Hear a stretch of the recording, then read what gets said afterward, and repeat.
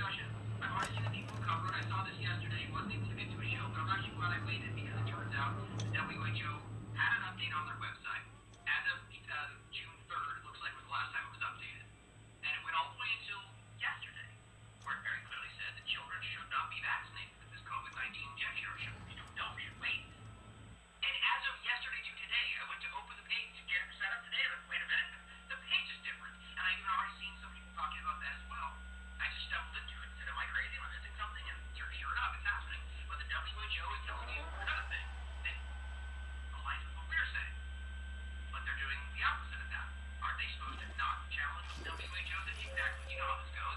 They've done that with lockdowns. They've done it with a lot of things. They don't care what the WHO says unless it's something we are countering, right? We're going to talk about the child part of this and how it's really obvious that they're not at risk. They're forcing this on children anyway, and there's a little bit of a nefarious agenda happening around that. We'll talk more about some insights into what's going on in the vaccine discussion, which is always sort of a usual on this show to show you the continual updates of what we're seeing that no one's reporting on outside of the independent media, and how this leads to forced vaccination in multiple places around the world. India being an example, but we're also talking about places like Russia discussing this, the Philippines openly discussing this, and your governments don't care because that's exactly the direction they're leaning in, even though they pretend like that's not what's happening. Now, let's start off with a couple of quick points that I think are very relevant to the larger discussion. This one is sort of disjointed from everything, but I just think it's important to point this out because I shouldn't even say that because personally, I actually quite. Oh my God.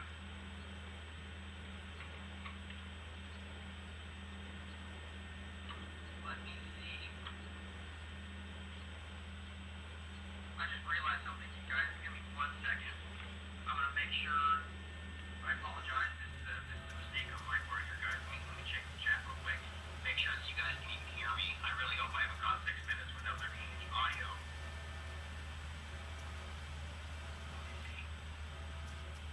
Okay, good. Let me know in the chat, guys, if you could, if you can hear me. I know the audio. Okay, good. I hear my audio there. I apologize about the delay, ladies and gentlemen. Let me fix my microphone really quickly. It looks like there was a problem with my connection. Let me do this really quickly. That way the audio won't be bad, as I'm sure it is right now. And we will keep going. So bear with me. This is always an impromptu sort of show anyway, so no worries there. Just you and me here, just a couple of people hanging out. Okay. Now to make sure that is fixed. Give me 1 second. Make sure the audio. Here. Might as well let you guys look at me while I'm fumbling around. Let me make sure my audio is correct, and then we will keep going.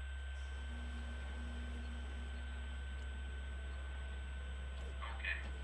Now, if you could go ahead and give me a confirmation in the chat as well, let me know that you can still hear me. This is moving with me here, just a couple of people hanging out. I can listen to myself. Okay. So to make sure that is fixed, give me 1 second. No, I know I see a lot of people in the chat commenting. I apologize about the delay. The audio, you'll notice the difference the moment that it starts. So trust me. So let's keep going. Let's get into this. Keep going. Yeah, there we go. Okay, now, back to the point. Bear with me. Apologize for the mistake. Okay.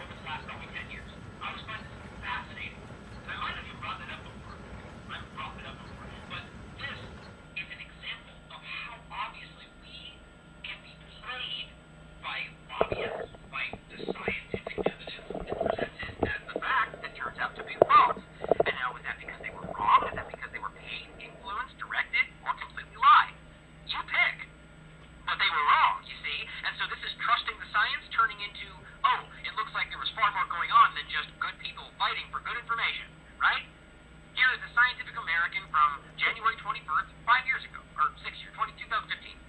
There's a rumor going around that dairy products contribute to osteoporosis by acidifying your body. The headline is milk bad for your bones. Now, we all heard this, milk does the body good, and the obviously completely backward and wrong food pyramids that are completely influenced by industries and lobbyists, which we all should know by now.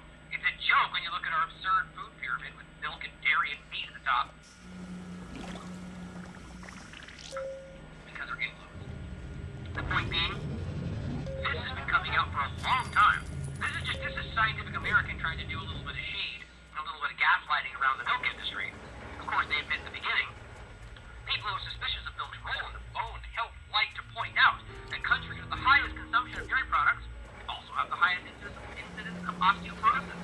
There are many things that affect bone health, including genetic, physical, overall. They go on to say, but any one of those things could be the reason. It could just be a coincidence. And that's actually where it ends. Great. Wow, that's some solid. Scientific American really knocked that one out of the park, right? Well, there's a lot of evidence to suggest this, and all we can say is, well, it could just be coincidence. Well, we sold that one down, remember, didn't we? The point is, this is just a weird kind of like shadow. There's not a really conclusion, and even it links to this next part, which is just some weird health tip place that has like 2 more sentences. That's the article. Now, the point is, you step back a little further. Here's 2003, Dairy Monsters from The Guardian. You'll note an interesting development here. The further you go back in time, the more clear the picture gets. Isn't that funny? You'd think it would be the other way around. Now, maybe that's because it got more convoluted, or maybe it's because there was more propaganda, more lobbyists, more aggressive action to make sure milk kept its seat on the table, right? It's funny, right? So let's go back to 2003, so way further back in time. Here's what it says. We used to take it for granted that milk was good for us, but now the industry faces a crisis. Well, so how could it be a crisis in 2003? But here's Scientific American pretty much going, well, we don't know. We don't know. Okay, odd, isn't it? But it says, with the public questioning such assumptions, which we should be, just how healthy is milk? Does God's own PR company handle the account for milk? How else has it managed to hang on to its untarnished image, despite gallons of evidence to the contrary? Weird, I guess Scientific American just kind of missed all that, right? The scientific evidence, too, is massing up that regular consumption of large quantities of milk can be bad for your health. It says today, you should read this, there's more health reasons other than your bones. And then the bone thing is actually completely the opposite. It says today, there's a big bank of scientific evidence against milk consumption, alleging not only that it causes some diseases, but, equally damning, that it fails to prevent others for which it has traditionally been seen as a panacea. Specifically talking about the bone discussion. Now you can read this. Of course, they also try to play the other side of it, which I actually argue that this article is not bad. They give you a counterpoint, which is what it should be in the world of not COVID clown world, right? Where you actually give both sides of an argument. They go over and they cite a bunch of people from the lobbies and different pro-milk people, which I don't know what that means. People on the pro-milk side, it's like pro-milk? Doesn't make sense. And obviously that means they have an interest. People who are negative milk probably are concerned about health, but you go forward even further back, here, or I guess back even further, October 6, 2000. 3 more years back. Here's what it says. It turns out that the relationship between the proteins in dairy products and the calcium in bones is a rocky one. First of all, calcium appears to be ultimately pulled from bones to escort digested animal protein from any source, not just dairy products, on its trek to the body. Since the average American diet is protein heavy to begin with, some experts say that eating lots of dairy foods may actually cause you to lose calcium. Really, right? So the screaming about how this does your body good and builds calcium, makes you stronger, is literally the diametric opposite.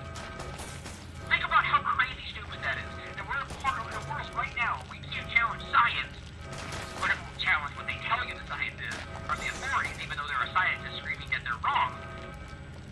We have situations, this is just one of an endless folder full of just constant situations where they're continually showing themselves to be wrong, where they say absolutely serious, they are 100% WMD, whatever. And it continues, and you can argue, well, maybe it turns around where it's like, well, they were slightly incorrect. Not that it turns out where they were literally wrong in the opposite fashion. There's no way you look at the information and walk away going, oh, well, it improves the thing that it actually takes from your body, unless you're lying. That's my opinion. But from 2000 forward, everybody seems to have known this, and it only gets more clouded the further we get forward. Something Something strange is going on, isn't it? Post-truth world, it would seem. Quote, when you eat a protein food, such as a milk, you may be swallowing calcium, but you turn around and excrete calcium in your urine, says Donna Herlock, a medical doctor, spokeswoman for the Physicians Committee for Responsible Medicine, a nonprofit advocacy group opposed to milk consumption. Right. So, does that mean is there some milk, like, are they working for the soy milk lobby?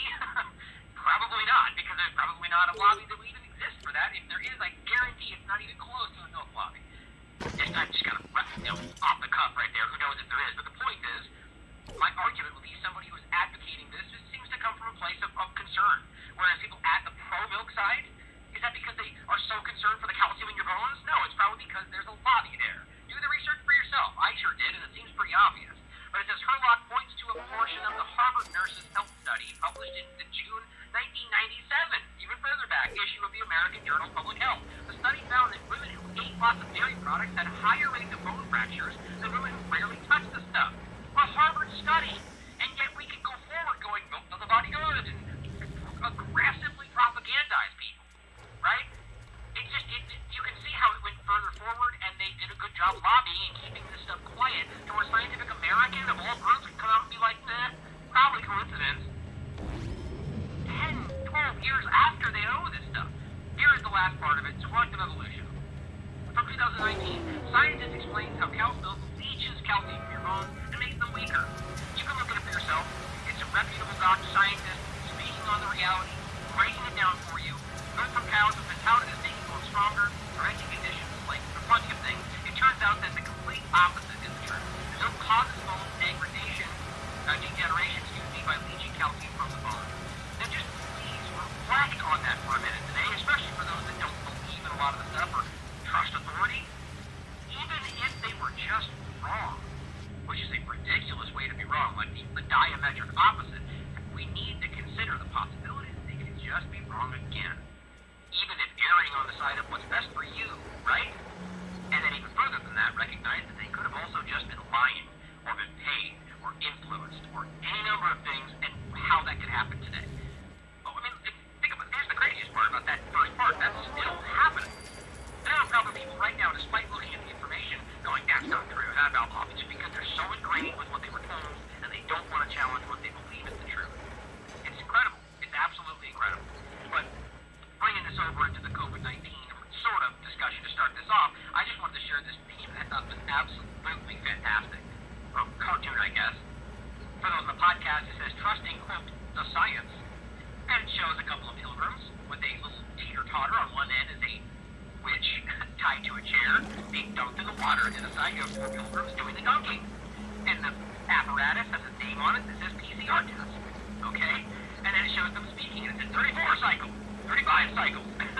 They all test positive eventually. Just keep going, lads. Just keep dunking the witch underwater until eventually she either dies or she floats. Or however that thing works, right? Who was it? I think the class is the thing is you're supposed to put a witch in the water, and if she sinks to the bottom, she's a witch. If she doesn't, burn her alive. Or something like that. Or she floats, then I forget how it goes. The point was that the argument, the absurd argument of this historical concept that's very real, is that one way they're a witch, the other way they die. Right? That's the truth. I think if they sink, they're a witch. If they float, or I say backwards, if they sink, they're not a witch. If they float, then they are a witch. They burn, or something like that. And this isn't real. Look, this is a historical discussion. So the point is, we're at a point again where we're using a test that they will find what they want to find, regardless of how you do it. And it's just a perfect analogy coming off that same point, right? Trust the science, except when it's wrong, right? I mean, we have to realize that that's a possibility. So we find ourselves in these absurd absolutes, right? Trust all women, like I keep pointing out. They do this in these moments of hyper-politicization, and we need to recognize that. Trusting the science in and of itself is an ignorant sentence. It really is. You don't trust the scientists laughed about this when this was first being stated, except the ones that get trotted out on the main channels with lots of speaking fees. But this brings us over into the point of how they are deceiving you in every single turn. This is one that we keep pointing out, that CBS points out. The U.S. is not expected to get Biden's 70% COVID vaccination goal by July 1st. Shocking! Who didn't see that coming? Because they keep screaming about how they're going to make this and do that. I've been showing you the whole time. Right now, if you have not been injected and you're concerned about this, you are the majority in this country. in most places in the world, as a matter of fact. Yet they're telling you that you're the danger, that you're the problem. We are the majority. I'll show you in a minute. Now, the funny part is they didn't get this, which first of all shows you that we are not the crazy fringe weirdos they want you to think. But the reality is that most of this country is concerned about what's really going on. But what's interesting is that they yet again cite information that, one, is sort of deceptive, but also shows you clearly, in my opinion, that they have moved the goalposts. What did we just talk about when Jen Psaki lied about this before, and then Biden lied about it after her, and then somebody on, I forget who it was, Independent Media lied about it also, all just citing exactly the same thing with various 49%, 50%, 52%, 75%, whatever. Jen Psaki first said they'd met 70%. Which, by the way, when she said that, was false on both counts. And it's still false right now. Whether one shot or not. Then Biden said 52%, we made it. Nope, not true. He was citing the one shot when it was 52%. Right? Well, they were screaming that only one shot was not good enough this whole time, right? We all heard it. Incessantly. Timing is that. You need your passport to make sure the timing is correct. Well, now they're just like, well, shoot. We're clearly not going to get everybody coercively, so we just need to lie, and then probably transition over into passports and forceful aggression, or forceful action. But listen to what she says right here. Go ahead. This 20% deadline. As this White House data, what went wrong? What happened there? Was the goal too high? The numbers not attainable? Sure. Well, we don't see it exactly like something went wrong. How we see it is we set a bold, ambitious goal, something the president has done from the very beginning. What's funny about that is this is why I can't stand these things anymore. I was just talking with somebody about this.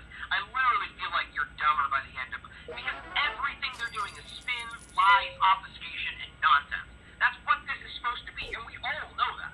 The journalists know it, or the stenographers know it, the talking heads know it. We all know it. It's just ridiculous. But so she's talking about this, and we didn't really fail. What was the point of 70%? Do you remember? The aggressive repetition. We need to meet 70 at an absolute because that's herd immunity. If we don't, we're all in danger. Okay, so not meeting that very necessary thing that you said was absolute there because we had to meet it or we're all going to die is not a failure? Well, that's a pretty pathetic sidestep. And I'm not agreeing with anything they're saying. I just think it's embarrassing how they try to play this as we set a bold goal for something that we told you was an absolute necessity. We didn't reach it, but we're okay with that now. Okay, how does that even make sense? Because they failed, and now they're just trying to do damage control. Now, they're going to spin this in some way about how you're the problem, just like we keep telling you. It's all the anti-vaxxers. So they're telling you that the majority of this country is the problem. Make sure you understand that.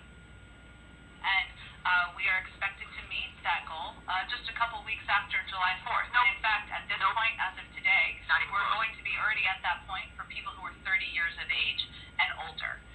What we also know, Bill, we've learned this as we've been working to get the pandemic under control, take on this Herculean task where there is no playbook, is that there are demographic groups and sometimes populations where it's more difficult to reach. We've seen that, and we've talked about that as it related to early on to hesitancy we were seeing in communities of color or some more conservative community. Oh, good. So Trump supporters are black people. Right, just go ahead and say it, Jen. Right, just don't tiptoe around it, you racist. And we've seen it's been a great deal more difficult to get young people between the ages of 18 and 26 vaccinated than adults who are older than that. Hence, we are redoubling our efforts to ensure we are targeting, we are focused. Okay, so what is she saying right here? We're at a point now where their plan it's been seen to fruition. They didn't meet their goal, but they're there, right? So everybody has been offered this thing. The fact that they were slow rolling it out was also a lie, and I showed you that at the beginning. These drive-through things were giving it to literally anybody that came through, and I proved that. But the point was, they have offered it. More than half this country said, hell no. Okay, so now we're at a point where they're just going to keep offering it? What did that show you? Well, we said no. Nothing's changed, so you're going to keep coercively trying to throw this at people who don't want it. So you don't have a choice, right? I mean, this is the point. They're going to keep spending money, your tax dollars, to keep advertising, to keep propagandizing, to keep pushing this, to keep coercively doing things like with your job, at school, at the bus, at the concerts, but this is all aimed at people like you who made your choice. So you don't have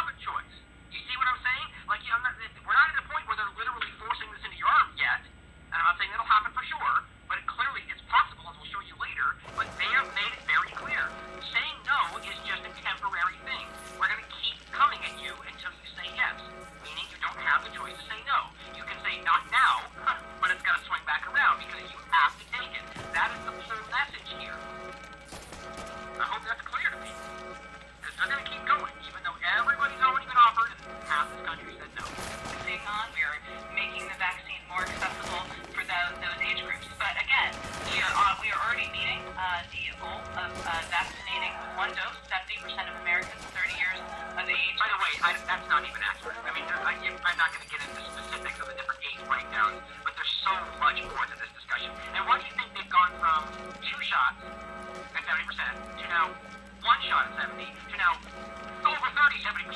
Like, they are reaching, and it's pathetic. It's older, and we are working toward meeting it for all adults as soon as possible. I mean, like, the point should just be, if you're like, what I should counter always, if this was hypothetically an honest discussion, you'd simply be like, yes, we were aiming for 70, we didn't meet it. We're going to do our best to get there as soon as possible. That would be an honest answer, wouldn't it? And is that even bad?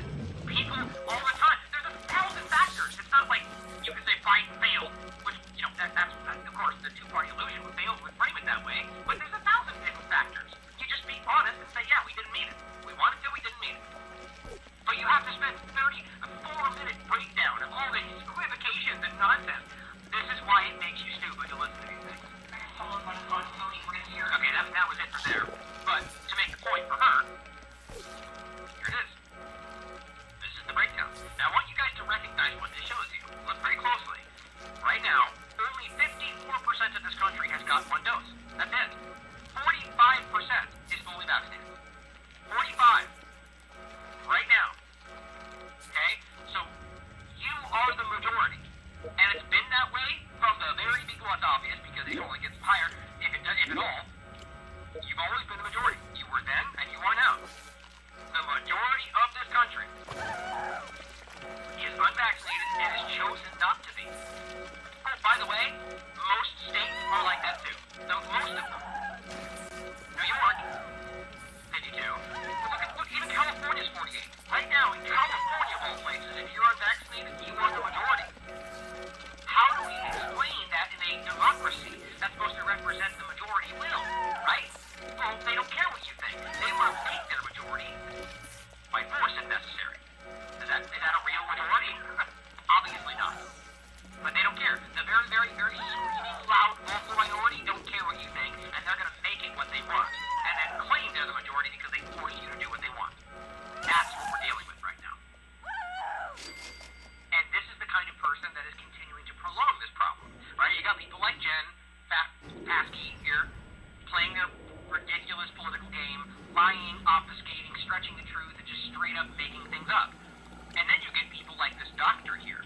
I'm assuming he says he's a doctor, emergency physician. If he is, it's pretty damn embarrassing. Justin Merritt here, this is just a guy pointed out before who was saying his hospital's now making them take specific classes to manage thromboembolism. Of course, that's obviously connected with the fact that we're seeing all sorts of thrombotic and thrombocytopenia type events after these injections. That they're all totally rare and fake news, and yet they're giving people in hospitals training for how to deal with that. Come on. And also, plus anticoagulant therapy. We're going to get to that part next about AstraZeneca in a moment. Very important about AstraZeneca having a protein that specifically treats blood clots inside the injection. Why would that be there? It's almost like they knew there was going to be a problem and it still didn't do any good job. But the point is, he said false. We talked about this. It went back and forth. And he simply says, no, the vaccine should confer longer lasting and more robust immunity. He's wrong. He's simply wrong. It should also prevent asymptomatic spread. The Wuhan study we talked about, which, let's see. Here it is. I thought I had it up and I closed it. I forgot why I had it open. It was for this exact point. I'll include this, showing you, this is the study showing you, importantly, where was I here? Yeah, here we are. The study importantly showing you 10 million people. It found only 300 cases of asymptomatic, none of which were infectious. Think about that ratio and understand that the asymptomatic threat is simply not there. And plenty of other studies have found exactly the same thing. They just don't care about that. So anyway, the point is, he's wrong about everything you say. Now, I'm not claiming he's doing it from a malicious standpoint. He's simply wrong. This is a doctor making medical decisions for you based on false information because he chooses to believe authority instead of being an intelligent person doing research for himself. Right. So I said incorrect. What's crazy is that one only misses this if they are simply not looking. Here you are, a doctor shouting down information. I show him the point. Antibodies from natural can lasts a lifetime. This is from Nature.com, right? This is not something he can dismiss. Now, I'm not saying that because nature means it's true. From his position, that is something that's, it's like the Lancet. You throw in their face, they're going to go, oh, but, they don't want it. It's something that is supposed to be something you blindly trust from the mainstream. I also add, this too, and show you how it says very clearly in the FDA document as of May 19th, the duration of protection against COVID is currently unknown. So here he is telling people, get the injection. It has a longer lasting immunity, even though it says in the FDA they don't know how long it lasts, and it natural lasts your lifetime, and he's wrong. He comes and he responds, and this is my point. Teach me more about science. Person who hails theology in his profile. Okay? Well, what he's talking about is the fact that this profile, which is Ignatius J. Riley, which is a character from a book called Confederacy of Dunces, it says war will be imposed before the U.S. destroys itself. Needs theology and geometry, some taste and decency. I suspect that we're teetering on the edge of the abyss, which, by the way, is a quote from that book. And by the way, I'm not sure why needing theology and geometry would be something that you would laugh at, personally, but here's what he did.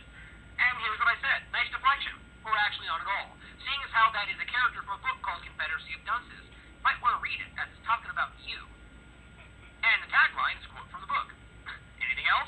Or can we get back to how wrong you were, Doc? Of course, no follow-up. Because he's realizing that there's no way to argue he wasn't wrong. So he tried to make fun of me with an ad hominem attack. This is a doctor, guys. An emergency doctor.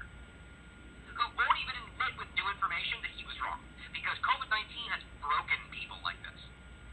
My point is, clearly, that we have to be able to stand back and recognize that there's more going on than what we're being told from the mainstream. It's just crazy. Now, when I say they're talking about him, the concept of Confederacy of Dunces is about the idea of Confederacy of Dunces is an analogy for the mainstream media, for the government, for the institutions that are gaslighting you with things you're supposed to think, even though, and the point is, my opinion, my personal opinion based on the context of this discussion in the book, it's about people who think they're right but don't even know what they're talking about. And they're convinced, and this is the idea. That's what he is. And it's people like this on Twitter or in their practices that are helping people like this, like Jen, and like Biden's administration, like Trump's administration, that are gaslighting and pushing nonsensical lies, even when they think they might even think that they're accurate. And what's a good example of that? Vitamin D. Here's an interesting point. Let me just show you this first. This is from before. This is actually from January 8th of this year. This is Georgia. A court order in Georgia tells defendants to stop selling vitamin D products as treatments for COVID-19, but it also includes and other diseases. So, because COVID-19 broke the world, apparently, one of the most important supplements that we've always all known that Fauci said he would give his patients for COVID-19 in the beginning of all this, vitamin D, is suddenly not only allowed for COVID, but not only not allowed for COVID, but not allowed for any other things. You can't market this for helping your immune system for the flu. Apparently not in Georgia anymore. And this is the crazy nature of where we are. Here is a new article as of the 17th of this month from an Israeli researcher. 1 in 4 COVID patients hospitalized while vitamin D deficient die. Israeli study. Among those without deficiency who were hospitalized, only 3% died. Patients with insufficient vitamin D are also 14 times more likely to end up in severe or critical condition. By the way, I would argue that's probably accurate with any issue you're dealing with. It will be worse if you're vitamin D deficient. Because this is very important, and it's amazing that we're even having this conversation. Hospitalized COVID-19 patients are far more likely to die or to end up in severe or critical condition if they are vitamin D deficient, according to Israeli researchers. Get this. In a study conducted by Galilee Hospital, 26% of vitamin D deficient coronavirus patients died, while among other patients the figure was only 3%. We're talking about a 23% increase in fatality. And we're pretending like this isn't necessary? Good God. I mean, this is the problem, guys. This is what happens when the guys, like we're talking about, like Mr. Merritt here, will trust what he's told and then parrot the lie and scream down people on Twitter about using vitamin D, even though we've all known it's there. I'm not saying you're doing that. I'm using the analogy in the context of this discussion, which was about the vaccine. But this is the problem, because this is obvious, and if you have discernment, you can stand back and go, well, they tell me this is dangerous, but wait a minute. I know it's not. I've been taking this before. We all talked about it before. Vitamin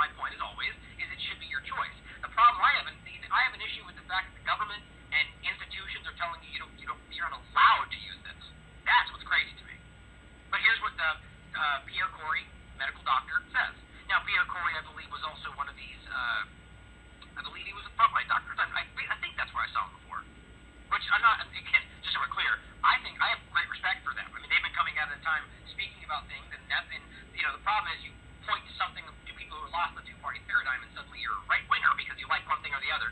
And again, speaks to my earlier point. If you're lost in the two-party paradigm, you're just lost. But he says, where the F is the major media. A historic landmark paper identifies the real game-changer drug in COVID. And again, that's his opinion. And they dutifully keep censoring. Memo to the media, the agencies are captured. They just, I don't know what that expletive is supposed to be, gave pharma over $4 billion to invest, but here's the tweet. A Cochrane Standard, which is the highest review, and meta-analysis of ivermectin against COVID-19 by Brian Lowry, now peer-reviewed and published, concludes the evidence justifies the global adoption. This is a big deal, right? This is a valid study.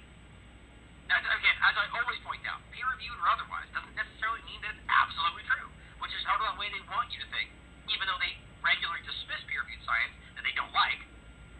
But it simply means that it's been accepted, that the study was done in the proper way, that other scientists have reviewed it and agreed that it was done in the proper way, right? And so take it for what you will. But what's interesting is this is being ignored, like a lot of other stuff around COVID-19 that they don't like. Now, this was June 17, 2021, right? So this should be breaking news if they cared about honest information. Ivermectin for prevention and treatment of COVID-19. This is a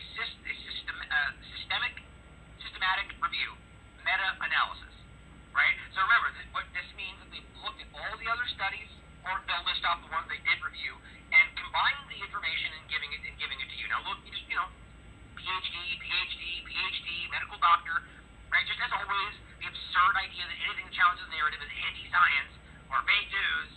These are experts telling you what they think. Now here's the point. Repurposed medicines may have a role against the SARS-CoV-2 virus. The anti-parasitic ivermectin with antiviral and anti-inflammatory properties has now been tested in numerous clinical trials. Now this is before. There was plenty of tests before this that showed its very clear efficacy, and there's been more. Okay? Conclusion. Moderate certainty evidence finds that large reductions in COVID-19 deaths are possible using ivermectin. Using ivermectin early in clinical course may reduce numbers progressing to severe disease. The apparent safety and low cost suggest that ivermectin is likely to have a significant impact on the SARS-CoV-2 pandemic globally. That is a really powerful finding, even if it is waffly, which is how they always do these, especially with a contentious topic. But at the bottom line, they're telling you that there's no reason this shouldn't be used at all. In fact, it's very clear that the science suggests that this is a positive. And clearly, the reason they're not, in my opinion, is because if they did use this early, well, there'd be no need for a vaccine, right?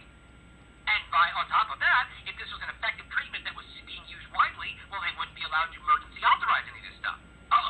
Suddenly, there's a very clear reason why they're ignoring all of this stuff, and I think we see that with how aggressively they're forcing the injection on children as well, which we'll get to in the next part, the WHO. But I find this to be powerful, and I recommend you read the science for yourself, the scientific research, and you look it up, compare it with other arguments, and realize that this seems pretty sound. And by the way, look up articles, like go to the Wayback Machine and look up things from before this all started about ivermectin. That's the best thing you can do, because it's pretty obvious, as well as other ones, by the way, hydroxychloroquine, there's plenty of evidence to suggest that there is no reason they shouldn't be used. It should be your choice. The only reason they're removed from the equation is because without them there, they're allowed to emergency authorize injections based on a new experimental platform and revolutionize the medical industry based on there's nothing else we can do. But that's all a big lie, and we should know that by now. Now, going over into the discussion, let me bring this back so I don't forget. So I show him the discussion of children and injections around COVID-19, and this is crazy to me. Just because of how quickly this has been happening. And WHO has been one of the biggest culprits here. Now, I came over here to talk about this today and open the page to find out that it was different. One day later. Now, there's two things to point out here. First of all, let me get you to this real quick. If you go back to the Wayback Machine and look at the page from yesterday, which I believe, you can see at the top there. So June 21st, right? You can see very clearly, first of all, it says as of June 3rd. Okay, so they haven't updated this since June 3rd. June 21st. So you'd argue if they were going to update it today, well, then it would say as of June 22nd, right? But it doesn't. It still says as of June 3rd. This is the one I just duplicated right here. Here's the new one. You can see this is the fresh as of right now. I'll even refresh it for you. Wait, make sure I like to highlight stuff. So this is as of right now. I'll refresh it when we're done. Still says as of June 3rd. First point. Okay, so WHO is telling you that nothing has changed. Right? As of June 3rd, this information. Right? We haven't changed anything. Otherwise, we would tell you the date was different. Right? Okay. So if something did change and the date was staying there, you could argue that's a deceptive, dishonest thing to do. Okay. So going here, you can go back to the other captures of this. Now, I want to point something out. You can go back pretty far. Here. So this is the furthest one. So going back to April 8th, 2020, or 2021. You'll notice that it also says the same thing. And here, first of all, here's what it says. It says children should not be vaccinated for the moment. Okay, that's on June 21st. That's a big deal. Whether it was there before, or whether it was just added, which is sort of the one argument swirling around the internet. They're telling you that children should not be vaccinated, and yet everybody is not only making that happen, they're aggressively making that happen. Coercing children, manipulating them, telling them they don't need their parents' consent, violating international law. But, just notice that. What is that? Oh, I thought that was a link. While the WHO is very clearly stating that that shouldn't be happening. So this whole shouldn't challenge WHO guidelines is nonsense. It only applies to people, it only applies when they want to censor somebody about something they don't like, right? But my point was showing you this. Here's April 8th. It's right there. Okay, so this wasn't new. So that's one thing. It's always important to look this in, you don't just take the Twitter feed discussion. That's usually not all the full picture. So it's more important to point out that on April, and however far back this goes, this was the earliest way back machine, that they had that already in there, right? So you can argue from the very beginning it was stated like this, because that's the point, that they did say this, because at the beginning that was the discussion. We don't know. And it's still that way. They're still doing ridiculous month-long trials and claiming that's enough, telling you it's safe for kids, even though we're having this huge problem with seemingly everybody, but under 30 specifically with myocarditis. But the point is simply that this was there before. So you couldn't argue that it was added yesterday and then suddenly removed the next day, right? That's an important thing to point out.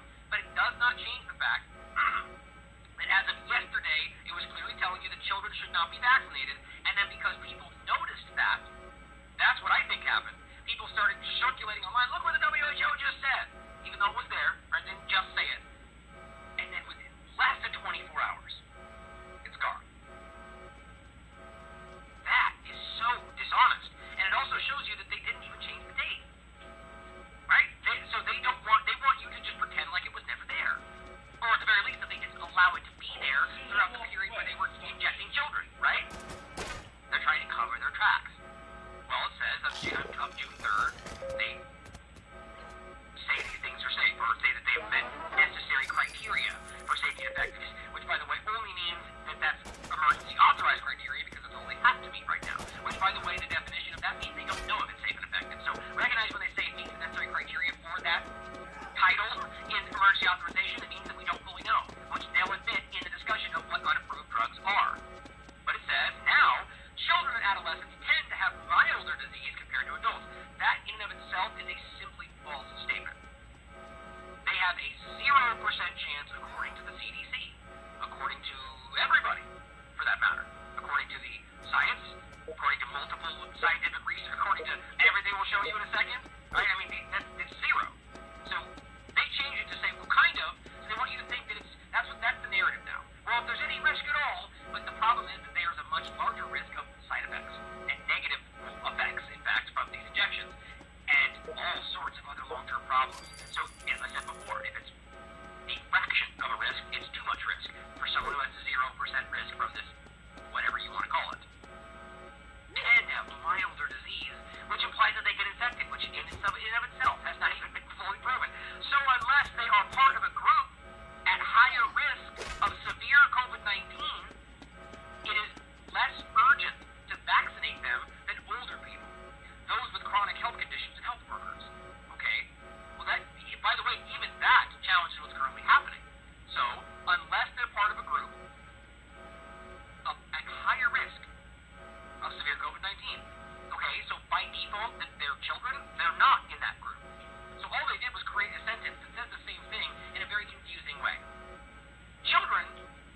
mild disease. And unless they're in a group, which we just said they're not because they're children, then they should get this or, they're in a category that's obviously not high risk. Even children with comorbidities do not, it's basically nothing. And that's what this study is right here, in fact. By the way, this is from 2020. Ask yourself why the British Medical Journal could put this out in 2020, which is, there's the date right here, June 2020, right? This is from the British Medical Journal, Global Health, BMJ, predicted COVID fatality rates, right? Okay. All the way back in the middle of 2020, here's what they're telling you the age risk is for under 19. Make sure you see this clearly. 0.00004 for females with no comorbidities. 0.00004 for males with no comorbidities. Oh, but if you have over 0, 1, arguably or more, 0.0361. 0.0397. So, not at risk, right? Now, even with comorbidities. Now, this is, by the way, changed a lot, and it's actually gone far, far, far lower since then. But the reality here, guys, is, here's the part I want to make sure it's clear. LIC up top stands for low-income county countries. LMIC up here is lower middle-income country.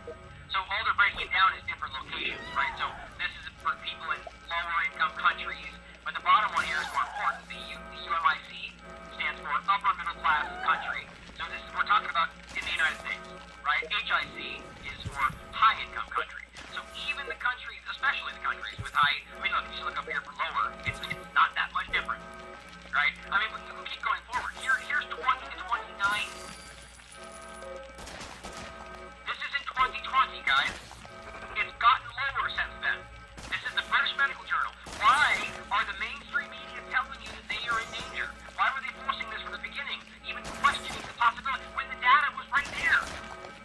0.00021% for 29 and lower. 0.00034% for males. 29 and lower. How about 39 and below? 0.0014%. 49 and below? 0.0035%. You see where this is going? Now look, you go all the way up to 59 and below. 0.01% risk.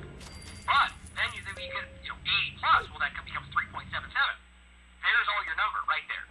Oh, and don't forget, as the Swiss policy research told you, COVID-19, the death, what's the term they use, the graph, is exactly in line with natural mortality. Which means it has a risk, but no more risk than living your life.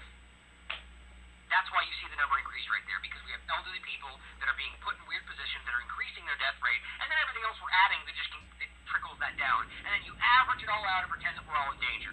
They have always known that's not true. That data in front of you right now blows that out of the water, and we've been saying this from the beginning. So, when we're staring at them telling you, unless they're part of a high-risk age group, well, they're not, and they've never been. Neither has most of the country. Then it goes on to say more evidence is needed on the use of different COVID vaccines in children to be able to make general recommendations on vaccine. Okay, again, my point is, all they did was make a more confusing statement of the same thing. Children should not be vaccinated for the moment. Yes, that's exactly what that says too, but they just don't want people like us to be able to point to that and show other people who don't read what it actually says. You see what I mean? They want the people that buy the narrative to read this and go, well, they don't say they shouldn't. Well, yes, they do, in fact. They say we don't have the information to make this decision, so that means no.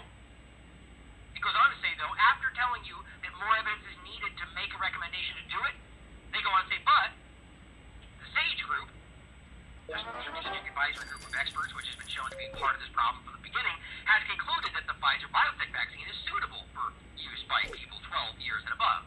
Okay, so we don't have evidence to suggest this is safe, but this group says it is. So go ahead and do it.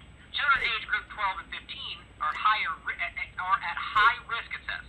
Children aged between 12 and 15 who are at high risk, which is none of them, may be offered this vaccine alongside their priority groups for vaccination. What other priority groups? This is the WHO, guys, we're reading from. Do they not know the British Medical Journal? Right? How does this work? Vaccine trials for children are ongoing. Why exactly? And WHO will update its recommendations when the evidence, okay, this is my point, right? So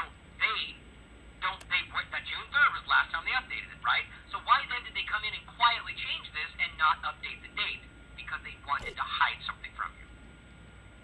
That's very clear. Or obfuscate the truth, or hide the truth because it's creating vaccine hesitancy, being misrepresented by conspiracy theorists. Well, it's still hiding something. Stay at the place where you get vaccinated for at least 15 minutes afterward, right? Because, all those things happening 2 days, weeks, months afterward, not connected at all, right? After you're vaccinated, here's an important part.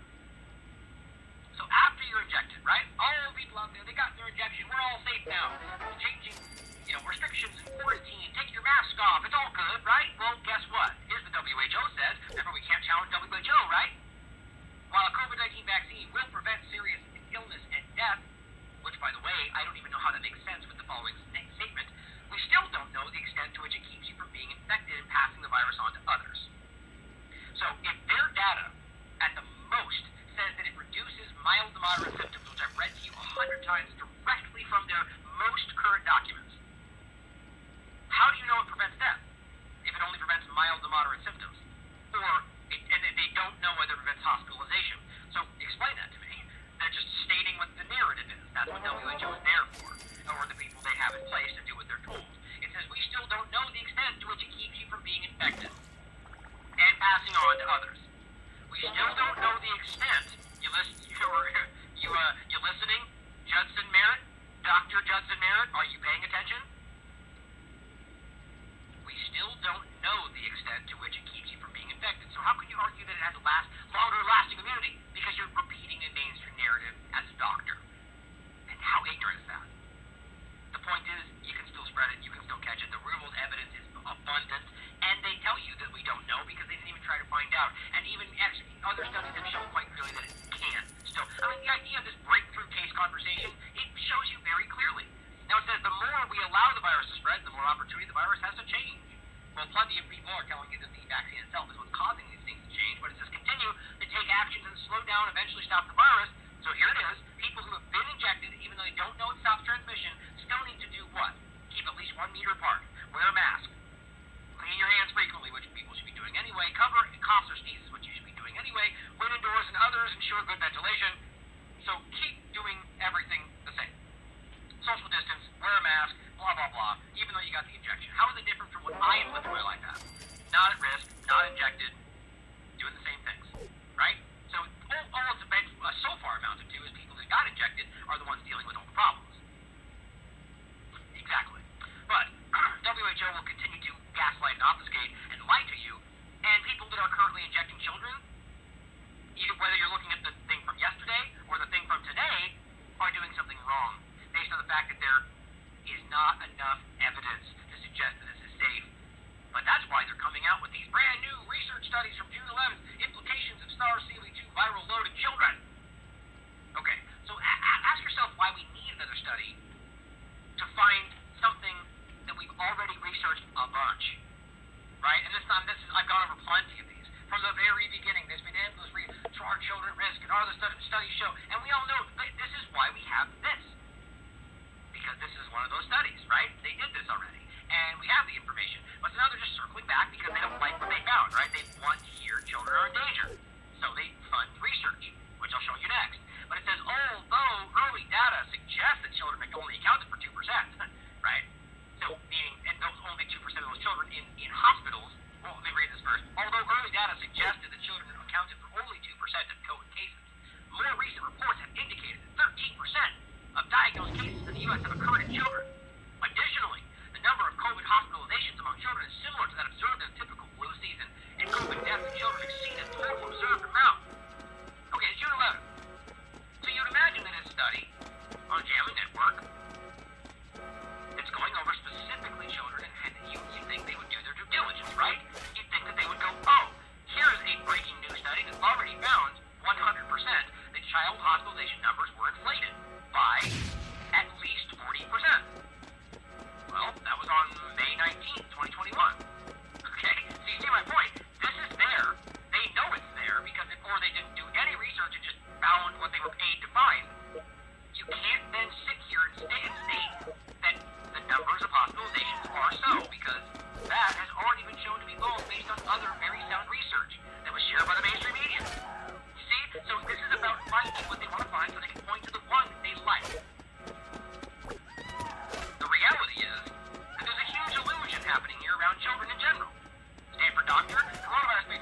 people under 45 is almost zero.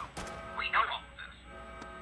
But here's what they're finding. That, children are actually possibly, but it goes on to say, it's more important to address three key questions. What is the role of children in community transmission of infectious pathogens? Well, the same it is with anybody. The idea is that people get fasting, and that's what you believe, right? So, to argue what's the role of this, it's what it has always been. They're trying to redefine everything. But it says, what is the role of children specifically in SARS-CoV-2 transmission? Well, nothing. It's quite clear that we already showed you that symptomatic is how it spreads, and Fauci said this himself. They're not symptomatic, and they don't have it as far as we can tell, and they're not at risk. So, easy question to answer. Finally, what can be done to get children safely back to daycare? Put them back in daycare. End of story. Right? But go ahead and read this for yourself. This whole thing is coming to the conclusion that, well, the risk that might be there is enough to stop this because they probably have viral loads that we're fine. This is where it's going. My point is not to show you the study. You can read it for yourself. It's quite clear what they want to find and the direction they're going. And you know why that's quite clear? As somebody pointed out on tweet, well, get this out. Or check this out. Conflict of interest disclosures, which a lot of people skip over. Well, every doctor included here has ties to people you might find interesting. They receive funds to conduct clinical research from BioFire Inc., MedImmune, Regeneron, Paxvax, Pfizer, GlaxoSmithKline, Merck, Novavax, Sanofi, Pasteur, Janssen, Micron, okay, all the broad people, right? Co-inventor of patent respiratory synaptical virus vaccine technology, okay, they're not tied to the vaccine industry at all, which has been licensed to Maisa Vaccine Inc. She reports support from none other than the NIH to conduct COVID-19 vaccine and other clinical research. Isn't that perfect? Paid to her institution. That's one of the doctors. The other doctor supports also from NIH, specifically for research in COVID-19 vaccines and clinical trials. Paid to his institution. Dr. Anderson has received personal fees from AbbVie, Pfizer, Sanofi for consulting. Funds to conduct clinical research relate also, where was I? I just lost my place. Funds to conduct clinical research from MedImmune, Regeneron, Paxvax, Pfizer, GlaxoSmithKline, Merck, Novavax, all of them. Sanofi, Janssen. He serves on a safety monitoring board for none other than Sanofi Pasteur, Kentucky Bioprocessing. And also got support from NIH to conduct COVID-19 vaccine research. This is ridiculous. I mean, it's like you literally went and picked out the most compromised people who have obvious financial ties to the very people that this could affect and said, find what we want to find. I mean, it's just ridiculous, right? But this is where we are. This is how it gets paid to find what they want. That's my opinion. At the very least, with such obvious conflicts of interest, I think it's pretty ridiculous. The point is, we can see this all the way back from 2020, and then we have this today, as I've already shown you. Systematic review and analysis. I've shown you this more than once. A systematic review encompassed 113 studies of infection fatality rate all around COVID-19. There is no better compilation of all the information, and as I said before, their analysis finds of all the research an exponential relationship between age, infection fatality for COVID-19, which is what we just showed you, even going back to the older one. But the vast majority of people under 50, 60 even, are pretty much not at risk. But the point in this discussion now is younger adults, even the updated 0.002% under age 10, 0.01% age 25. Now remember, this is a meta-analysis, right? So they're including all the ones that wildly overshot it, like the 3.6% or whatever else. So the reality is, if you're looking at the one they originally told you, and then they include even the crazy high ones, it's still telling you that you're not in danger. But here we are. Here, going to the next part, is another really important discussion in regard to the lies we're being told about the injections. And this one specifically is AstraZeneca. Now, the blood clot discussion was dismissed left and right. Everyone, fake news, AstraZeneca hasn't been proven, there's no proof, even though the blood clot discussion is mostly coming from the Pfizer injection, but they're just hiding that fact. Last time I checked, it's almost double the reports coming from Pfizer, they just don't talk about it. And I think that's because they want to focus on the mRNA platforms, which is the future of all this. But AstraZeneca has been the one that's got kind of thrown out of the bus about causing blood clots. Isn't that interesting? Well, here's a very interesting study that someone shared with me. I forgot. I wanted to thank. Dang it! I was in a rush today. I try to give credit to the people that throw these to me. I just forgot. I forgot October 15, 2020. So, back in October 2020, here's a study saying severe acute respiratory syndrome, SARS-CoV-2 spike protein-based vaccine candidates, state-of-the-art and future prospects. Talking about the AstraZeneca. Okay, here you'll find something very telling. Somebody pointed this out to me. This is completely somebody else's research, and I'm very happy that they showed me this. TPA, tissue plasminogen activator. Okay, that's one of the abbreviations, TPA, and you'll find in here that it's listed more than once in this discussion. It's a very important part of this, and you'll find that they're talking specifically about the AstraZeneca vaccine. Is a replication-efficient simian adenovirus vector containing the full-length codon-optimized coding sequence of SARS-CoV-2 S protein, along with a tissue plasminogen activator (TPA) leader sequence. So we're very clear that this is inside the AstraZeneca injection, right? That's important. Now, you ask me, what does that do? Well, here it is. Tissue plasminogen activator. Tissue plasminogen activator is a protein involved in the breakdown of blood clots.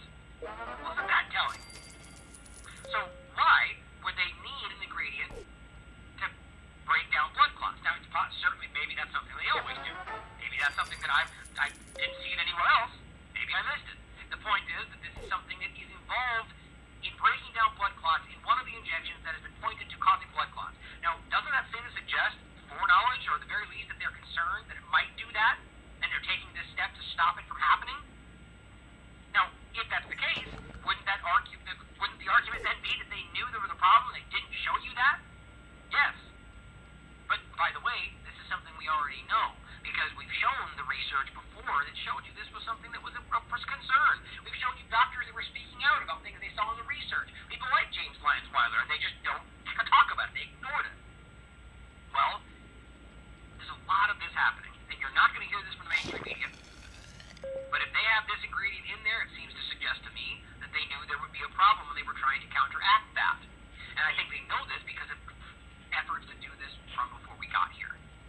Sort of like increasing the lipid nanoparticle, or increasing the dose, and using the lipid nanoparticle to help deliver this, except the problem that with the increased dose is always causing very high increased adverse events. They thought they solved that. Maybe that's why they skipped the animal trials, so we wouldn't see that they didn't. But the reality is there's plenty of evidence to show us that this is a problem. And here's even mainstream media in Australia. I think it was Australia. We'll find it in a second. I'm remembering off the top of my head. But they're telling you something that the mainstream won't want to admit, which is that you were right. Right? They'll never do that. They will never tell you that you were right. That the whole time, your concern, your hesitancy was well-founded. And I'll read what I say afterwards. Let's watch the clip. I mean, to have a scenario where you've got patients coming in going, "Hi doctor, here's a tweet saying the messaging's changed," and you're about to give a jab. That, to me, I find towards the upper end of astonishing. Absolutely, and all of the patients who said, "I'm going to wait for a Pfizer," and where GPs would go, "No point waiting, it's not going to happen, the only one you can have is the AstraZeneca, let me give that to you." Well, it turns out we were wrong, they were right, and all of those people who were vaccine hesitant are now looking really, really smart, and all the people who did the right thing and went to go and get the vaccine earlier look like they were being really, really silly, and that's a big problem for credibility. And it's seen a number of GPs just go, "I'm out, I don't want to do COVID vaccination clinics anymore, we'll go and get it somewhere else." Well, let me dwell on what you just said there, because it bears dwelling upon. If we have a large number of GPs in Australia who are prepared to do what you've just described and say to the government, "Hang on, we are no longer prepared to stake our credibility on giving your vaccine," then that leaves this country in a vaccine crisis. Because And now, how is that the finding? Right? I mean, why can't you recognize what that shows you?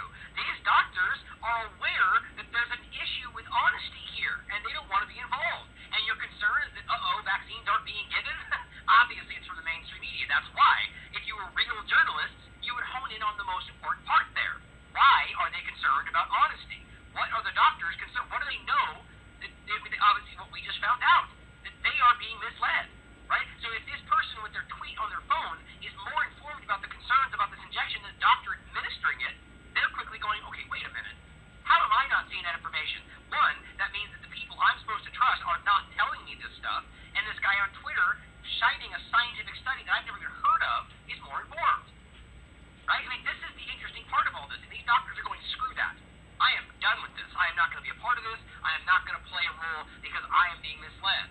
Or, you take it for what you will. But their concern is, vaccines aren't happening then. And not to overstate it, to fearmonger, because we will find ways around it, but we are there. Doctors are going to say, no, you do it, we're not going to do it anymore.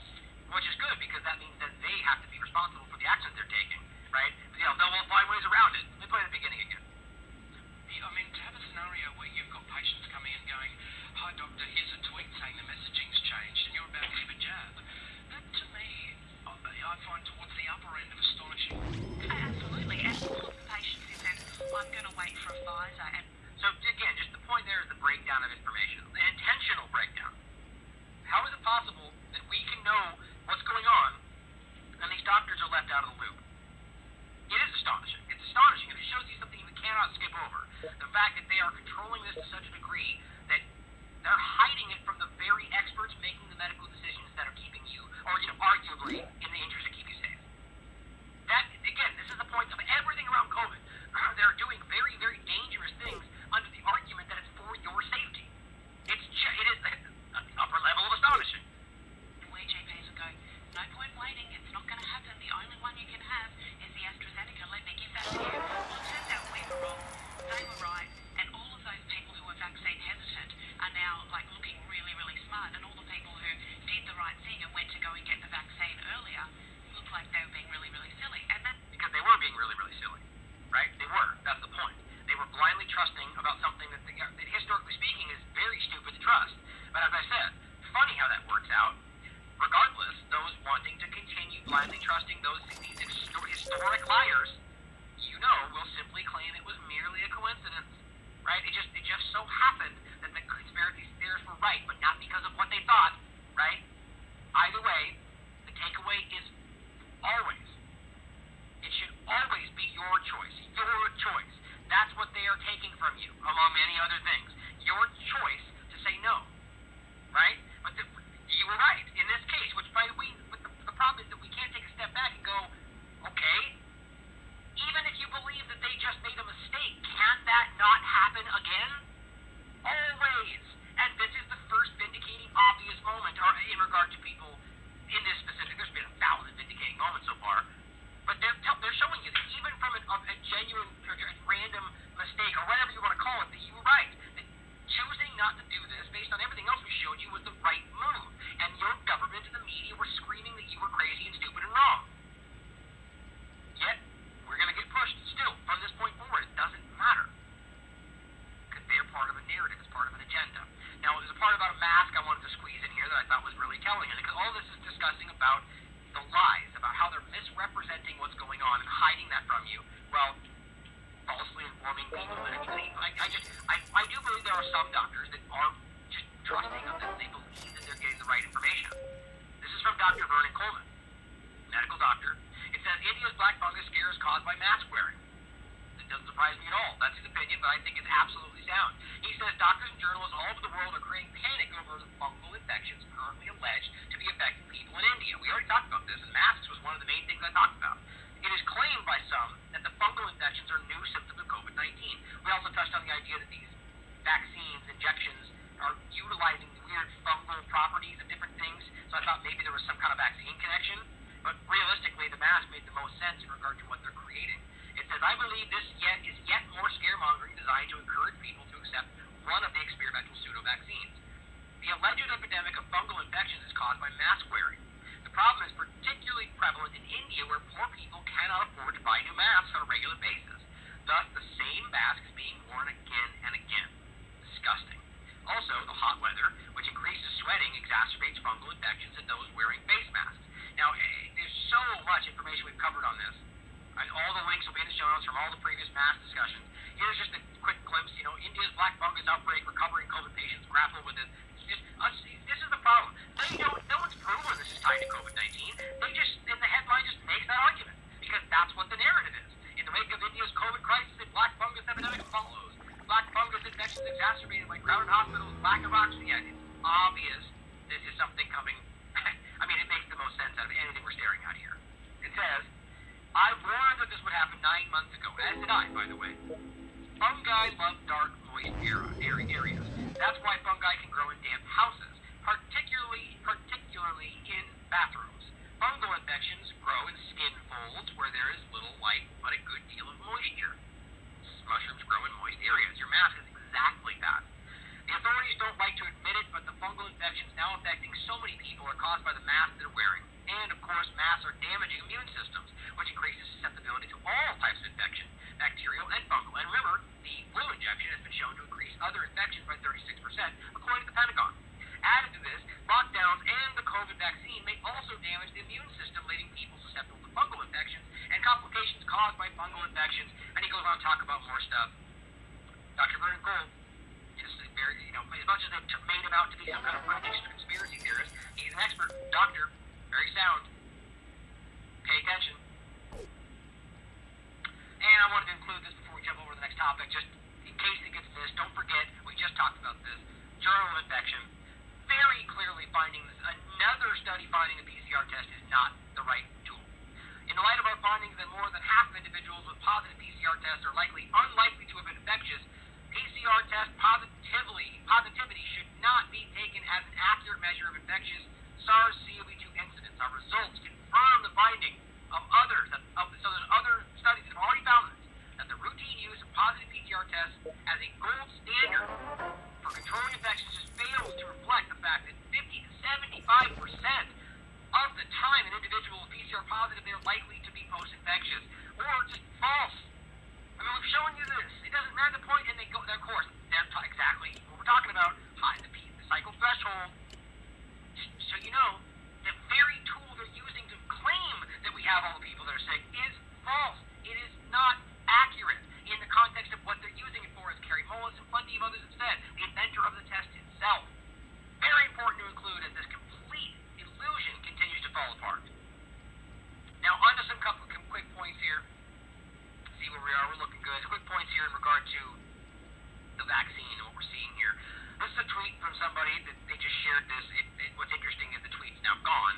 A week ago today, my brother's 13-year-old son had his second COVID shot. Less than 3 days later, he died. Now, she goes on from the tweet, which is now gone. Looks like she probably deleted it, honestly. Oh, that's what that was there. She goes on to later argue that they should still be injected.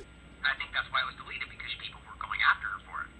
Here's the actual tweet. Luckily enough, I screenshotted it because I know how often these things get deleted. She says, Tammy Burgess, a week ago today, my brother's 13-year-old son had his second COVID shot. Less than 3 days later, he died. The initial autopsy results on Friday were that his heart was enlarged and there was some fluid surrounding it. He had no known health problems, was on no medications. Includes the, vaccination record for Jacob Slinik. And this person says, I'm so very sorry for your devastating loss. My eldest granddaughter is 12 and is about to have her second vaccination. I plan to take her to hang out with me for a couple of weeks. Now I'm worried. And by the way, I saw this while it was live. Here's what Tammy says. I would definitely still get her vaccinated. This is the person who just said that her brother's son died 3 days after getting the injection. She says, if I hadn't already vaccinated my 14-year-old, I would still do it. But, especially for boys, I would monitor heart rate very frequently for the following week. I would even get up in the middle of the night to do it. You know why this makes sense to her? Because she has been so outrageously hyped up with false fear about what we're dealing with. To such a degree, such irrational fear, that she's going, but of course, because this COVID is so dangerous, that we gotta make sure that the risk of that, you gotta watch for it. She's literally saying that the risk is that she kill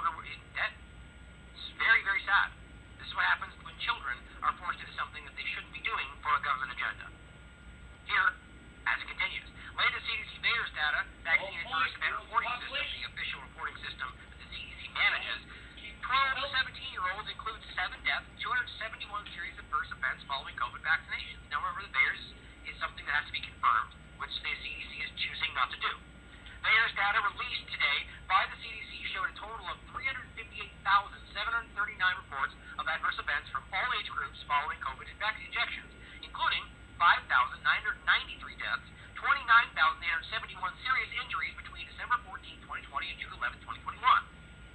That's a lot.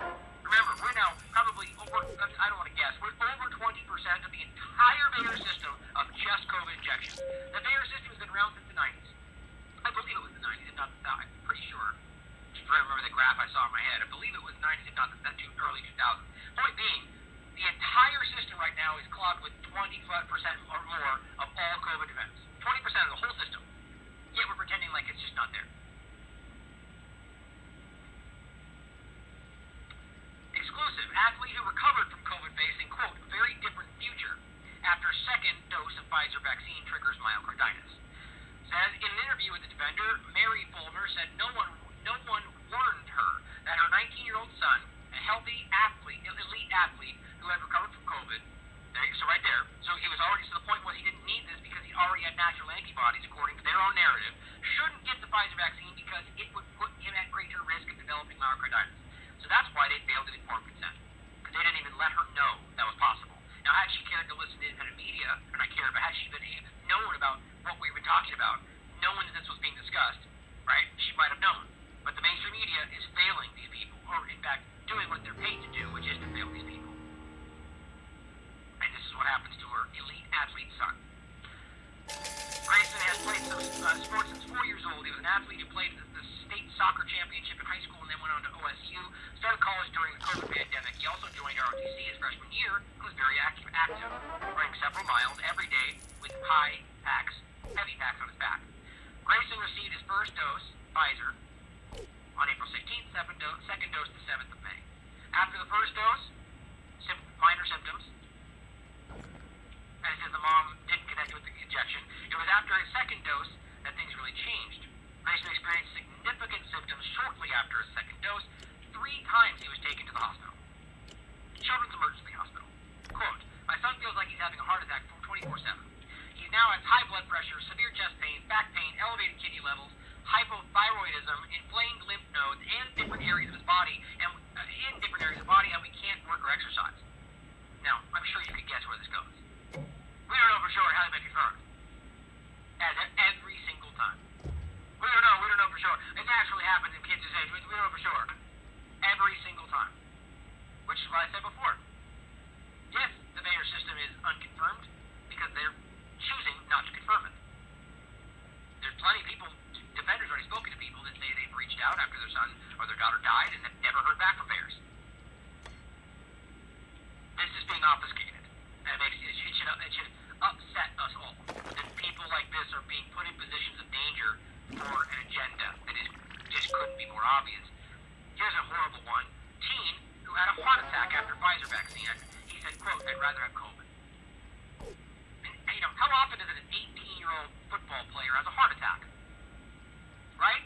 How about the Olympic athlete who had a heart attack? How about the soccer player who had a heart attack? How about the tennis player who had a heart attack? All these people that are having sudden heart attacks in the prime of their, yeah, right. Well, that's just not, like somebody pointed out. You know what, maybe I'm crazy, but does anybody remember the last time an athlete had a heart attack in the middle of playing on a live display game? Yeah, I can't either. So let's pretend like we can just dismiss it all because it hasn't been proven. We don't know for sure. His father and him described how Isaiah had to be hospitalized within 48 hours of his second dose of the Pfizer vaccine and subsequently had a heart attack. Actually, I think I missed something down here further. No, I guess not. There was a part that I didn't read. Oh, I guess I did read it. I just want to, the part that her son feels like he's having a heart attack 24/7. I just think that's so crazy. I just remembered that in my mind because we're talking about a heart attack here. I mean, this is what's happening.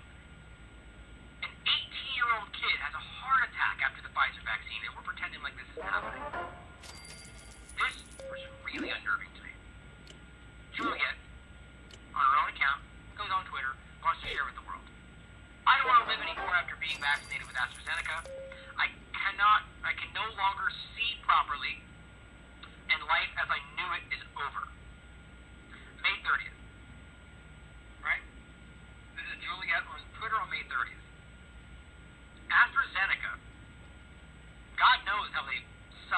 I'm sure they're probably just searching their name on Twitter and just doing whatever. I mean, this is damage control. They respond to her, saying, while we are not permitted to discuss this topic on social media, we encourage you to report any adverse events to our website. What a cold, despicable response to somebody who's literally claiming that their life has been destroyed by this company.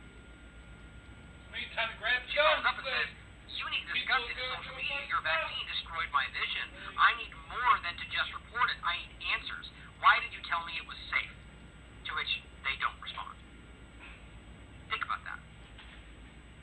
It just makes you sick, doesn't it? Now ask yourself why they feel the need. Now somebody in here at the bottom says, now think about this. This is a company that has indemnity. They don't have any legal responsibility for these things that are happening. Yet they're following up on here and saying, hey, report this? There's something inherently wrong about that. Especially with somebody with such a serious problem and all you're saying is go over here and say what you so we can then dismiss it and say we don't know for sure. Is that proven? Here's what they actually linked to. Oh, actually, hold on. I think I got rid of that. Maybe. No, I guess I did. That's weird.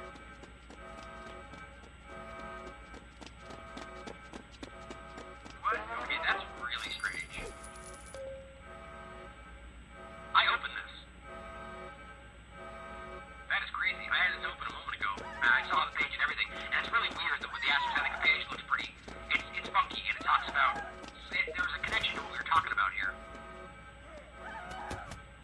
How strange. The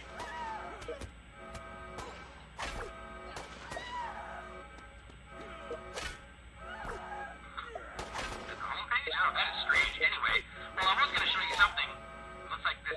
Maybe, I don't know, maybe I did something wrong. Maybe it changed. I definitely clicked this link. The point was there was a page they had here specifically about I can't remember the term they used. Anyway, I was going to skip past that since I can't remember. But nonetheless, it's very alarming that they're talking about this in the way that they are and the way that they're responding. It just makes it's really unnerving to see how they're going forward. Meanwhile, we are seeing jobs, or employers, suddenly kind of waffling about this right now, about the mandating stuff, because why? Well, the emergency use authorization. That's exactly the point. And what they're saying is emergency virus vaccine approval adds more risk to children. Not more risk, it means it's illegal. How incredible is it that even this Bloomberg law article is like, well, it's risky. Yeah, you know why it's risky? Because it's a crime. And you should know that if you're actually an honest law reporting site. So what's funny is the majority right now, apparently these businesses are going, well, I don't know.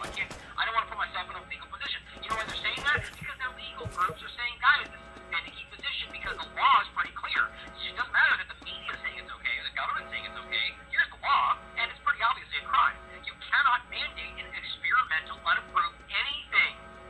That just shows you that they're trying to force this in a very clumsy way, and even the people that are giving approval to do it are going, I don't know.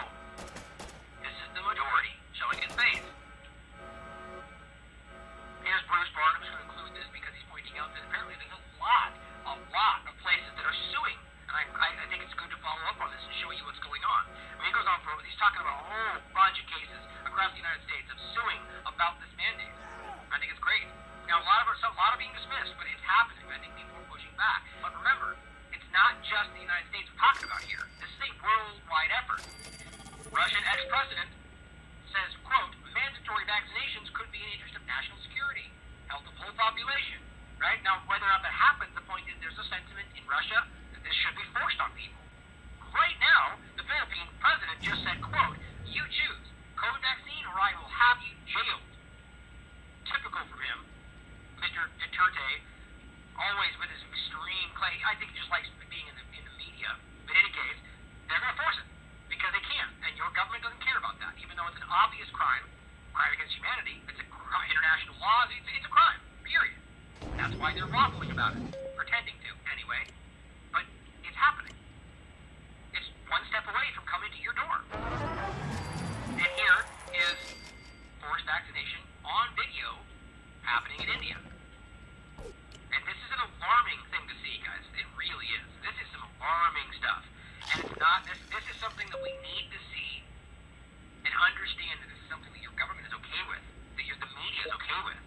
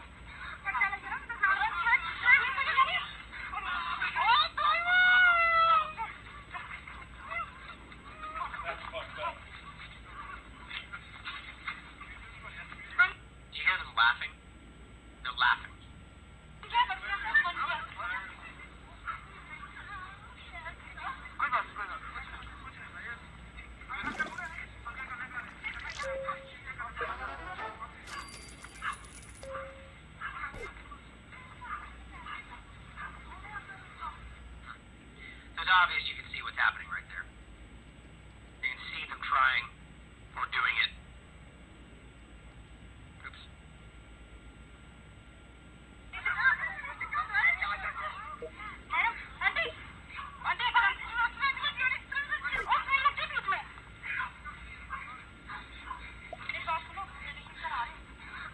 Right there. Just in case you missed it. Just incredible to me that this is even being allowed anywhere. There's no possible scenario where any of that is acceptable. They pretend like they care about these things, and they use situations like this in other places to abuse or carry out experiments. However you want to look at this.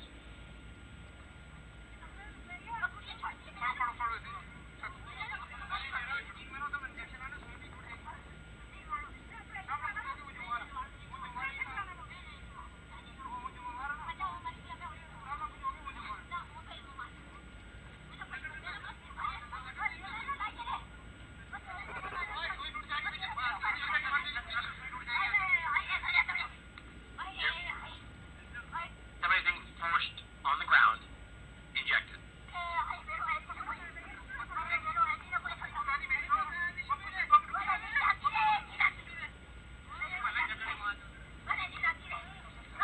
Right there in her hand.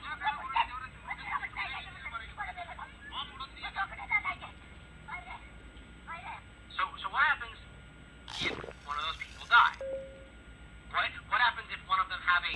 Well, I mean, look, how about this? How about nothing happens to anybody, but one of these people has a wildly rare, only one person in the world gets it, and they have some, Bell's palsy for the rest of their life, or whatever. What happens then? Right? Who's responsible for that? I don't care if it's totally rare or not. You're being forced something that then has a dangerous effect. Something happens to you. We're clearly seeing something. They're admitting rare this and rare that. So how can you possibly force this on somebody with any risk? It's a crime, guys. This is a crime.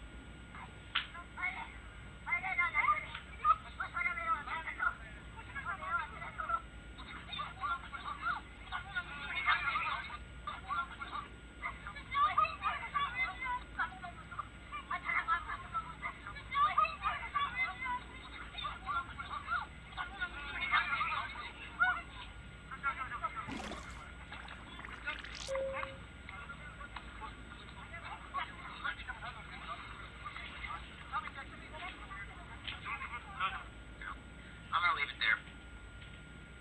It's just so incredible to me. Forced vaccination in India. No outcry from the mainstream media about this egregious violation of human rights. Gee, I wonder why.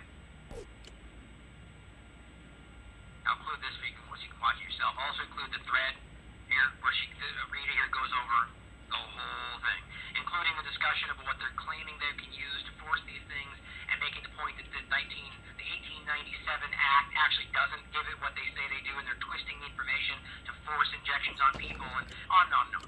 And how they're using these things called vaccination ambulances to basically, they do exactly what you just saw, to come up on people, force them in, force inject them. And it's very clear. There's stuff all over social media. Nobody cares about this, because that's what they want to happen, guys.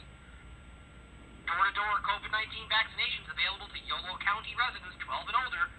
Door-to-door, right? Oh, but they're just coming to ask if you can help, right? Yeah, of course, it's always how it feels, right? We just showed you the people going door-to-door in India in a previous video, right? People are being forced around the world right now, and now we're suddenly seeing door-to-door vaccinations begin to happen. How about, what about whether they don't force it? How about they just politically manipulate, make you feel like you have to, tell you that there's a restriction? I mean, this is going to your door. That is a violation of your privacy.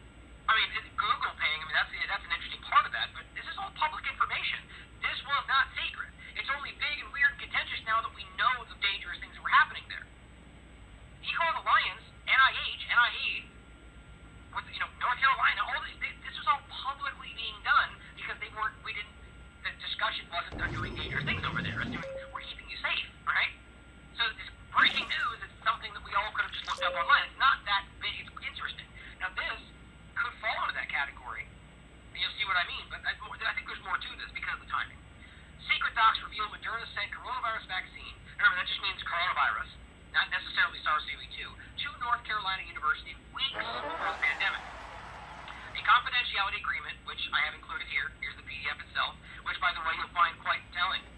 Here's NIA, right? And you can find, what I find the most telling about this, specifically, is the signatures. And you'll see it for yourself. I mean, they're actually written. You can see it. It's just like a scan. The point is, these are the signatures of a lot of very prominent people. And you can look at them and double-check them and cross-reference them for yourself. I mean, there's a lot of people signed on this. So that's an interesting thing. So if this does come back to play into something important, these people's names are on there. This wasn't meant to be seen. It says a confidentiality agreement shows potential coronavirus vaccine candidates were transferred from Moderna to the University of North Carolina in 2019. Remember, this is the university where the material came, where they used to execute their research in Wuhan. That was executed with Equal Alliance, Peter Daszak, and all the whole thing we talked about. But what's interesting is that Moderna, the vaccine company, sends a coronavirus vaccine to North Carolina weeks before this all began. 19 days, in fact, prior to the official emergence of COVID-19. Now, it says the confidentiality agreement states that providers Moderna, alongside NIH, which is Fauci, agreed to transfer, quote, mRNA coronavirus vaccine candidates, which remember, they were working on mRNA before this all came around, which doesn't mean it's any less telling. I'm of the mind that this is all part of the same thing, by the way, just so you know.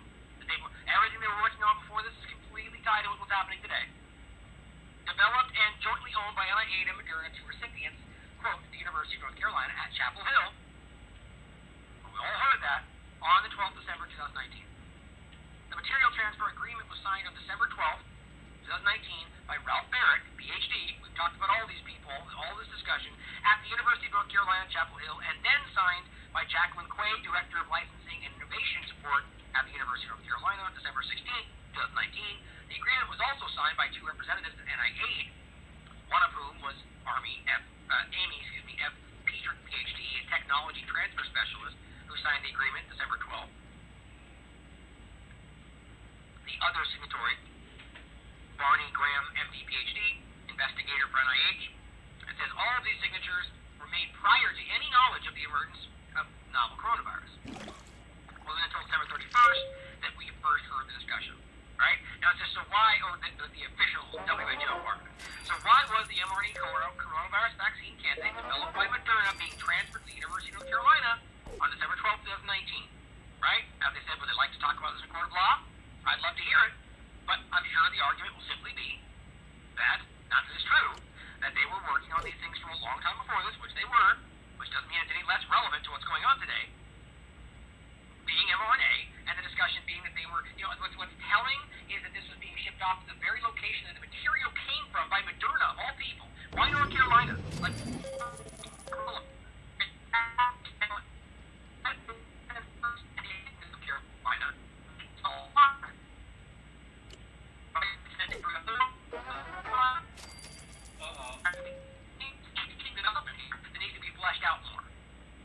I do think this means something. I think we're seeing more of a connection about what's really going on, whether this is some kind of a tool or whether they were, testing to make sure this was something that we, think about it like this. Maybe they sent it back to North Carolina to say, is this what we accidentally released? Right? Can you check to make sure that this is what we're talking about? Is this the material? Is what we're making it for? I mean, there's a lot of possibilities here. Either way you look at it, there's so much around this story that we're being lied to about. Look at it for yourself. Now, on the variant discussion, which is being used to continually scaremonger about things that aren't really there, in my opinion, here at the Irish Times, latest COVID-19 figures show a concerning increase in transmission of the Delta variant in Ireland, right? Oh my gosh, this is why the UK is keeping the lockdowns and all the Delta variant, which, by the way, the most you can say is that we don't know it could be more dangerous. Well, so could anything. Tomorrow we could all die. Who knows? Maybe we should all lock down until tomorrow because we could die tomorrow, right? Based on their data, which is what everyone's saying, that this should stick just for the fear, which means they can always do that. Every single day there could be a possible thing tomorrow. So this is your new normal. This is what we keep telling you. It's all fear-mongering. As they say, the Delta variant now accounts for 20% of the COVID cases. We're all in danger, right? Well, here's another discussion, and this is even independent media, by the way.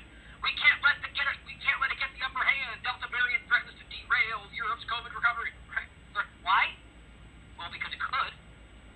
Does it threaten to derail anything? Well, we don't know, but it could. I'm not even kidding. This is the gist of the the argument that it could be that, and it might derail it if we lock down. Even if lockdown is doing far more damage than anything we've ever done. Let's do that for something we don't know is dangerous, right? Fictional character. Fantastic. Dr. Simon, PhD, points this out. Just a quick note. This is the media reporting on the Delta variant.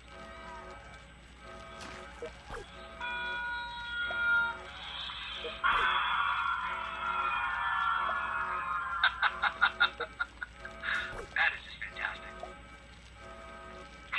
Great. No throttling happening here.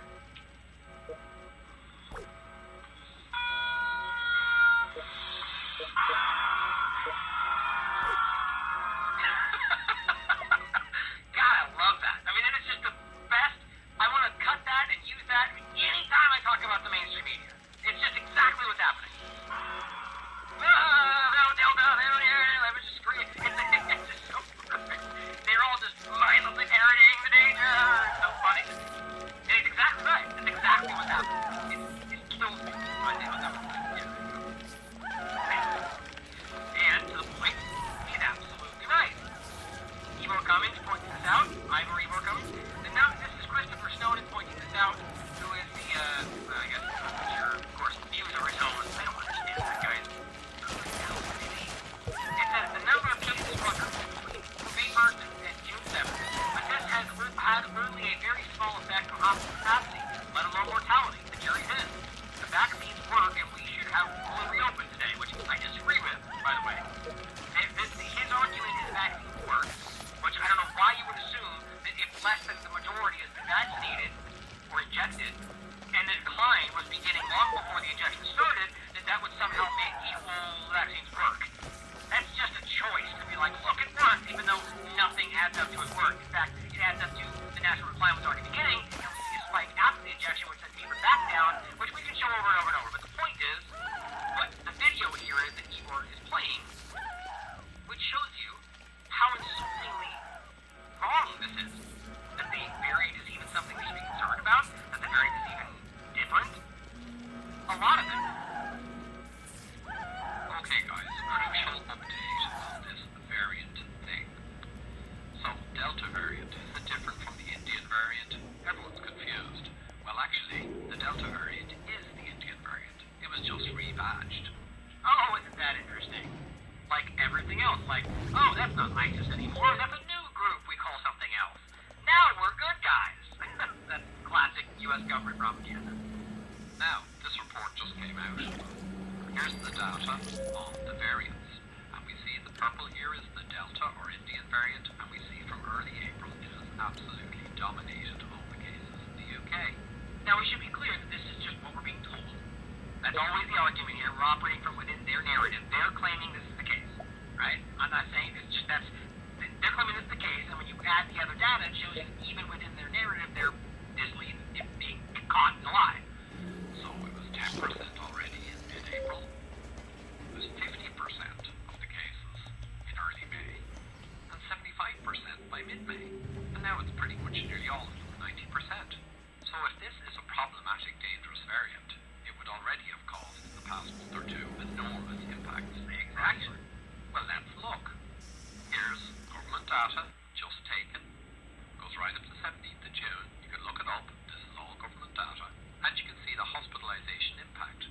We'll add in a green trend line we're going to use. And by the way, this is what you get when you really truncate this, when you jam it together, right? If you break this down a little bit and spread out, not just January 1st to March 1st, right? Like actually spread this out, you will see a correlating spike along with the injection as well as one after the lockdown. You'll see that. Almost every place you look, you will see an increase after the injections begin, and you'll see an increase after the lockdowns begin. But what you notice is that January 1st basically down, it was already tapering down. Long before, I mean, look, even if you argue, so what? So they're saying, oh, January, vaccines begin. Okay, so are we really going to pretend like we saw an exponential decrease with far, far, far less than even close to a majority being vaccinated? Your argument is that herd immunity has to be reached before that even starts, right? So it's obvious they're just taking what they can get. Vaccine had nothing to do with what we're looking at. In fact, I argue it made it worse. That's why we can see the spike, but that's irrelevant. What they're showing you here is that the decrease happened while they're claiming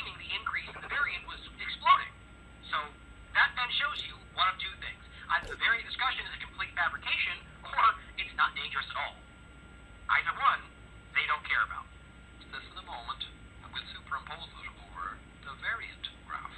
So back to our variant graph, purple is the Delta or Indian variant, and it's obviously taken over the past couple of months in the UK.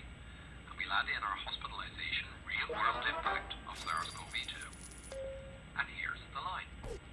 And you'll notice that as this variant took over completely over a couple of months, effectively nothing happened to the real-world impact or hospitalizations.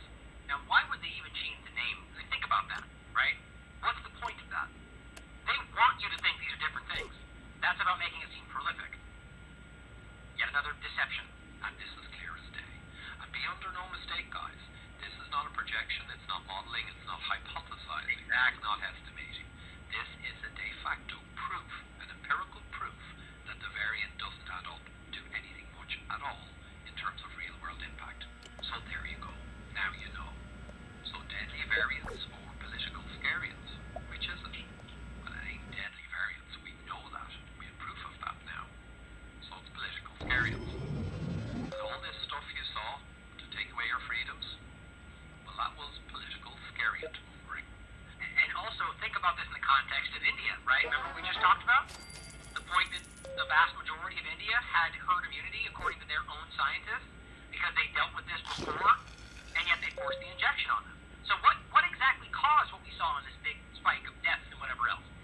Well, it was being timed perfectly with the administration of the injection. So if they all had herd immunity, which, by the way, even our own research has shown in this country that the majority of uninfected people had it from beforehand, which I've shown you more than once. And that's a very important one to understand, because that shows you how obviously deceptive this is. I mean, if we can have uninfected people with natural immunity, right? Which, as you can see, put this back real quick. As you can see, yeah, a study I've shown you before, that a majority of uninfected adults already showed pre-existing antibody reactivity. And the point was that we're showing you that the natural as lasting problems the rest of your life, according to nature, according to a lot of studies. And this is showing you that the study showed that most people, whether uninfected or not, already had pre-existing antibodies. It just, none of this makes any sense. You begin to receive the illusion more so than ever before. And what he's showing you here at the end is that it's pretty interesting that the Indian discussion happened with the injection. It seems to suggest that there was something else causing all these deaths. Right? Now, you think of that for however you see fit. But what we know here, based on the information, is it definitely wasn't this variant that's the data is showing is not even dangerous. Isn't that interesting, right? Move this here so I don't forget. Finally, with passing 2 hours here almost, let's kind of just finish off with the nanobot Great Reset technocratic future direction here. Now, somebody just shared this with me.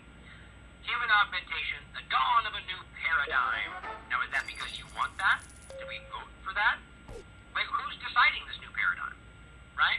People like the World Economic Forum. That's like the clip that I showed you right at the beginning. They've already decided this is your future.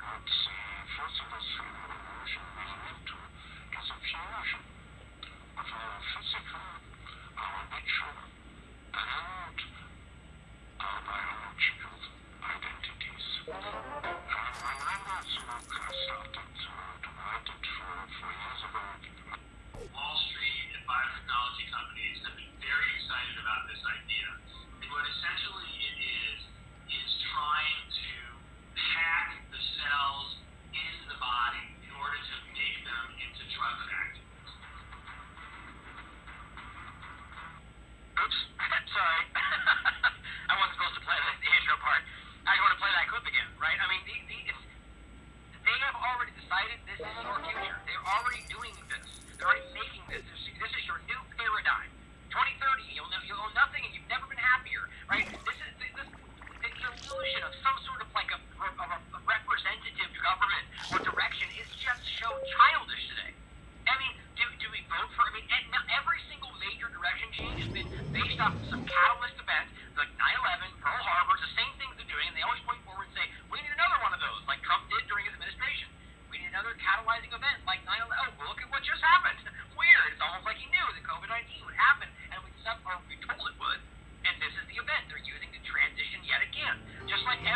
situation we talked about. And your point is that they don't need your permission. They need you to think that you're giving permission. They need you to think that you've given it or that it's your choice. And that's all they need. They are creating this new paradigm.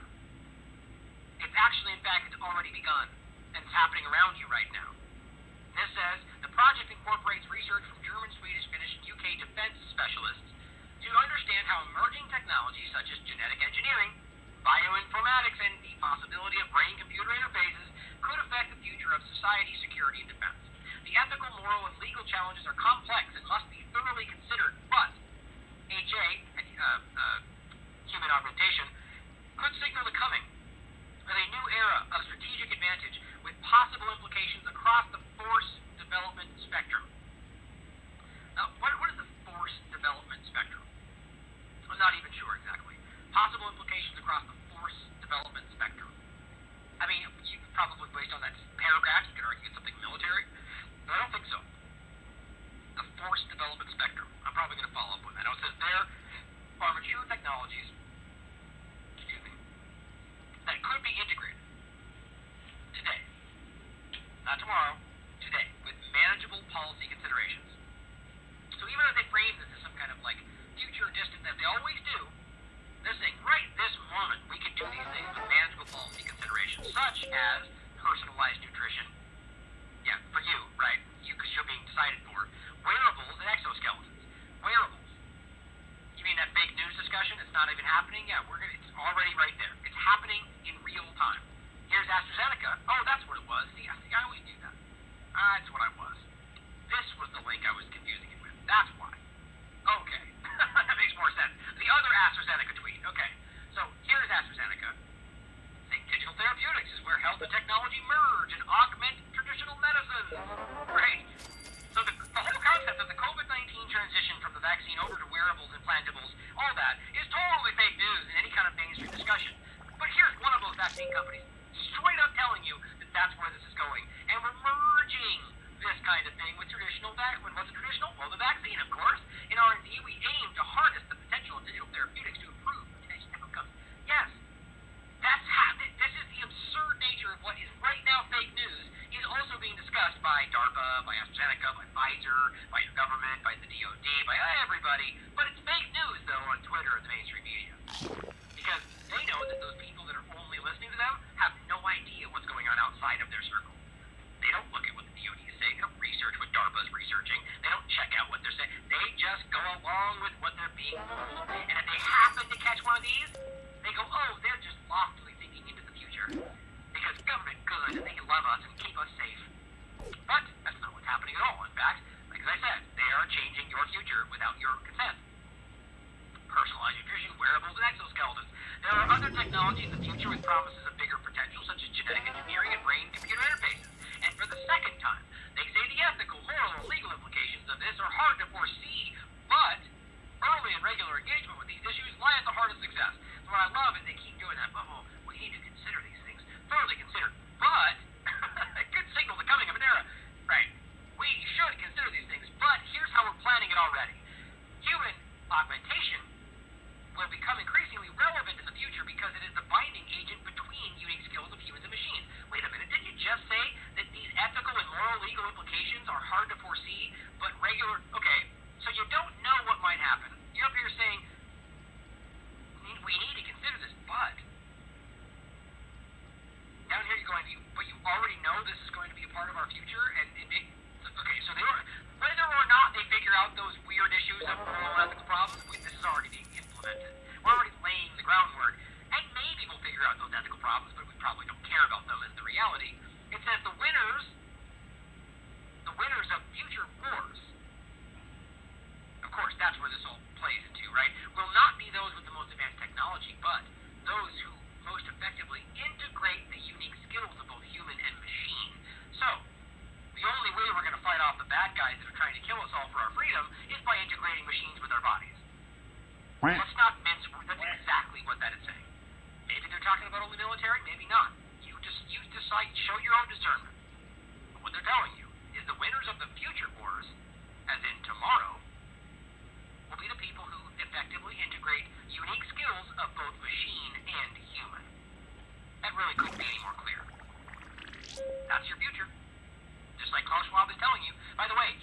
That's happening now, by the way. Here they're pretending this lofty direction forward.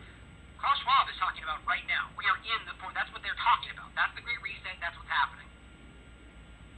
That's why they're already stepping into remember, the wearables. I mean, we're looking, I believe that's a Perfusa one that he has on his arm right there, which, by the way, is an injectable chip. Fake news, right? Perfusa, look, it's very simple. We've talked about it before. I mean, I actually had it up for a second earlier. I was looking at it.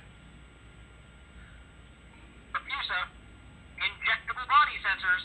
Fake news, right? Fake news. It's not real. Look at it for yourself. You know, it's always good to have the information, right? You play under your skin, and that thing senses it on the top, blah, blah, blah, right? We've talked about all this. The point is that this is already happening. They're already stepping into the direction of these therapeutics, these biosensors, and it's just a simple step in the direction. Next it'll be something implantable, next it'll be something in your skin, or more so in your skin. They actually call these implantables minimally invasive, even though it goes under your skin. If you just talk about an implantable biosensor for vaccine technology, they will laugh and call you a conspiracy theorist on Twitter. That's how stupid this is. Here is how the international world will change for your travel, utilizing things like these biosensors. Oh, that's right. This is where that page was. Just to show you the AstraZeneca page. Digital therapeutics. Augmenting patient health outcomes. Right? Human augmentation. This is where we are. All coming together. Not an accident. This is what they're aiming for, guys. This is their future. Those will be utilized in this process. When international travel resumes, Canada's borders and airports will be very different. Now imagine the next step from making that thing something that only talks about one process to this being a one-stop shop for your digital passport. Right? Sure, it can manage your injection, but it can also make sure your biometrics are okay, make sure your heart rate is fine, make sure it lets you know when you're too close to someone who might be sick. It engages with the mesh system of the new Great Reset, so we can now know if blah, blah, blah, blah. Right? You can see how this works, and that's not far-fetched. And this is how they frame it from the CDC. As of June 12, 2021, what I was just talking about, your catalyzing event, just as the 9/11 attacks did 20 years ago, the COVID-19 pandemic will transform the way people travel internationally.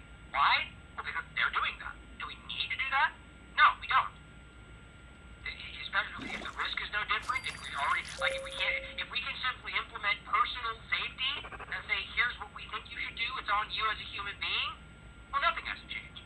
The only reason it's changing is because they want it to change. This is the direction into the biosecurity state, from the security state that was established after 9/11 false flag. We are driving in this direction. And it's being rationalized by the latest catalyzing event, COVID-19 illusion. And it will transform the way that people travel internationally with hundreds of millions of dollars in new government spending. Oh, shocking! And who spends that? You do. It's your money out of your pocket, even though you can't support your family. Plan for modernizing border security. Modernizing. We're going to reimagine everything, right? Updating public health measures at the airports. Great. So now you're going to have to wear masks. You have to be bioscanned. You're going to have these sensors we're going to talk about in a second, right? These right here. Biosensors for detectable air problems, right? They're all the stuff we've been telling you about that's been shouting down as fake news. Well, that's the future. It's what they're building right this moment. Now, on to the discussion that we just went over the other day.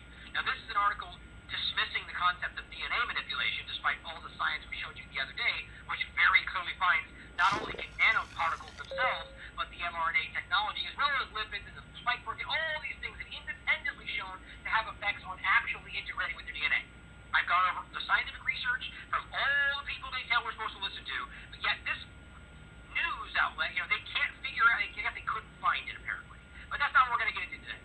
We want to go to the last part of this, where they just casually dismiss the discussion of nanobots, as if it's just so stupid fake news, right? As it starts, it says, it's becoming increasingly common to see social media posts about vaccines, some posts even suggest that nanomachines are being injected into the body.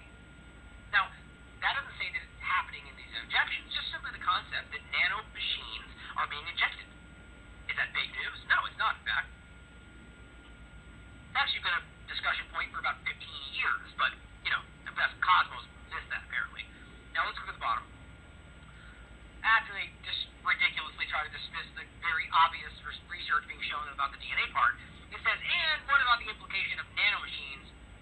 What about the implication that nanomachines are included in mRNA vaccines, with commercial specific right there, to artificially alter human DNA? Now that's, again, I made this point last time. That's just an intentional conflation of totally different discussions. Now maybe there's somebody saying that's what they're doing, but the argument that there's nanotechnology that can do any number of things in these versus that the injection itself can alter DNA are very different. They're just mashing it together to make it look silly. That's making it look clumsy. But they say it's all to do with the misunderstanding of terms used by the size, which is a part of this. Particles could mean a small particle. It could also mean a nanotechnology, which is in fact an actual bot. Says the origin of this concern, as circulating on social media, seems to have been in part a broader suspicion against nanotechnology. However, mRNA vaccine context, the term nano simply refers to the size of fat droplets like the mRNA encapsulated for the delivery into cells. But that arguably is not the case. Whether we're talking about this current vaccine, based on what they've said up until this point, simple point, first of all, based on what they're telling you, there's nanoparticles, which is the lipid nanoparticle around this, which is not necessarily robots or nanobots. I'm not saying I can prove that. My point is the technology is there. It's been framed in regard to specifically vaccines, even these mRNA vaccines, for delivering drugs, which is what they call these ones, right? You'll see where I'm going with this. And I argue that this is exactly what we could be talking about. At the very least, that it's not something to dismiss as a fake news story. Now, here is an article from May 25th, 2021. Nanobots could navigate through blood vessels to target cancers and clear blood clots. Right? Nanobots, tiny-sized nanorobots in vehicles that can navigate through blood vessels to reach the site of a disease could be used to deliver drugs to tumors that are otherwise difficult to treat. Now, this is the exact discussion about these exact things that were being had 5 years ago. Right? More than that. So, the idea that it's impossible, first of all, that these could be there is ridiculous. But it says, once injected or swallowed, most drugs rely upon the movement of body fluids to find their way around the body. It means that some types of disease can be difficult to treat. Point is, nanoparticles, which is what they're calling those, which again is important because that's what they are, whether bots or not, are 10 times smaller than red blood cells. If you use a passive particle, there is no way to control them. Nanoswimmers. The ability to finally control nanoswimmers is necessary if the scientists want to get their drug-carrying nano vehicles to glioblastomas, which is the ultimate goal. Right? Now, this is clearly a discussion of drug delivery, which was exactly what we were talking about in regard to these mRNA vaccines before we got here. Why is she The going drug down there? delivery aspect of this.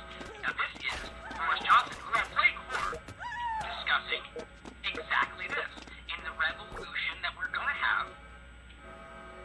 This is December 2020, after the Great Reset. Interface technology is producing a new generation of, like some Star Wars, the blood cell capable of Yeah, I forgot to go back. revolutionizing medicine by designing robots a fraction of the size of a red blood cell capable of swimming through our bodies, dispensing medicine, and attacking malignant cells like some Star Wars armada. Right, so he's talking about exactly what we just referenced, but not as some, I mean, look, guys, this is written in May, this is 2021. May 25th, 2021. This is Boris Johnson saying that about what we're currently doing in December 2020.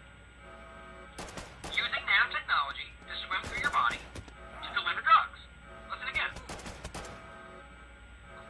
When I'm leading, can serve as a liberator and to remake the world. Oh, that's right. I want to buy that part too. Children. Yeah, let's play from the beginning. There are today people who are still actually anti-science. A whole movement called the anti-vaxxers. I made fun of this last time. So is there some kind of like a moniker? Do they wear t-shirts? Are they all part of the group? Right?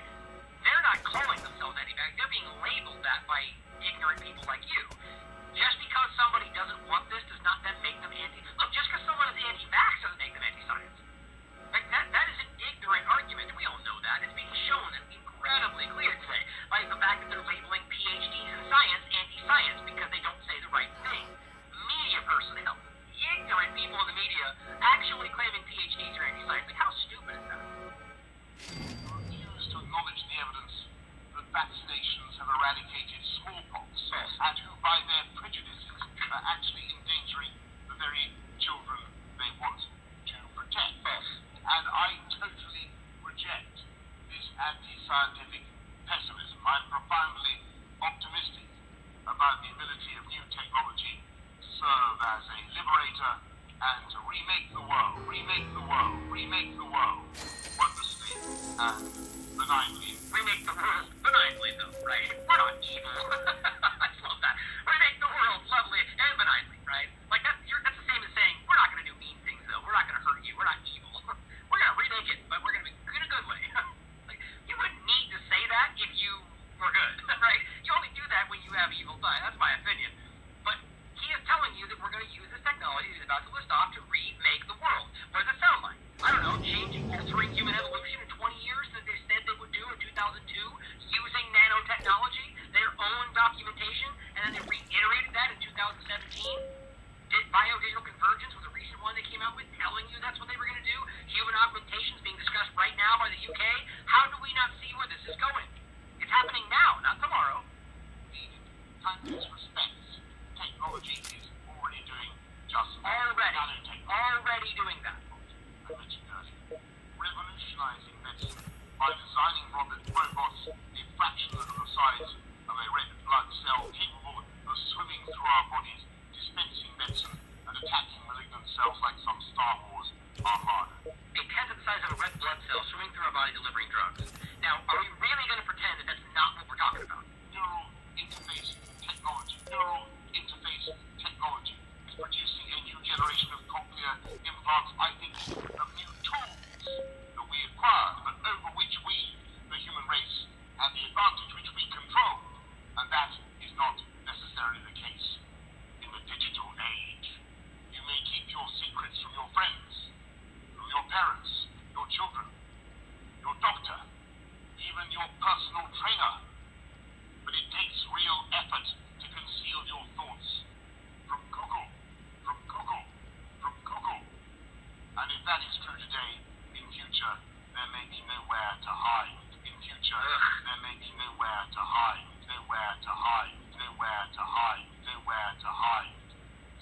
That's not me, by the way. With sensors, all joined together by the Internet of Things. Yep. Bollards communing invisibly with... Now, again, if he's talking about nanotechnology, right, that is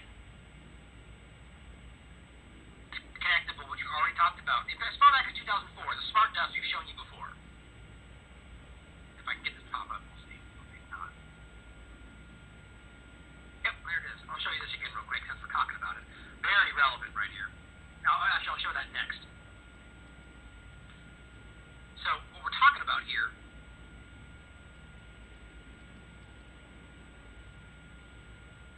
saying, there, let me play it again. By the Internet of Things, bollards communing invisibly with lamp... Right. So the smart dust, that is connectable all the way back in 2004. You can mesh into different styles of connection, from body to body, from your body to some outside place, some outside device, right? This is not a secret. They're talking about that. Now, you have nanotechnology in your body. Is it not possible if they could then mesh those things and connect them? An Internet of Things, an Internet of Bodies. That's exactly what they're talking about. The IOB is an open discussion in the World Economic Forum. The Internet of Bodies. This is not, I don't know why this is far-fetched to people when they're openly telling you this is the future. But this technology could also be used to keep every citizen under round-the-clock surveillance. A future Alexa will pretend to take orders, but this Alexa will be watching you, clucking her tongue and stamping her foot. It already is. Right. And that sounds great, right? This is your new future that they're all supporting. That's very alarming stuff. Well, here, in this part of it, let me get it right up queued here. I've played this a few times. This is a really important one to show. Where are we? Right here. That's where it is. Right there. Okay. This is from September 18th, 2014. Okay? This is an expert on the topic public speaking at a symposium about this specific topic on September 18, 2014. We're still essentially the banging the rocks together stage for this sort of stuff. And you haven't really seen anything yet. So, this is closer to the end of the vision. This powder-sized chip, and that's a salt crystal. This is a small thing. It's something called the Mu chip from Hitachi. It's the smallest commercially available RFID system in the world. And it can be pulse-powered by radio waves. It doesn't require a battery. You can literally scatter this stuff like dust. So this one is, so this is interesting. The next one he talks about, it operates off your body motion, right? So you move and your motion keeps it going as well as other things it can use your body to operate from. This one, he's saying it can be operated from outside your body. Like they can send, what's the term he just used? And you haven't really fully seen the end of the vision. This powder-sized chip, and that's a salt crystal. This is a small thing. It's something called the Mu chip from Hitachi. It's the smallest commercially available RFID system in the world. And it can be pulse-powered by radio waves. Pulse-powered, that's so interesting. Pulse-powered by radio waves, which as we know are quite a long ways. So you can pulse-power these things to keep them working in your body without anything else. Look at how small that is. I always say like an 8. That's way smaller than an 8. That's probably like a 1/30th of that grain of salt. That is tiny. And what he says, this is 10 years ago, right? So this is 2004. That's what they had in 2004. Jump to 2021. Can you imagine what they have right now? This is the size of dust. You could blow this into the air. And it can be contacted, it can be controlled, it can mesh, it can connect outside your body. And today we're talking about things that can swim through your bloodstream, delivering drugs. It doesn't require a battery. You can literally scatter this stuff like dust or embed it into sheets of paper. You know what the really interesting thing about this technology is? This was commercially released 10 years ago. 2004. So, the inevitability of smart dust. So what is smart dust? Well, smart dust, of course, isn't a new concept. It originated with DARPA back in the 90s. DARPA. And it's general purpose computing, sensors, wireless networking, all bundled up into millimeter scale sensor modes. Wireless networking. Right, where's DARPA coming up? Oh, that's right, involved with all the vaccine discussions and all the new directions and all the biosensors, right? All the things that are fake news up until they're being pushed into your arm, right? That's what DARPA is involved in. Ask why DARPA worked on all this stuff up until COVID-19 and now they're on. Like, it's clear that this is the same thing, guys. This is the direction. They've been working on this for a long time. Drifting in the air current. Flecks of computing power settling on your skin, ingested, monitoring you inside and out. And if you don't think that's possible, this is the Michigan micromodes. It's a cubic millimeter in size. And in deference to the speaker before, yes, it runs an ARM processor. It's a tiny computer and it features data processing, data storage, wireless comms. Wow. And it's probably as close to the true smart dust vision from the early DARPA days as we've come so far. Wireless comms. This is something that runs on your own body's power. Right. So you've seen a lot of this, especially if you watch this show. Right? So how is it that this stuff is fake? How is it this stuff is not something that we're actively discussing, as Boris talks about it, as something that's currently delivering drugs inside our new technology that we're currently using, as he discusses? So far, humanity's rather tried to subjugate microorganisms. Researchers have already created tiny, functional robots that can move around on 4 legs. Each of these legs is just about 100 atoms thick, but the robot has solar... Now, here's what's funny. This is a mainstream version of this discussion. Now, look at what they show you. That's supposed to be a penny, right? Oh, yeah, look how tiny this tiniest little machine is, right? Well, you're lying, because we've been there for way longer than that, right? I mean, this is so insulting. This is why they show you that new chip when they made that big fake news mainstream push to be like, the new microchip, and then they swung back around and said, but it's not a microchip, you liars! That was all completely set up, in my opinion. That whole thing was way too big to be some new groundbreaking micro. Here is what we're talking about, right? This is the reality from 2004. And it is a chip. That's an actual microchip. Look how tiny that is. That was commercially available in 2004.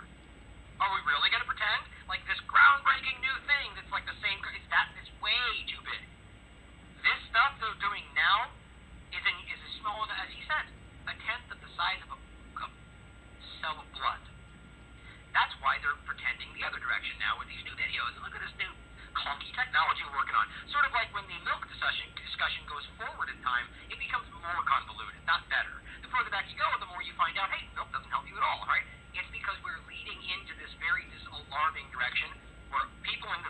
are not your friends, and they have actively been obfuscating, hiding, lying, they're deceitful. They are cheating you from your life right now. So I don't know why we wouldn't consider whether people that have admitted in the past to testing 239 times on unwitting Americans and people abroad with chemicals and biological agents, why we wouldn't ask the question of whether that's happening again now. I think it's a very obvious question to ask, that this is exactly what's happening. Adam's thick, but the robot has solar panels instead of batteries and can potentially move inside the human body where no tweezers or scalpel can reach. In short, people are almost ready to send their Terminator into the microcosm. You close. Gift of the me. Now. And this is not the only example. Elizabeth Beatty and Denise Wong of the University of Pennsylvania are using the ability of bacteria themselves to turn tiny objects, sort of like living engines on a micro level. Now, Right. Oh, this groundbreaking thing we've been doing for 25 years, right? That's why it's on a mainstream channel, because it's supposed to be setting the narrative for you. This is what we're doing. No, this has been work. This is probably already in your body. That's how I feel at this point. And it's crazy obvious based on what we have in front of us. Now, this brings us over to the final point about ID 2020, which is this obvious connection to where this is going, that nobody wants to. This is fake news, even according to Wikipedia, that fantastically accurate site that's always lying for the agenda, right? ID 2020 is a non-governmental organization. By the way, I was being facetious with being that standing source. If you can't use Wikipedia on a college paper as a citation because they don't let you, then it's not a good source. Then ask yourself why YouTube and media cite it as the only source. Maybe because it's controllable, and the colleges know that. But it says, ID 2020 is a non-governmental organization which advocates for digital ID for the billion undocumented people worldwide and underserved groups like refugees. Oh, that's a nice little veneer. Dakota Gruner is the executive director. The NGO was relatively unknown, of course, before being publicized because of misinformation related to COVID-19 pandemic by conspiracy theorists. Right. That's why. It's not like we've been writing about ID 2020 being tied with vaccine status long before COVID-19 came around, right? But this has been updated to jam it all in with COVID-19 because that's an easy sidestep for people in the mainstream. Oh, it was COVID-19 fake news? Oh, okay, then we all are on board, right? No. ID 2020 has been shown in a very alarming way to be tied with everything this is about before COVID-19 ever got here. And let's get into that to finish off. And by the way, for those people out there trying to constantly misrepresent our opinion about blockchain or anything else, recognize we've been actively talking about the concerns around this topic for a long time. Way before COVID-19, by the way, but June 22nd, 2020. ID 2020 Defector speaks on techno-solutionism with immunity passports and the vaccine deception. As I said here, I shared it just so it's clear this is a post from June 2020, right? Just recognize that. And just because we're willing to entertain a possibility that there are some positive uses for the technology, sort of like the internet being used to fight back against how the internet was meant to be something else, doesn't mean that I believe that's the all-encompassing truth. It means I'm open to the possibility. And should I come to the point to where I feel definitively that's not the case, well, then I'll happily say that. I don't think we're there yet. But I can easily point out that blockchain, cryptocurrency, are actively being used to subjugate you, to put you in a digital gulag. We've always said that. Corbett, any of us. To those out there trying to say that we're only doing this one side, they're the deceivers out there trying to keep a one-sided narrative going, if that's what they're telling you. I'm open to all possibilities, and this is why this is important, guys, because this is happening. To argue that because we consider other possibilities while agreeing with that sentiment makes us dangerous, sure, crash everything, certainly possible, but let's be smarter than that, right? Only Siths operate in absolutes. I have to only Siths. I think it was operate in absolutes. I'm misremembering the quote. Anyway, for those Star Wars fans out there, the point is that absolutists are a problem. People that say, you know what it reminds you of when you hear they're drawing a line in the sand or things like that? What you think about is the government, right? What do authoritarian governments always do? Oh, that's right, you're either with us or against us. Odd how that's a certain sentiment, right? But the point is, this is a great discussion censored by YouTube, like the rest of it, discussing this exactly. Decentralized ID at all costs. Advisor quits ID 2020 over blockchain fixation. So the point is, remember, over here telling you fake news. Any connection to COVID-19 is just an utter ridiculous fallacy and it's completely fake. Except it's not. Because an advisor to the ID 2020 Alliance, right, the Alliance is the part of this that crosses over into the vaccine part of this, right? All they want to couch it in is just the original group about specifically the broad refugee part of this. By the way, digital ID for everyone on the planet is alarming to me anyway. But then you bring it over to the Alliance, which we'll get into, which includes the Bill Gates and everybody else, which aims to bring digital identification to billions of people.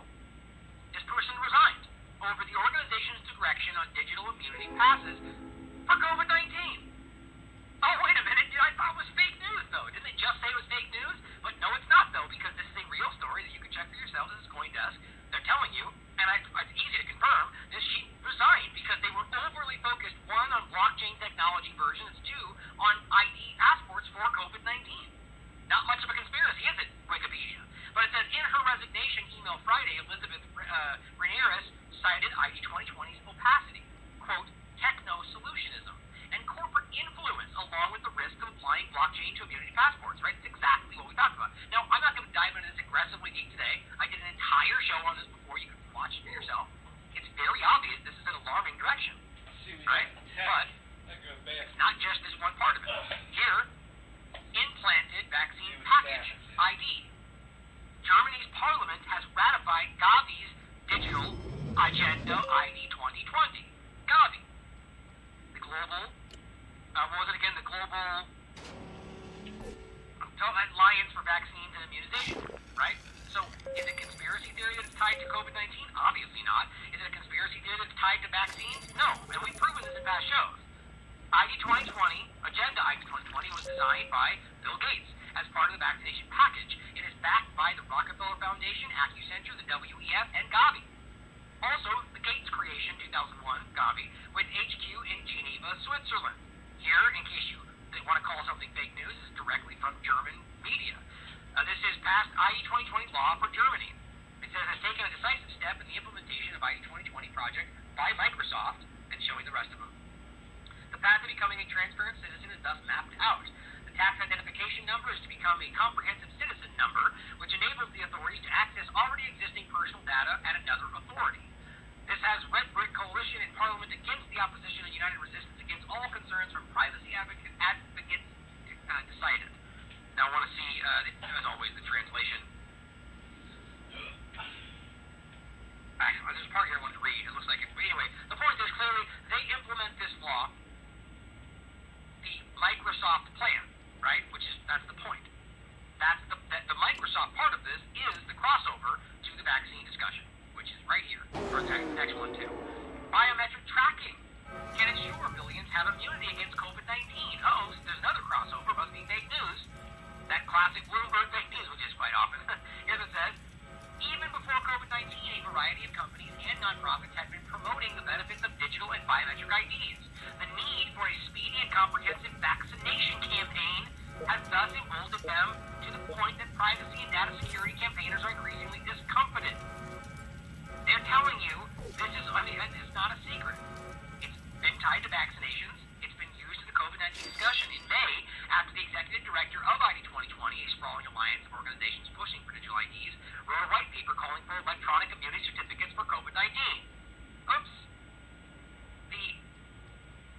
The organization itself wrote their own paper calling for immunity certificates for COVID-19. This is one of the group's advisors quit after that happened, and we just told you that. Because they're talking about blockchain-based. This is right out of the playbook of exactly what they wanted to accomplish. Here's what Nellie Tells points out. How collectively stupid are we? Here's a test. I read this article a while back, thought it was creepy, but just one writer's speculation. Then I saw today the ID 2020, this is on April 20th. ID 2020 lists the article as a resource. Check out what was discussed regarding mandatory digital ID as a year ago. A year ago. Right? This is the point. I'm going to show you the article next. Microsoft, I'll read you the article. I have it all highlighted. This is just a clip they're showing. Right here. Microsoft. The ID 2020 Alliance Universal Digital Identification in You. Last year, Microsoft joined ID 2020, a global alliance whose goal is to create universal digital identities for everyone. What are the social, economic, and ethical implications of such an initiative? Now remember, the point is, ID 2020 used this article as a resource for what they're talking about. A year before this, they're talking about digital IDs tied in with the vaccination pattern. The bottom line is, read it for yourself. It's horrifying. Here's how they finish it. If the Alliance's goal is a globally recognized digital identity for everyone from birth to death, that's scary anyway. Will that become a global mandate? How will it be enforced and by whom? What happens to these individuals who are unwilling to participate? Will they be persecuted? And how will the implementation be of identification evolve with technology beyond smartphones? Will wearables, implants like those being used in Swedish subways, or some form of digital tattoo become the norm? Gee, that's pretty cognizant, pretty prescient. They're basically talking about everything that came to pass around the discussion of COVID-19. Isn't that telling? This, where was it? February 19th, 2018. Microsoft joins the Alliance, and what do you know? The same thing is being worked on today with the same people in regard to a passport for exactly the thing we're dealing with. And they said this years before we got here. Exactly what we would do. How is it going to enforce it? Are they going to be forced to participate? Will they be prosecuted? Will the implementation of more technology beyond smartphones, with wearables, everything? Why? Because that was always the direction. It says as more and more transactions become digital in nature and are built around a single global identification standard supported by Microsoft, how would you possibly know that would be the case?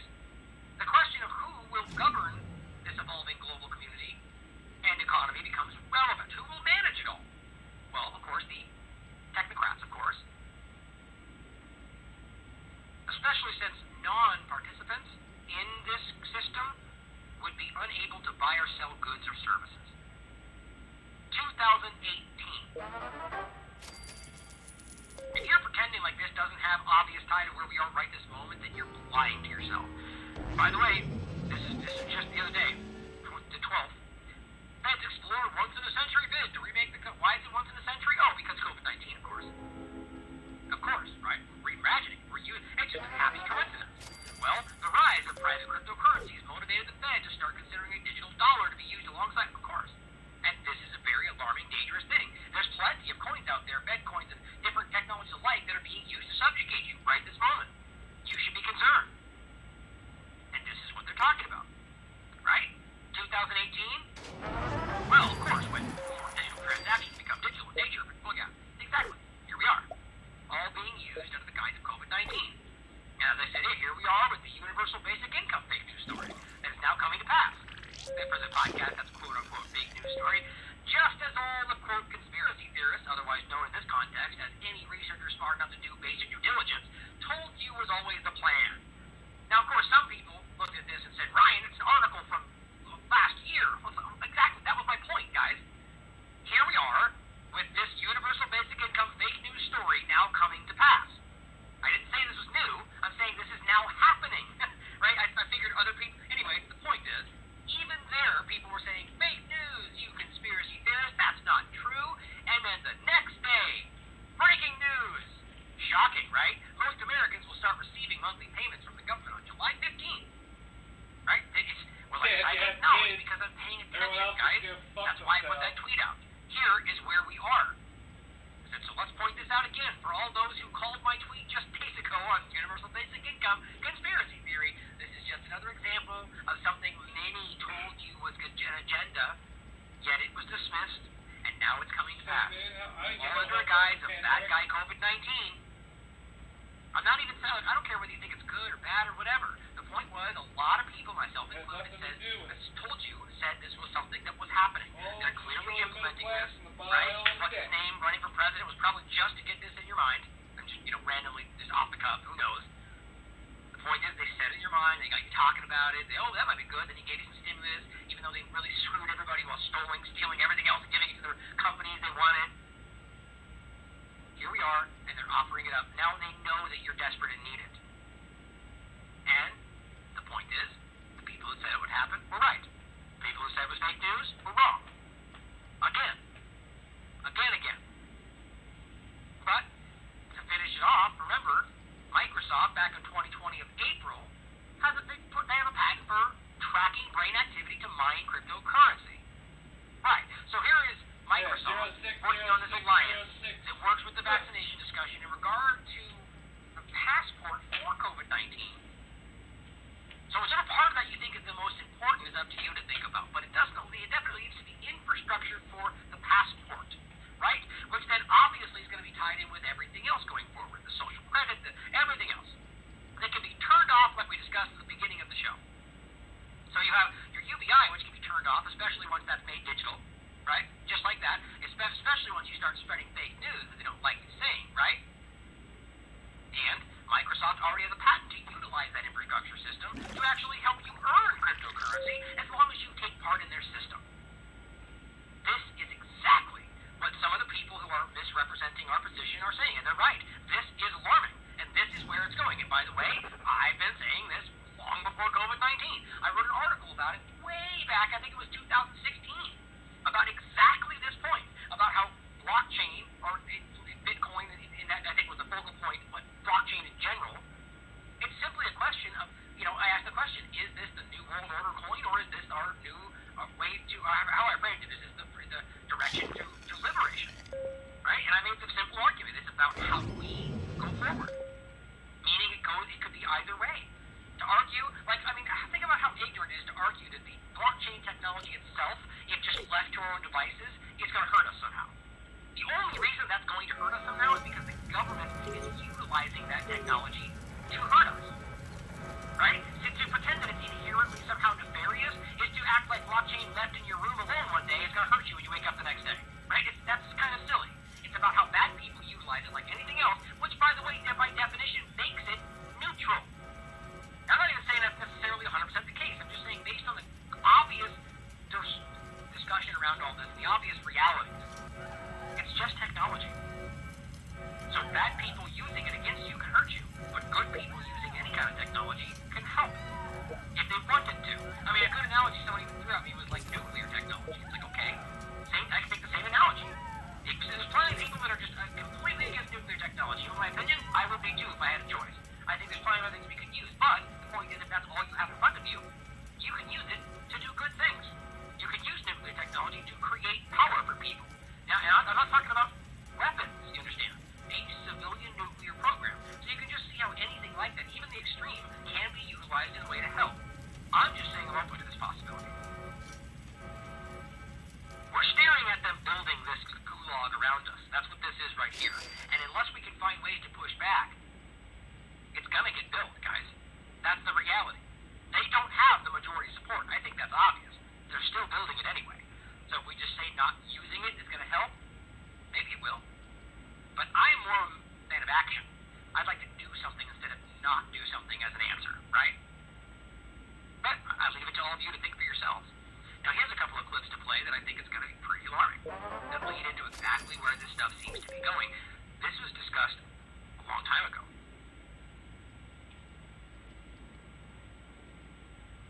Look at the clip. Share this for you. This is a strange clip. Two examples. So one is that people eat too much meat, right? And if they were to cut down on their consumption of meat, then they would it would actually really help the planet. But people are not willing to. Some people will be willing to, but other people, they may be willing to, but they have a weakness as well. They say, this steak is just too juicy, I can't do it. I'm one of those, by the way. So, so here's the thought, right? So it turns out that we know a lot about, we have these intolerance to, for example, I have milk intolerance.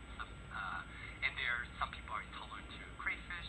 So possibly we can use human engineering to make it the case that we're intolerant to certain kinds of intolerant with allergic.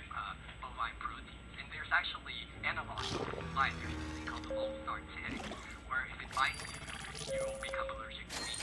I can look up quite the mechanism. So, right, because that sounds really normal, right? That sounds like a bioweapon to me. Now, people may scoff at that, and that's probably because they don't understand the history of Lyme disease and ticks and Plum Island and the very obvious reality of how this was a bioprogram that your government let get out of control, which Dr. Boyle will tell you, the drafter of the Biowarfare Act for the United States government, which they still use, he's open about this stuff, right? It's not a secret. It's very easy to look into. This is why Lyme disease is wildly undiagnosed, and basically people find it impossible to define or treat. It's because it's something that we don't understand. The reality that there's another tick that causes you to become allergic to meat, by the way, just so we're aware. Oh, I don't want to restart this. Well, I think I can leave it there. Just real quick, this is from the 2016 World Science Fair. A bioethicist, Matthew Lau. 2016. That's something that we can do through human engineering. We can kind of possibly address really big world problems. So through human engineering, which is what they're telling us they're going to do now, which they've already been doing, we can use this concept to create stuff like the idea that we should stop eating meat, because they all agree with that. We're going to create something that would make us all allergic to meat. Does that sound like a choice? No, it sounds like a collective action for what they say is the best interest. Is it what they actually think? Who cares? You don't have a choice. 2030, you don't own anything. You've never been happier, right? Who owns everything? If it's 2030 and I own nothing, I've never been happier. Somebody must own something. All right, you see where it's going. Through human engineering. Another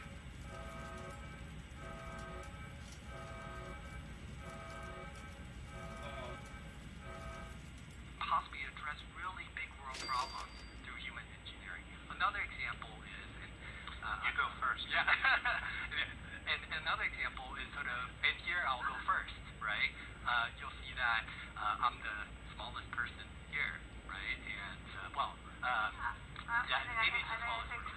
So it turns out that the larger you are, think of the lifetime sort of greenhouse gas emissions that require the energy that's required to transport larger people rather than smaller people. Oh God, here we go. But if we're smaller, just by 15 centimeters, right? That's a mass. I did the math, and it's about mass reduction of 25%, which is huge. And 100 years ago, we were all on the average smaller, exactly about 15 centimeters smaller, right? So think of just the, like lifetime greenhouse gas emissions if we had smaller children, right? And so that's something that we could do. Farting will be illegal.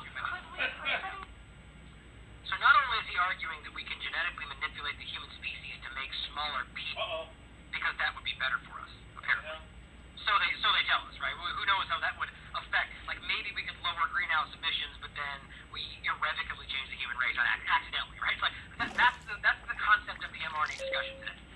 So we have this very small justification for why we have a risk, even then they're blowing it out of proportion, they're lying about everything, jamming this thing forward that's very clearly dangerous and undefined and not studied properly, and is causing problems.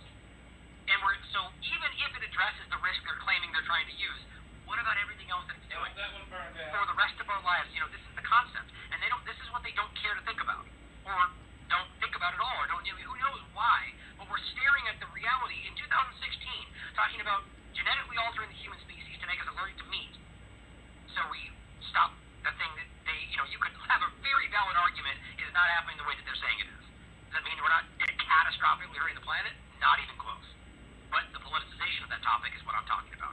But we're small, shrink people, so it saves the planet. I mean, guys, this is playing God. This is crazy, alarming stuff.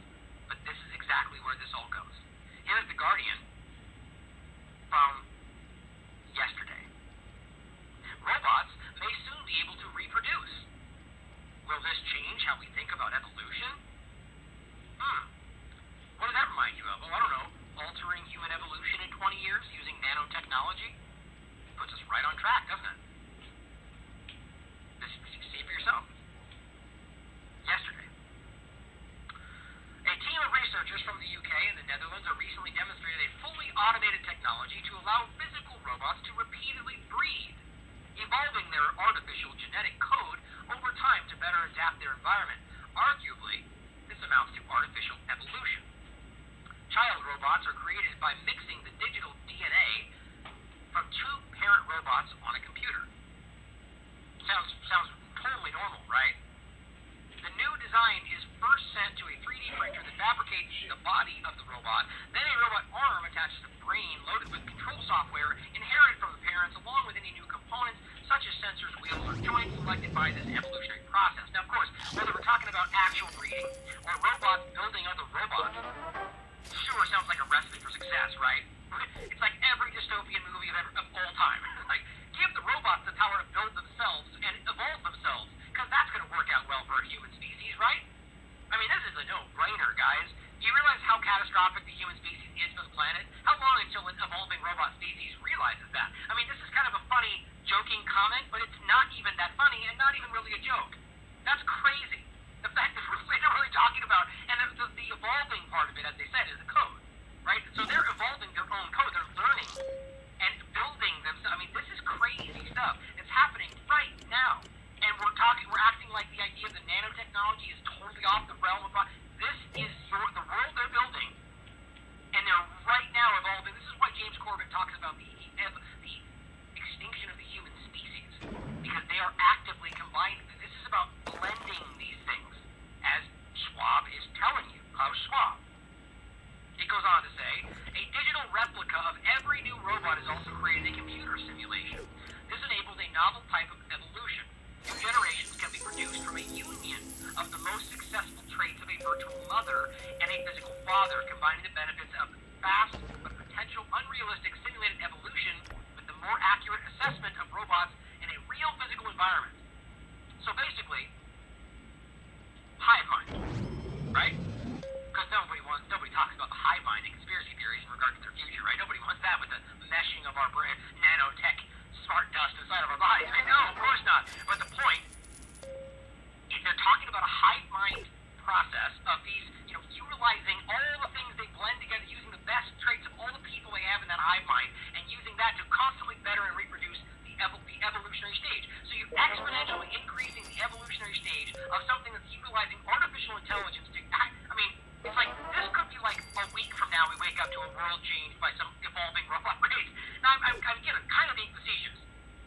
But I don't know why that's something we should mock at. Like, that's crazy what they're talking about right here. The new robot, therefore, inherit traits that represent the best of both types of evolution. While this technology can operate without a human in the loop, great. It also allows for collaboration with a human breeder. Just as humans have been selectively breeding crops since the dawn of farming, the robot breeder could influence selection of robots with particular traits.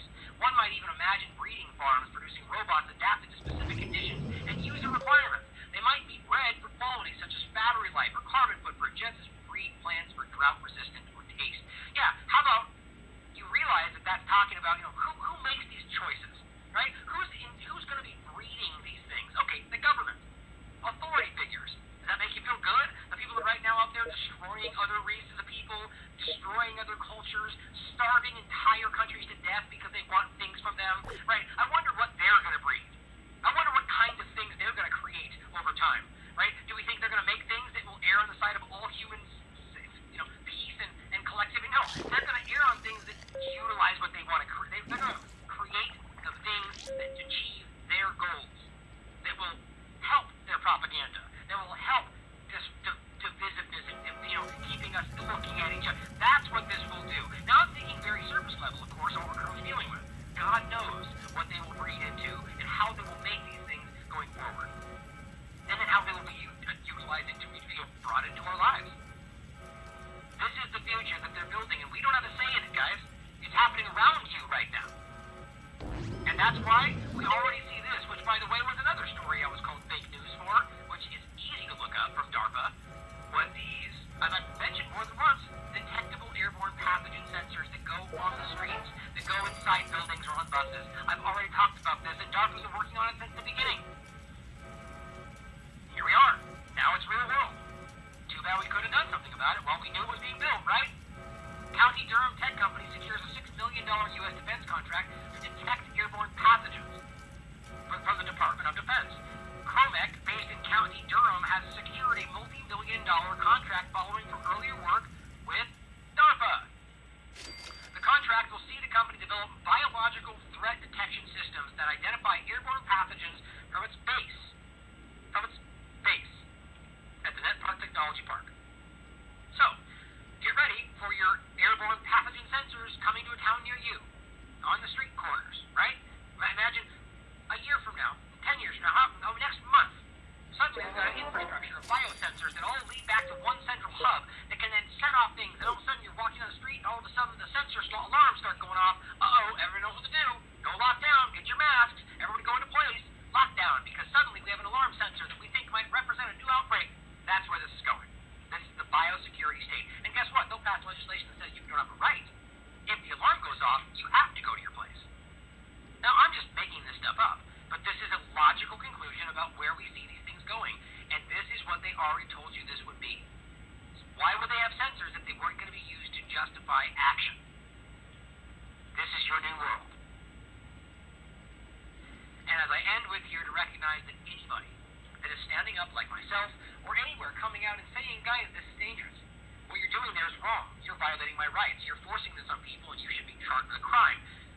They are going to build the context, which they already are, for why every single one of these people, myself included, are not just wrong, dangerous. Terrorists.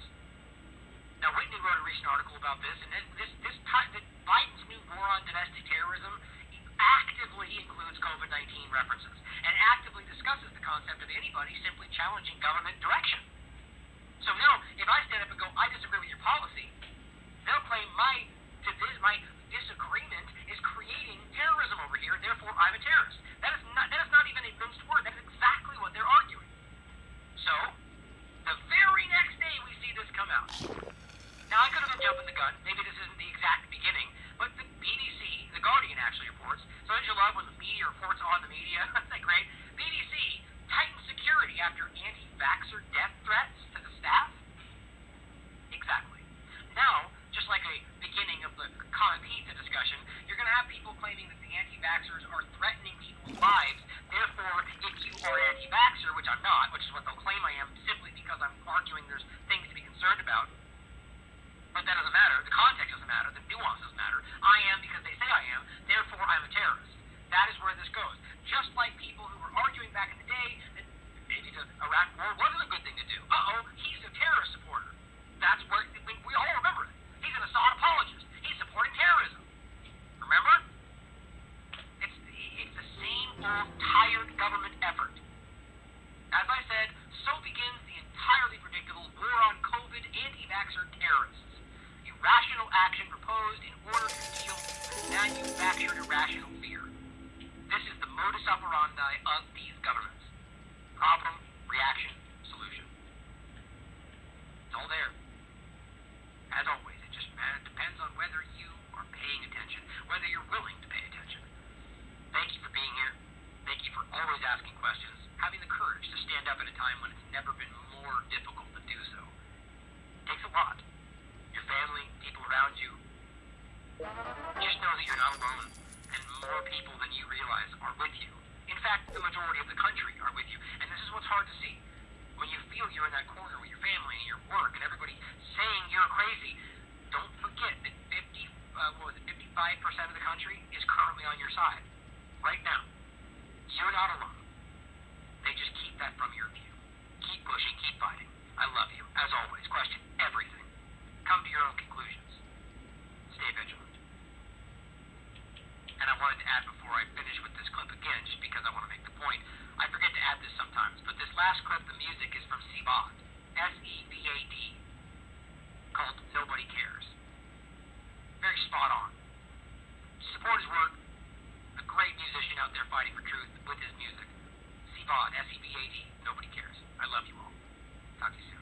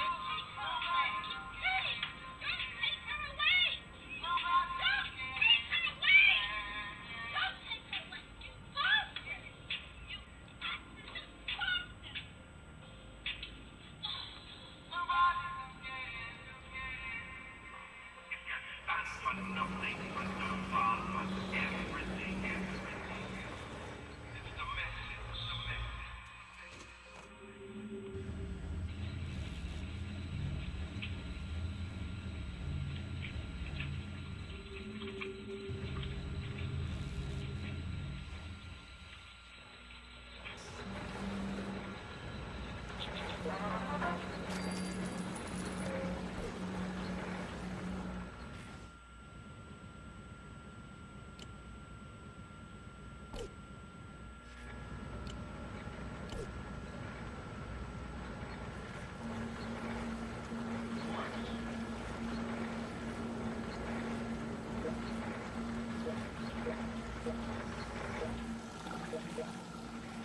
corpse in there.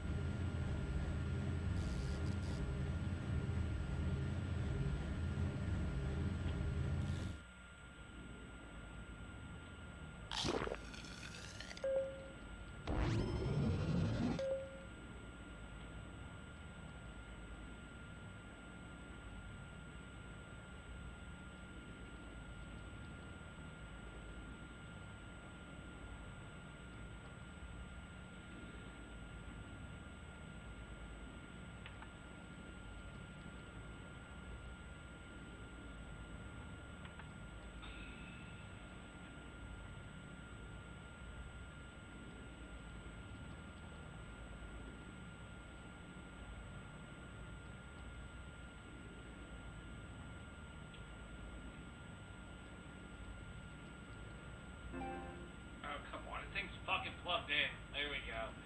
This goddamn thing.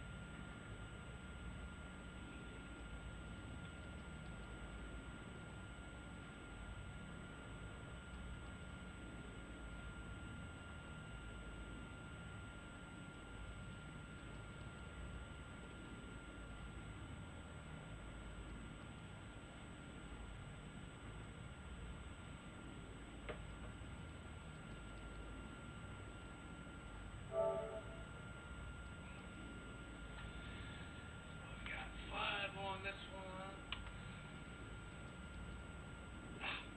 All from the same fucking person.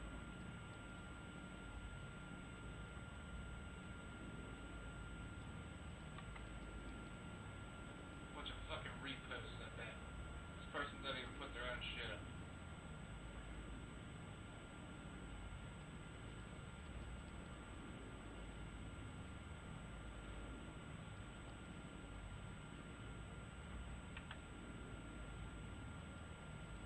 Oh, I saw what you did on the air yesterday. Yes, You may get terminated for that. Are you aware of that? yes, I am. All right, so you're okay with that then? I understand if CBS decides to let me go. I do understand that. That's the most selfish thing I've ever seen in 36 years working there. Because you don't give a crap about anybody else. You get terminated, which you might, and then the burden is going to place on other people. You couldn't care less. It's just all about April Moss. Now, I'm going to recommend that you get terminated. I'm going to recommend that. I'm not going to stand up for you. Okay, but April O'Neil, you're fired. Central channels with HR. I've sent them documentation stating that this is against I federal don't law. understand that. I saw all that email. So do you think that going on the air and saying something's going to change anything? What could you possibly have thought would affect it would have other than you getting fired? I was hoping there would be a change. No, Because it's not gonna, the only change is going to be another weekend weather person. That's the only change.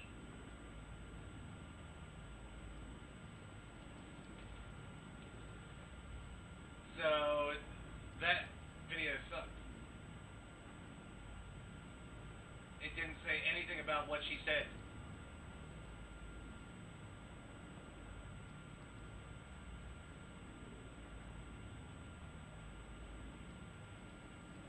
So you get a splat for that one. Fucking awesome.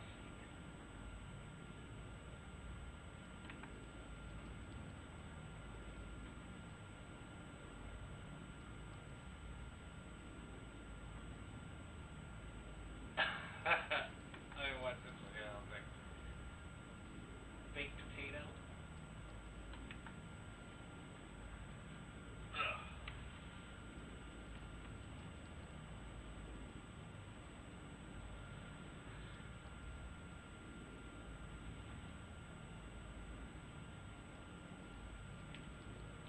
The 25th Amendment is of zero risk to me, but will come back to haunt Joe Biden and the Biden administration.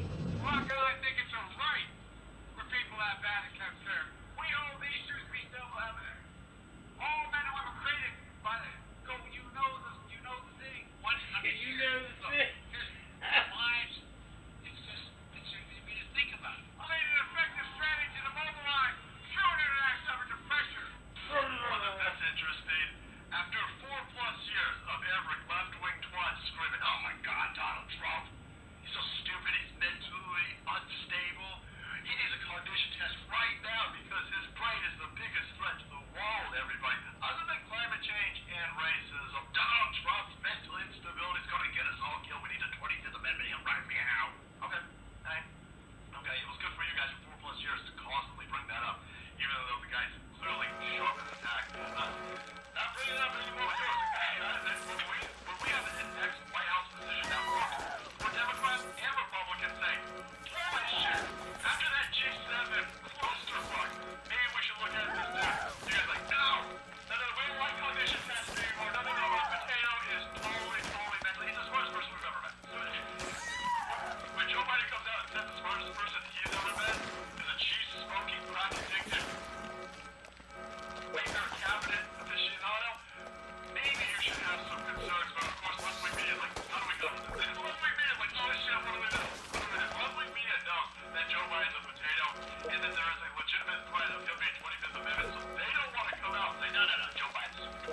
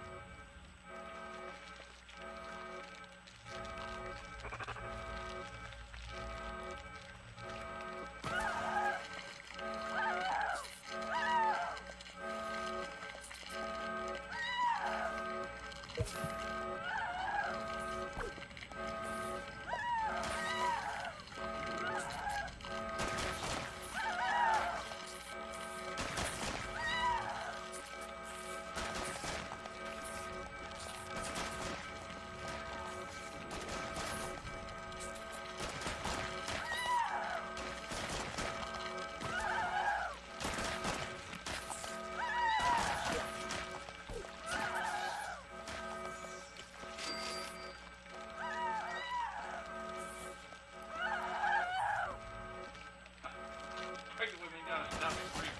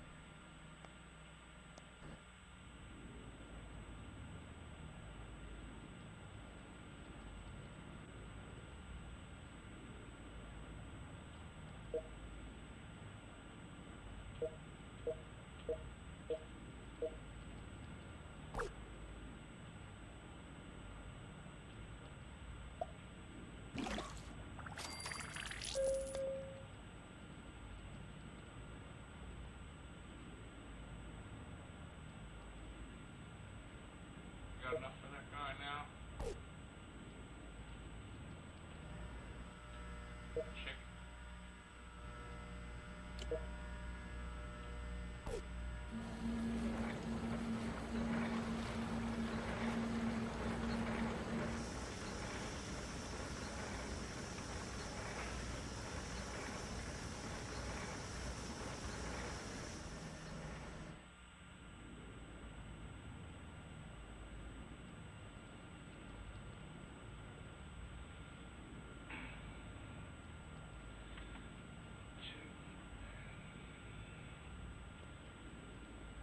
Really, these guys put out something that late?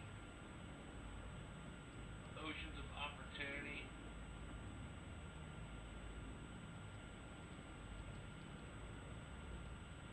Yeah.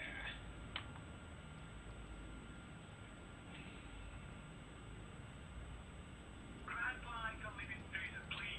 Thank you. I need to talk with Peter. Yes. Right. Right. Please talk with Peter. Please, yeah. Please talk with Peter. Please. Talk to Peter. Dealing with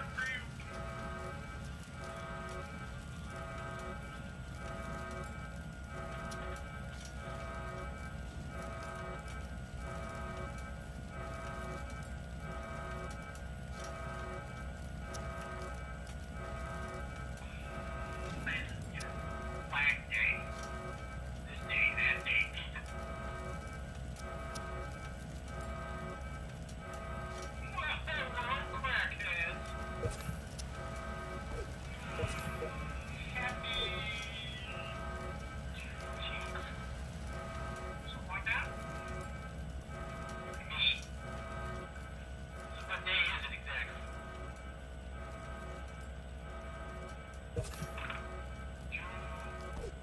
I'm not aware of this date. Is that a number? A date? July 4th. Usually on the 4th of July. And Juneteenth is the 10th in June. Because we're in the 10th right now. We're the last 10th of the month, I guess. 19th.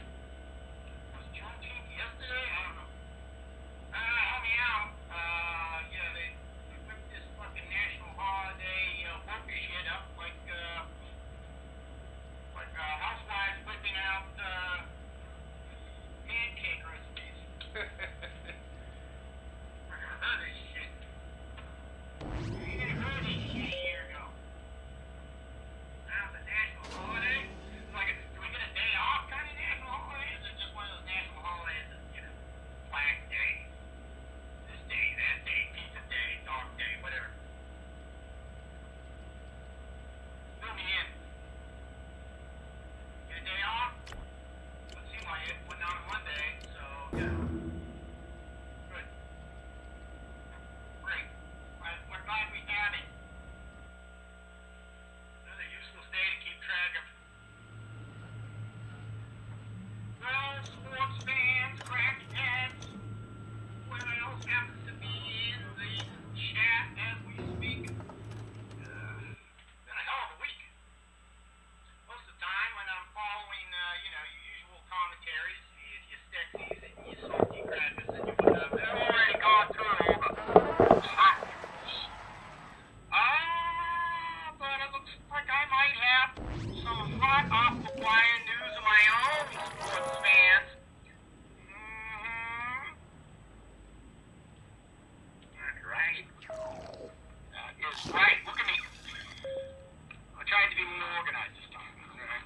I'm like a room with an anchor. From the desk of Sleazy P. Monkey in his crack bunk up. The latest news. Yeah. What is the latest news? Anybody know? Oh, I'm out. I'll switch over. Cigarettes. That's what time it is. Anyways. Apparently, among all the other shit FBI is starting to catch as of late, certainly we have all heard by now their somewhat, shall we say, involvement in the January 6th insurrection, infamously called, right? Well, yeah. They had so many fucking provocateurs and agents inside of that raid on the fucking Capitol. Might as well be FBI agents raiding the Capitol, frankly. You gotta wonder, were they the ones that did most of the damage? I bet they were. And what they have to worry about, right? They had their cover. They weren't gonna be arrested. We already know they're being covered for. So, yeah. Probably broke some windows, probably busted some shit up. Probably trying to whip everybody into a fucking uproar. I'll never forget it. I remember being there, June 6th, deep with cold, tired. Stand outside, and I'm like, well, this is cool, but, it sounds a lot like any old Trump stump speech, so, stop, and I got to piss so bad, there was no way to go. Like 2 outhouses for 250,000 people, it's like, good luck. So we decided to leave. But I'll never forget it, as we're heading to the side street to go past, the Capitol, which was to our left. We were going to the parking garage. There was this gentleman who was all tacticaled up. He looked like he could have been a Proud Boy or something like that. And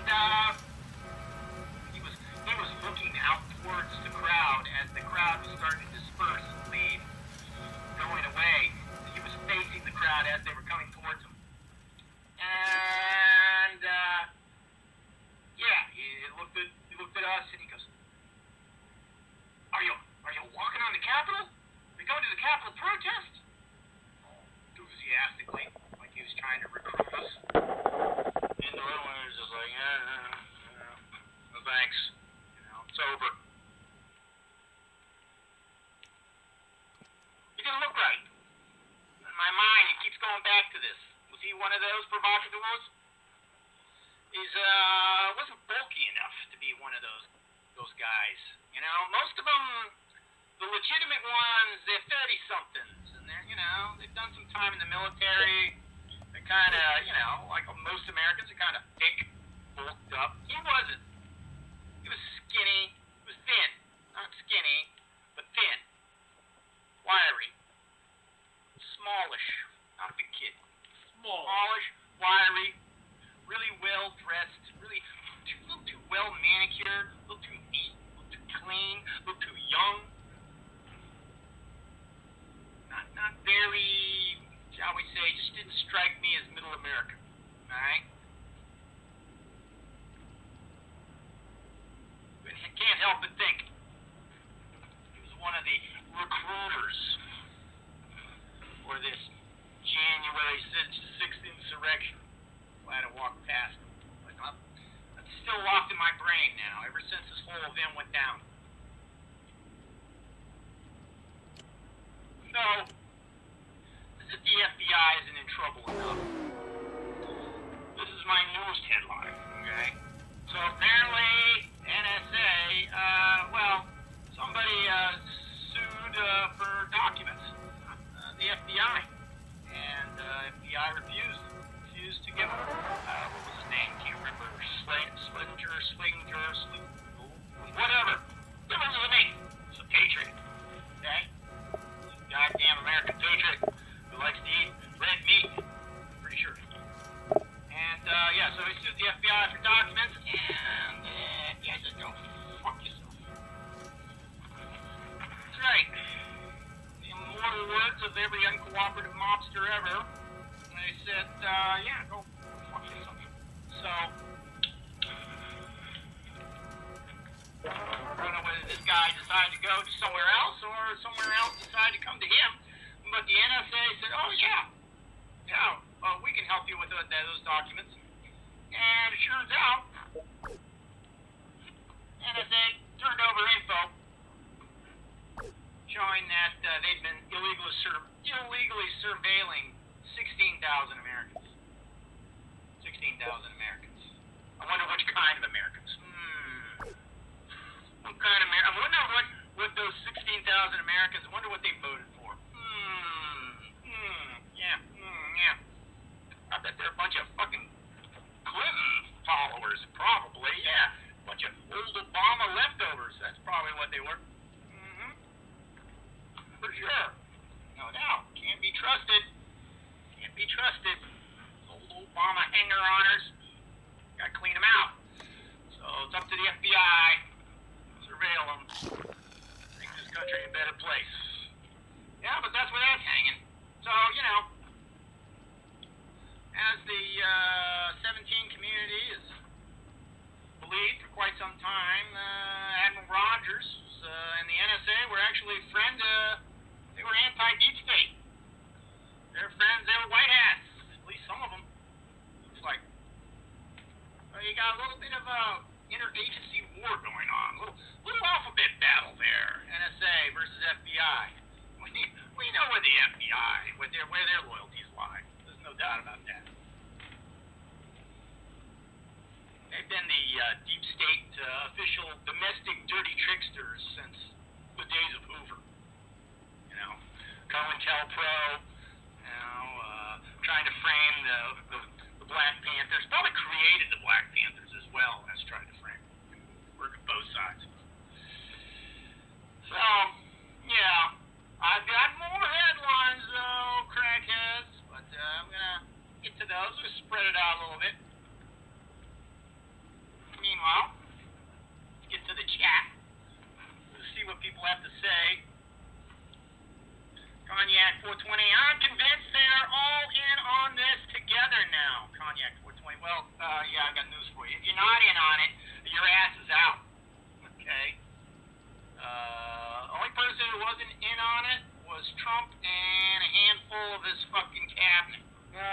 it Hell, too. even the people he thought were on his side were in on it.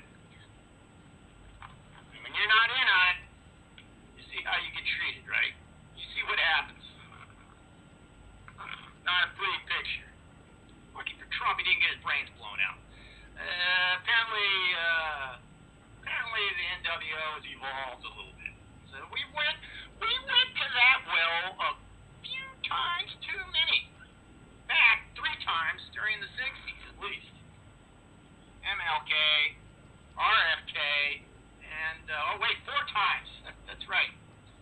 They took out Malcolm X too. Malcolm X, MLK, RFK, JFK. Alphabets sure do like. They seem to hate other alphabets. No 3-letter abbreviations allowed. Swayze Part 2 awards for Boogie Nights. Best toupee, WKRP Reynolds. Best redhead ever, Julianne Take the Cup More. Best Fredo lookalike, John and Mr. Cellophane to U.C. Riley. I love John C. Riley, though. That guy's fucking one of the best comedic actors around. You got Tim and Eric, he's hilarious. Plays that character. It's basically borderline. Well, actually, everybody acts like they're borderline mentally challenged on the Tim and Eric show, but John C. Riley does it very well. It's harder than you think. Apparently, it's harder than you think. Right? Never go full retard. Never go full retard. George Lincoln Rockwell, huh? Was he a provocateur working for the FBI? Probably. Whipping up Nazi hysteria a few decades back. Swayze, some people think Trump got nabbed by the deep state after the speech. There's no accounting for the few hours in between the end of his speech and him telling the protesters to go home. Possible. I do agree with the theory that I think the whole thing was supposed to be way worse. Way worse. For some reason, it just didn't go that way. That's why they had to kill, what's her name? Patriot chick. They had to get some blood somewhere, just so they could claim there was a death count. And then they started making up shit afterwards. The cop who got brained by a fire extinguisher. Whoopsie. And all the others. By the end of it, I think within a week, they were claiming there were 5 or 6 dead. It's just like incredible. It's like, one of the guards, his 89-year-old grandma passed away that weekend. So we'll count it. Count it! Whatever it takes. Ashley Babbitt. Thank you. Oh, Ashley Babbitt. So sad. I think that was fake. I think it was. Wonder. Throwing it out there. I've watched the tape. Doesn't seem like the guy who shoots him is aiming at the spot where the bullet supposedly hit her, which was in the neck. He seemed to be aiming low at her midsection. Bullet hit her in the. I'm just saying, once you go down the whole everything is bullshit conspiracy rabbit hole, it just never ends. You're gonna sit there and say, Jeffrey Epstein didn't actually kill himself. You gotta question yourself. Did Jeffrey Epstein actually die? If they could knock him off, if they could whack him in the middle of a high-security prison, which obviously they did, if they could whack him in a high-security prison and get away with it, then why not take his death in a high-security prison and get away with it? Seems like it would work. I mean, you got that kind of control. It's gonna do shit to you. All you gotta do is make sure you own the local prosecuting attorney, and you can get away with whatever you want. Obviously, that's what happened in Portland and Seattle. That's why the Antifa's running them up. those guys know they've got get out of jail scot-free cards in their back pocket. They can whip out anytime they want. So, yeah. Probably never ends. The whole fucking what you think is completely wrong scenario. It never ends. Putin bringing up Ashley Babbitt was gold, says Astro Walker. Yeah, well, see, that's what happens when people like Biden are used to, talking to compliant powder puff fucking press here in the United States. And somebody is actually armed with just a modicum of truth, just a modicum of reality, right? It's like, oh shit, I didn't think of that. We whacked Ashley Babbitt right in front of everybody. Oops. Fucking all she did was break a window, try to climb through. Like, on those conditions, I think everybody in Portland, Minneapolis, and Seattle, they'd all be dead. Thousands. So that criteria, they'd be mowing them down. Setting up squad automatic weapons, man. Just mowing them down from the windows.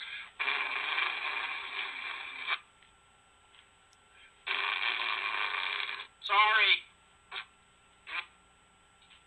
We just gotta come up with our own legal system. We were testing our guns and you happen to be in the way. Sorry. So, federal property, like test our guns by shooting them out the windows. And you were on public land, so sorry. We didn't see you. Please forgive us. You should light off more fireworks. That way we can see you better. Meanwhile, here's a couple more rounds up your ass. Commies.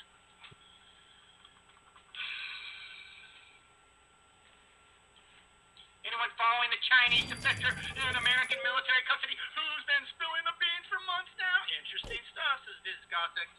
Oh, what a perfect segue, Viz Gothics. Like, partially researched this time. That's right. Non-existent assistants are hard at work. Alright. Apparently Chinese defector's name is Dong Jingwei. Okay? He defected with his daughter. So here's some interesting details that have already come out. First of all, apparently the FBI completely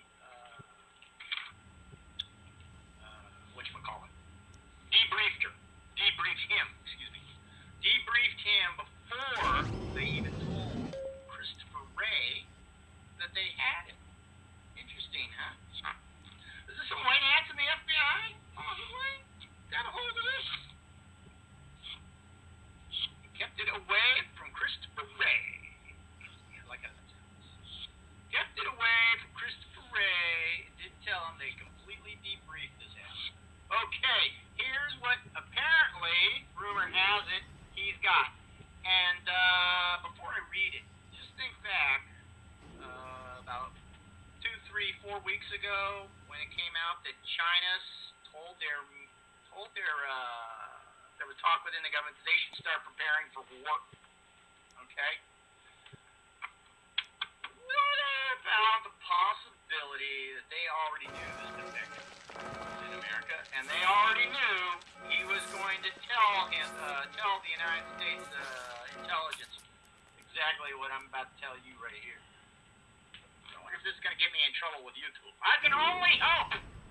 Okay.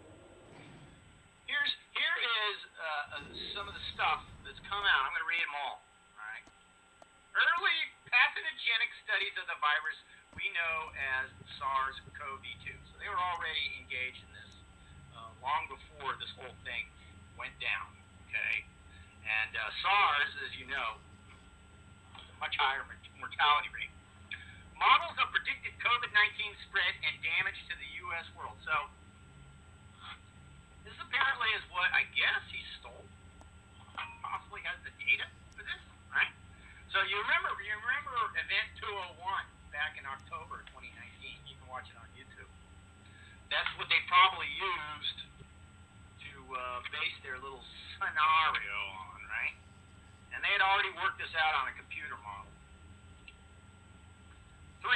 Financial records detailing which exact organizations and governments funded the research on SARS-CoV-2 and other biological warfare research. Okay, am I confusing SARS-CoV-2 as COVID-19? That sounds like I am.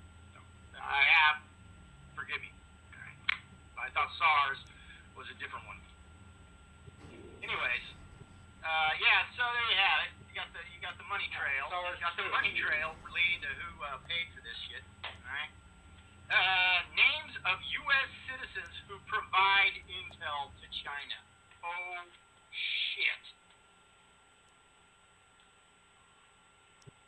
If this is true, and if we had an actual intelligence agency that was on the level, there's some fucking major brown racing streaks in people's underwear in D.C. right now.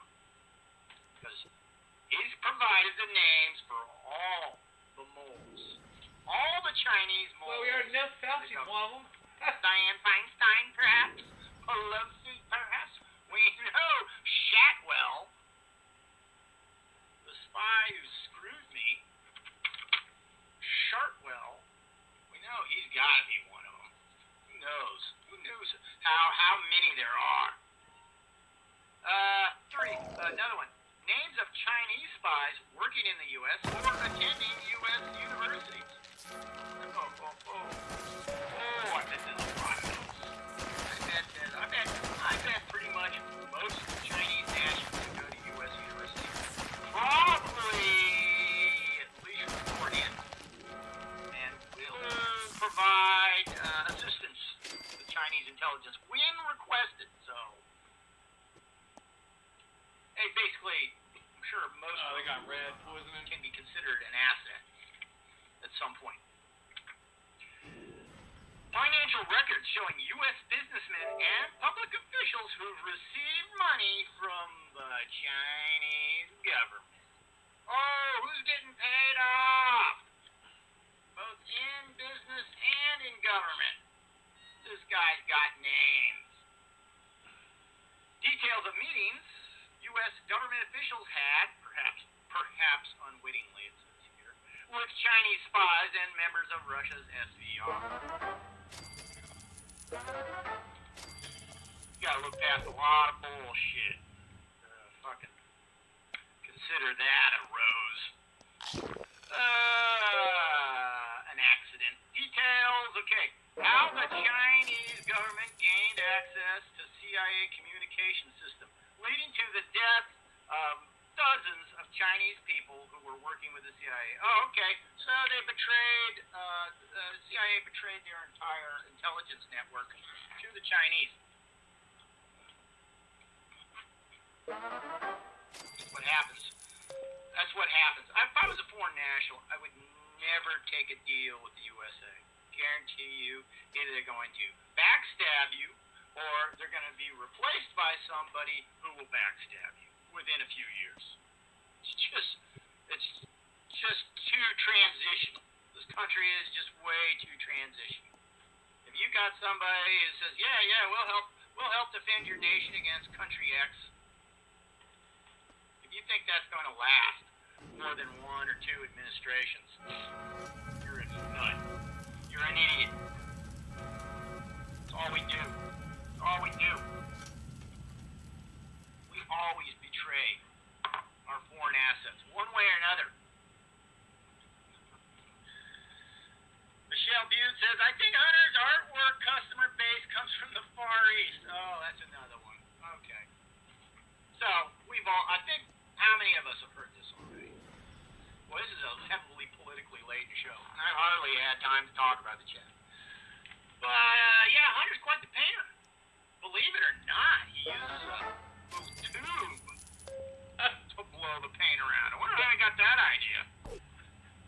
That's what happens when you have so much code that you actually start losing interest in it and start making art with it. Okay? It's like, I'm sorry. My nose is packed. I can't fit any more up there. What am I going to do with this extra gear? Oh, wait, look. My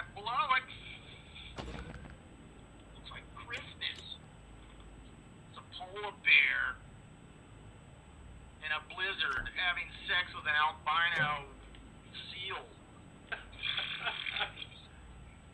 Whatever. So he's getting $500,000 a painting. And, believe it or not, apparently the patrons of his art are allowed to keep their purchases confidential. Because God knows, we don't want to have the reputation as somebody who actually thinks Hunter Biden is an artist whose work is worth $500,000 a picture. Oh, you've got to check out these pictures. Yes, you've got to check them out. The finest artwork I have ever seen. Looks like basically somebody pretty much it. Pretty pulls, different colors. So there you have it. 17 always said it was about book deals. That's for sure. But apparently, art's another great way to launder money, launder payouts. Slizz laundering money in front of people's faces says jar of mail. True. Everything is right in your face. The emperor has no clothes. Right. He's running the last 50 yards. The dick is swinging. The balls are bouncing, flapping everywhere. His ass hairs are all plain to see. Audience is pointing. They're all laughing at the emperor. They're ridiculing him. Doesn't fucking matter. This is the last kick. This is the last 50 yards. Okay? As he gets to the finish line, he doesn't give a fuck who saw his ass and who didn't. Because they're all of Schitt's Creek collectively. So, that's where we're at right now. I'm waiting for Biden to accidentally start taking his clothes off during his speech. Disaster Walker. Well, I don't think it's a real term, but I've used it on this show before and heard it.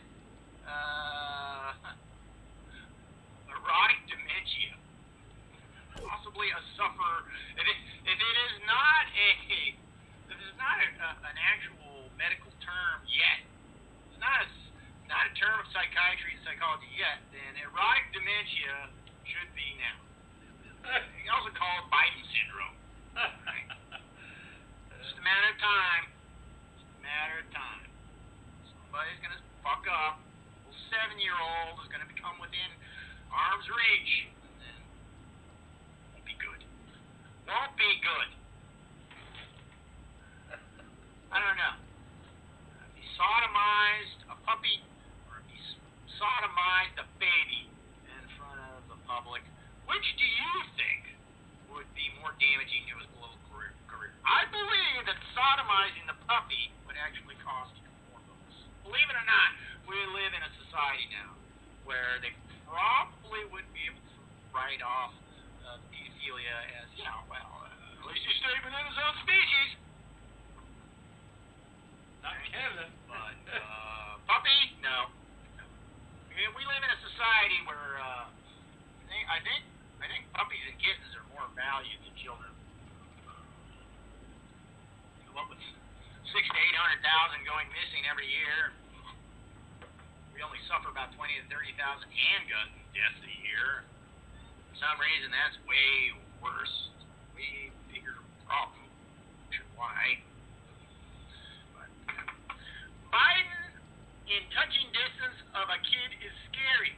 Look at past dirty, sleepy Uncle Joe's, is Vonnie. Everybody's checked out those C-SPAN footage of the photo ops they take there. Where do they take those? They take those at the Senate. See, the people, all those political hacks drag their family onto the stage to get their picture taken with Biden. Mr. Grecian nose, Roman fingers is all over the place with every little kid under the age of, the younger the better. You can't stop sniffing their hair, you can't stop caressing their hair, and he tries to cop side feels. You see him do that, trying to get around. The infamous one is apparently Jeff Sessions brought his family, Well, his granddaughter is an adopted Asian child. Oh, but Joe just couldn't help himself. So, after the pictures, Jeff Sessions was like, took his granddaughter aside and he was adjusting her hair. And Joe comes through and goes, Jeff Sessions slaps his hand out. Get the fuck out of here. Slaps his hand out. Sorry. Forgot where I was. Not in my own house, apparently. Where I can grow all the little children I want. Joe has yellow fever. He has all fevers. He has every fever you can name. Come on. You guys are creative. I got one of the funniest, most intelligent chats in all of YouTube. So it's time to come up with cool nicknames. All his, shall we say, indiscretion diseases seem to be running through his body. Yellow pizza. Oh, Nas. Arkansas-ed? Michelle Butte. Are you talking about Nas, the pop singer from nowhere who suddenly has gone completely satanic, it seems like? That Nas? Did he really? And gay. Was it following? Swayze, you know about the Black Hand, the Serbian military organization founded in 1911? No, I did not. I always thought the Black Hand referred to as the Nosferatu. It's also known as the Nosferatu. I did find out recently that my family, Draculiches, who were in Croatia, were slaughtered, literally to the last person. Apparently there's one. One survived. Over 115 were slaughtered by the infamous Catholic priest, I forgot his name, who used to lead the Ustazi death cults, or whatever you want to call them, into these different towns, call the people out. Hey, come on, get your baptism, get your communion, and slit their throats. So, there you go. I got documented wholesale genocide in my family name. Not committed by my family, but committed against my family. And I can see why. Because little did they knew somewhere, somehow, the DNA would slip out and make its way to the USA, and then it would produce running his fucking mouth all over YouTube.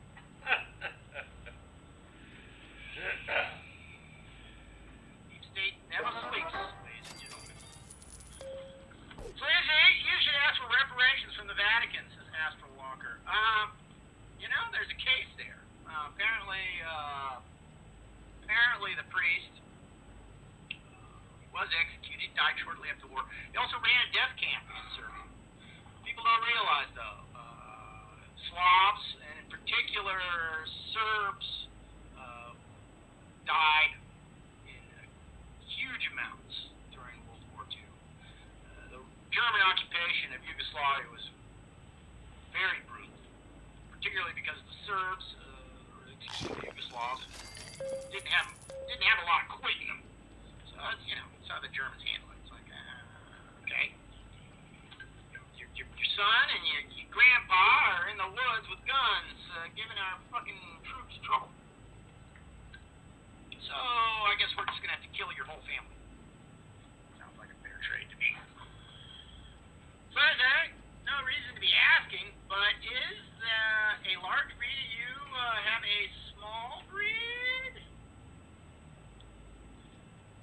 Asking, but is that large breed you have a small breed? Says Monty. Yes. Pomchi. Loudest bark you can pack in a freaking 10-pound body, I think. That's why I got him. Lets me know when customers are at the door. Once in a while, my bell doesn't work, so I got backup. Hemp for victory! George Washington grew hemp. Henry Ford made a car that used 90%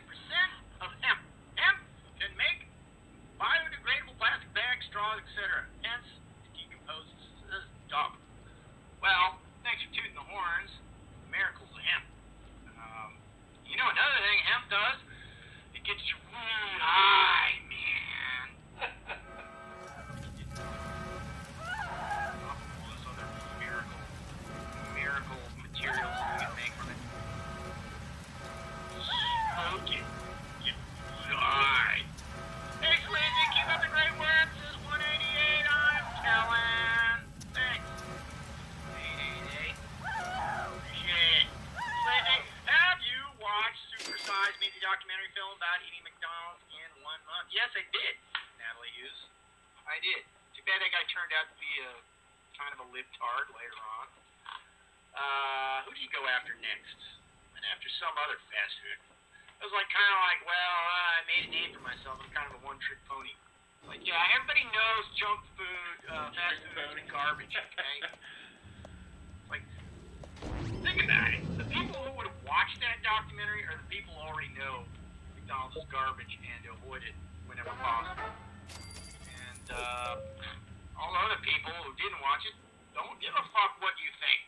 So, you know, you made something that was entertaining so that people can slap themselves on the back.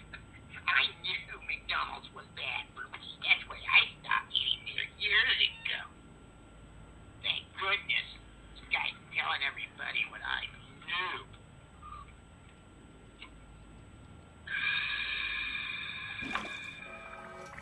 Slade Haley, Sleazy, I got 5G. Now I don't feel so good.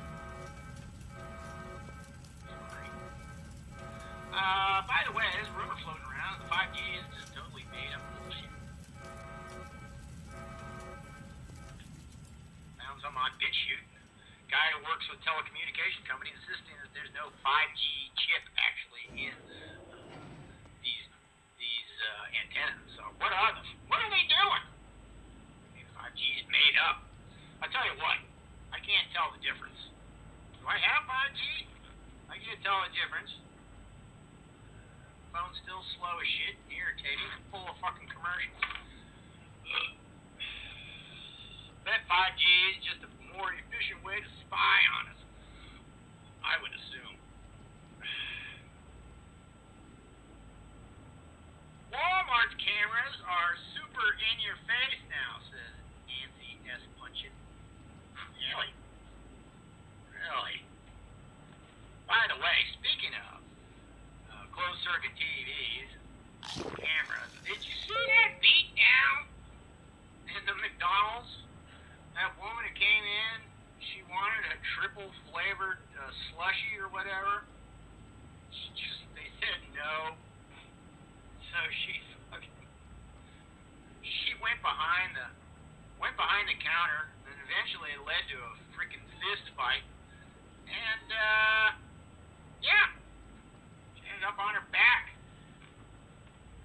getting her face pounded in by some vanilla power. Apparently, maybe you don't always want to bet on black, because this bitch lost hard. Lost hard to an Aryan goddess. Didn't look like it. Kind of overweight. Meh looking. But yeah, hey, she works at McDonald's. Think about it. Most of her lunch breaks are that same crappy food, so. But she used her weight to advantage. Slammed that bitch on her back. Ground and pounded her face. Wonderful. Bitch just brass knuckles. Yeah, I'd have been going to that McDonald's every fucking day, breakfast, lunch, and dinner.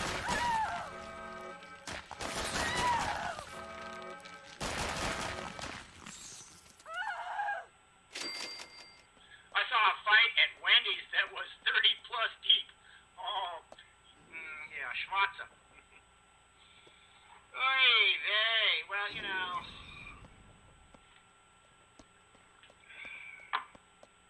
Claim that media stereotypes, but I type in something like, oh, I don't know. I go to YouTube and I just type in, fight breaks out at the mall.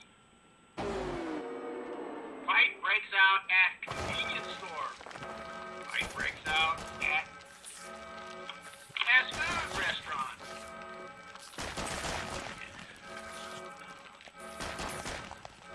I can predict the race based on just the title of the YouTube video alone. Fight breaks out at amusement park. I can predict the race based on whatever. Amazing. They should hire me.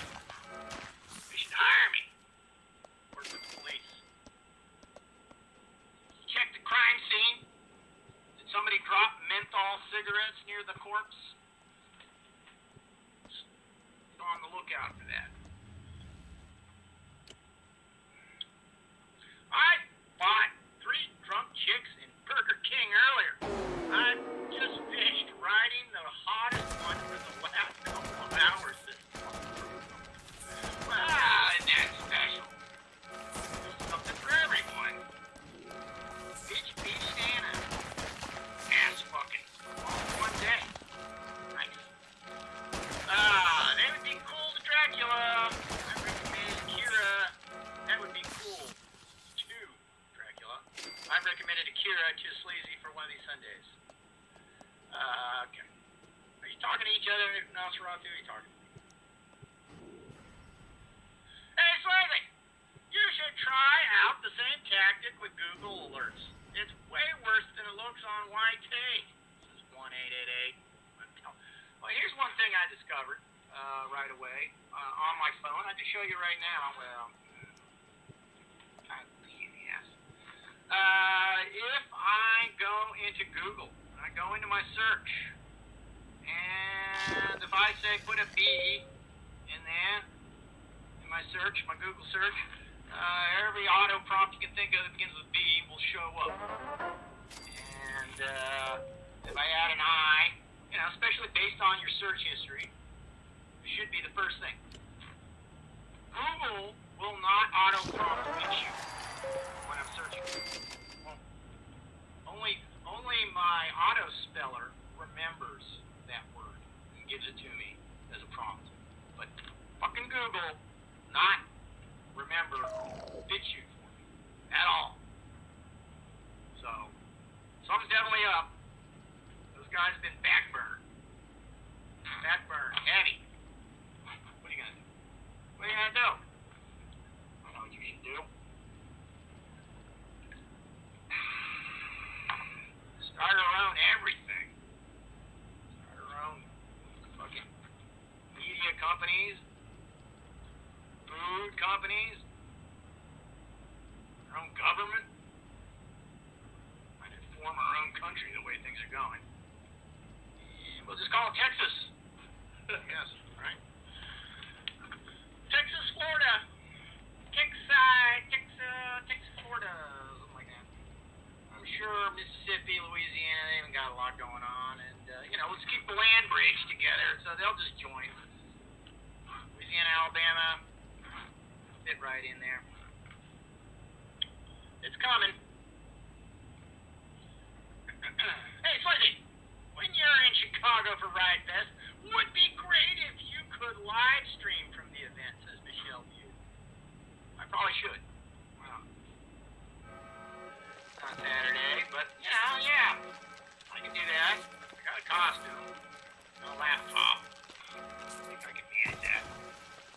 Think you can manage that? Time for the apple brandy. A lot of controversy was kicked up last week as to question of whether I should break the bottle to get to the apple and eat it. Plastic African, the gifter of this wonderful drink, seemed really concerned. Like, I'm a Jim Rose circus show, sideshow freak who's going to eat the glass. Pretty sure I can separate the two. But no, I'm not going to eat the whole apple. Hell no. Just take a little bite. See what it's like. It's kind of gross. He told me it was power-packed liquor.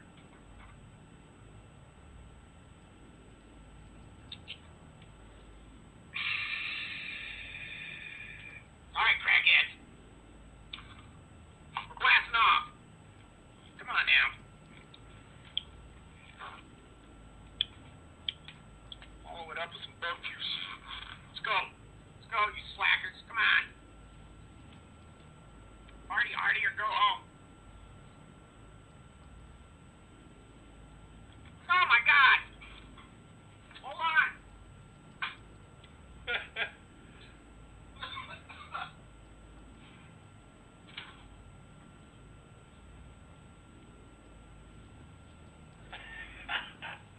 Goes back over his TV. Woo! That was close. I looked up just in time and saw I was down to 3% battery.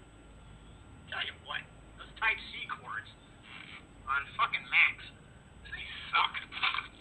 Like, can't you guys make a fucking cord? Well, you know what, I figured it out. I realized why they get pulled out so easily. Because they didn't pull out easily, they locked in there, then your whole fucking electrical port would get ripped out if you tripped over the cord. Everybody does that. Everybody always does that. Anyway, sorry about that. I had to disappear there for close-up crackheads. I noticed the cord was loose. Down at 2%. Coming back. At 3%. Better than Kamala Harris ever did in a primary. Tell you that much.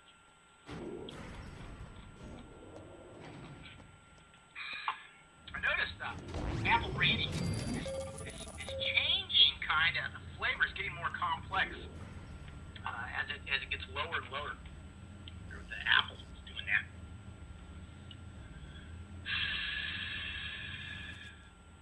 Hey, chat. The awards for tomorrow night's film are already posted on the community page here at Sleazy YouTube, says Michelle Butte. Excellent. Now that we brought the subject up, Michelle, perhaps you are aware of it.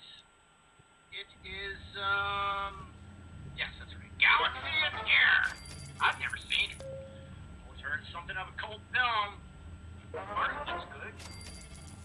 Part of it looks kind of low-budget, loserish, but it's got some shocks in it, and yeah, I kind of gave away one of the key details of the film by my alternate title I had to give it, so as to get under the incredibly complex and stringent Twitch copyright issues, which for some reason allowed me to run every garbage pile of a bomb, big budget studio film that's ever been made.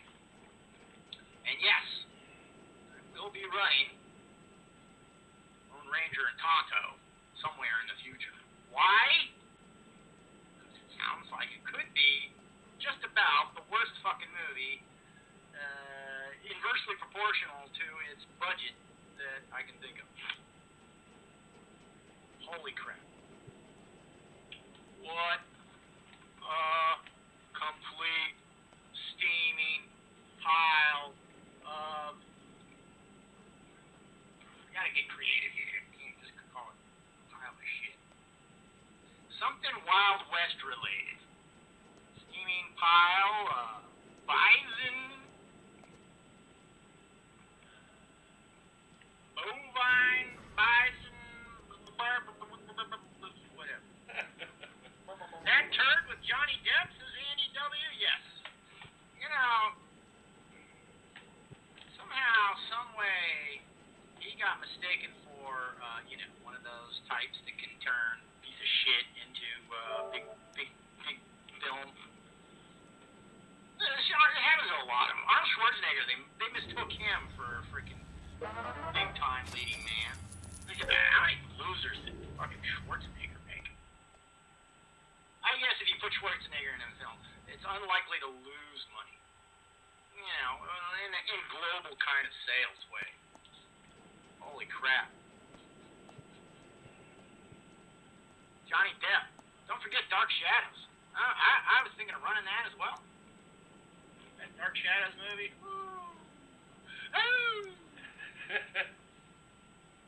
Done quite a few. If it wasn't for the freaking Pirates of the Caribbean, yeah, the guy's got basically a trail of stinkers behind him. Only Edward Scissorhands is the anomaly. That trail of bovine excrement. Dark Shadows stank on toast, says Manny Lamont. I'm telling you, man. Now, here's the thing. I wanted to give it a chance. I remembered from my childhood. Remember I told you about the kid who lived behind me? Bernie Botnick. He loved Dark Shadows. We're gonna watch Dark Shadows in my house. You wanna watch it? No. Thank you very much. We'll do wholesome, healthy little boy things. Right? And light firecrackers in the creek and kill small animals. You go watch Dark Shadows. Good God. Nothing ever happened on that show. Ever. So then what they did, they turned into a movie? Really? Seriously? Somebody bought that franchise. Fucking movie? Johnny Depp was the wolf from the woods. Okay, Johnny Depp in, here's a film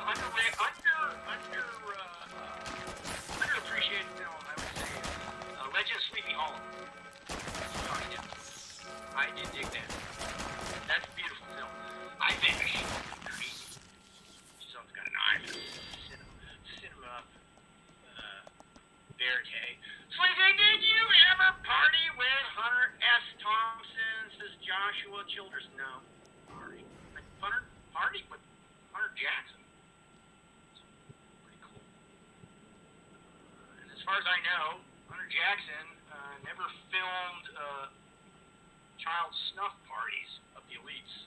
So I feel much better about hanging out with Hunter Jackson. What the hell was going on with Depp and that chick and his wine habit? Haven't read Check Out Line Tabloid in a while, says Scrota Xerox. Oh, you talking about Amber Heard? This is the only thing you need to know about the Amber Heard versus Johnny Depp case. And that's the fact that she's shitting his dad. And she still won. And she still kept her job, more or less, for a while, with Disney. When Disney fucking flushed him. Holy shit. How many people are gonna go and see Amber Heard? Amber fucking Heard in a movie. I have a hard time visualizing Amber Heard because she's so forgettable. So fucking forgettable. Give me a fucking break. Amber Heard. Even the name has got me half asleep. And they stayed with her. Disney put their fucking money with her, and they fucking threw Johnny Depp under the bus. They basically threw their Pirates of the Caribbean franchise under the bus. I can tell you folks, get woke, go broke, that's bullshit. I'm telling you, it's bullshit. There's a lot more complex things at play than worrying about losing a few mil on a movie. They don't give a fuck about that. They don't give a fuck about that. Lose money on a movie for Disney? That's fucking pocket change for them. When they're trying to control a major part of the Chinese entertainment business, be a major player there, just 2 amusement parks alone in China would probably keep Disney a top 10 or 20 Fortune 500 company forever.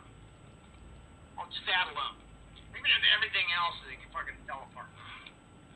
Just their amusement parks. So, you know, if Winnie the Pooh tells them, you know, you need to push more woman power. Because we like it. We think very important message for you to put in your movie. So you do it now. Sorry. It's not meant to be a derogatory ethnic stereotype. Chinese person. That's more of a Vietnamese kind of flavor. I lived there in 64, so I spent a few years around the people. What happens in California can spread to other parts of America, Lindsay. Yeah, that's what it is. It's here in Chesapeake. It's here in Virginia. The state's been blue now for a while. It used to be solid. It used to be a solid red. I know it's still red. But once they get their ground game on controlling voter integrity in a specific state, you get the Secretary of State, that's important. Buy that. And you get key district attorneys in areas so that you know you can rig this shit and know they won't be prosecuted. People on the teams won't be prosecuted. Then you can start rigging that shit, man. All you gotta do, it's like, watch how the election's going, figure out how many thousands of votes you're gonna need to make the comeback, put them in the computer, and then put the order out. Be sure and insert another 80,000 fucking, another 80, 90,000 votes, please. Call the printer. Quick. Put those bitches out. Put them on the Amazon truck. The delivery to our voting precinct there in Chesterfield. Spam a Gale hamburger somehow miraculously win in a county that went 65-35 Trump, but get reelected even though she voted twice twice to impeach him. Makes perfect sense. Yeah. Everybody down ballot voting all across the country, and we're gonna put Spamagale Hamburger back in office, even though she voted to impeach twice in a 65-35 Trump county. Yeah. Fuck. Let's see here. By God, I better not see you guys getting involved in politics and becoming precinct captains and whatnot. Alright? Why don't you watch some disrespectful athletes kneel during the national anthem instead? It's entertaining, isn't it? Alright.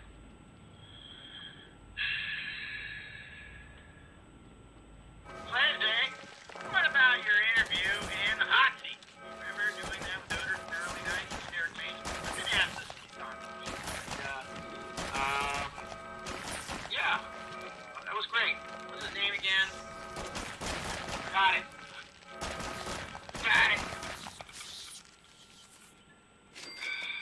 Don't need it on the chat, but he was great. He knew the whole thing was a work, and we met backstage before the show and brainstormed on some work, you know, some gimmicks. And he loved them. We loved him. And what's not to love about him? That man fathered Rebecca De Mornay, a hottie boom body who had sex with Tom Cruise in Risky Business. Okay? So, that alone, the man is golden forever. AZ will go to Trump. Cockroaches will start scattering, says Gary Davis. We can hope. We can hope, can't we? No, it wasn't Joan Rivers there, Sergio. It was,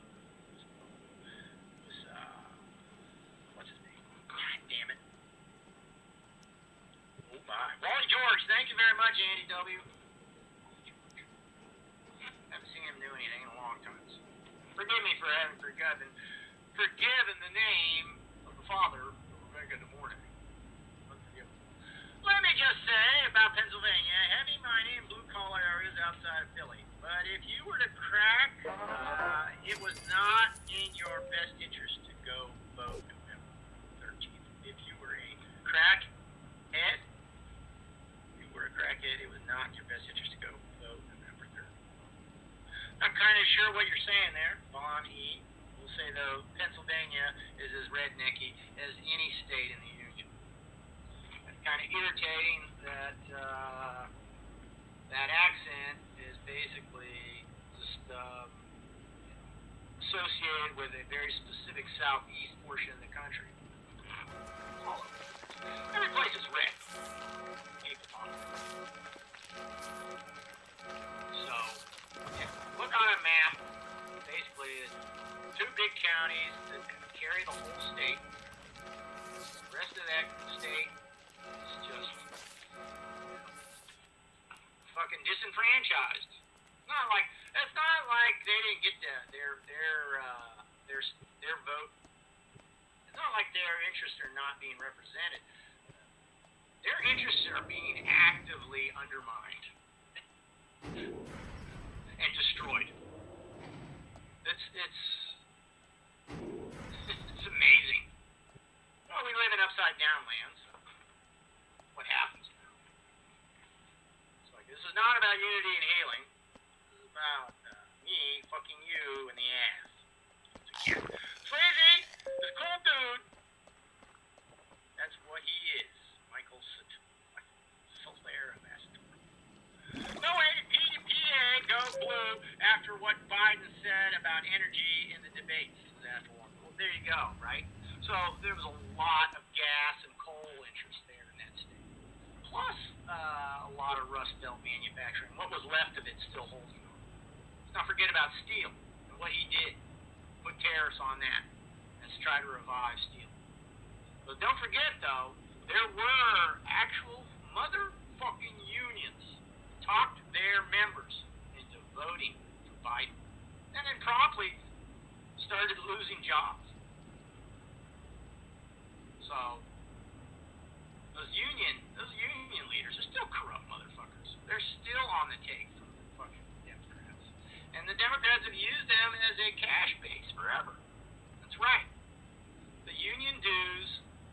out of union members are often used by the union to contribute to specific single parties in elections. So in other words, if you don't have particular interest in voting Democrat, you can't stop your union from giving money to Democratic candidates. It's fucked up. It's fucked up, and there's nothing you can do about it. Nothing. You either lose your job once you're kicked out of the union, or you can go along with it. I remember seeing all those thousands of people at the Trump rallies in PA, and Joe Biden maybe getting a few dozen magic. God, do we have to even talk about Biden's lack of turnout and enthusiasm that entire... They knew that, though. It didn't matter. It was like, you could tell, that's how you knew the fix was in, because they knew they wouldn't even have to try. I mean, seriously. If you thought there was a chance that you would lose that election, you'd be kicking his ass out in front of people every chance. Every chance you had. Of course, that was why the fucking COVID-19 thing was another byproduct of it. So they gave him perfect cover, excuse not to have to do it. Electioneering. So, it was an accident. COVID-19 got out. It was a lab leak.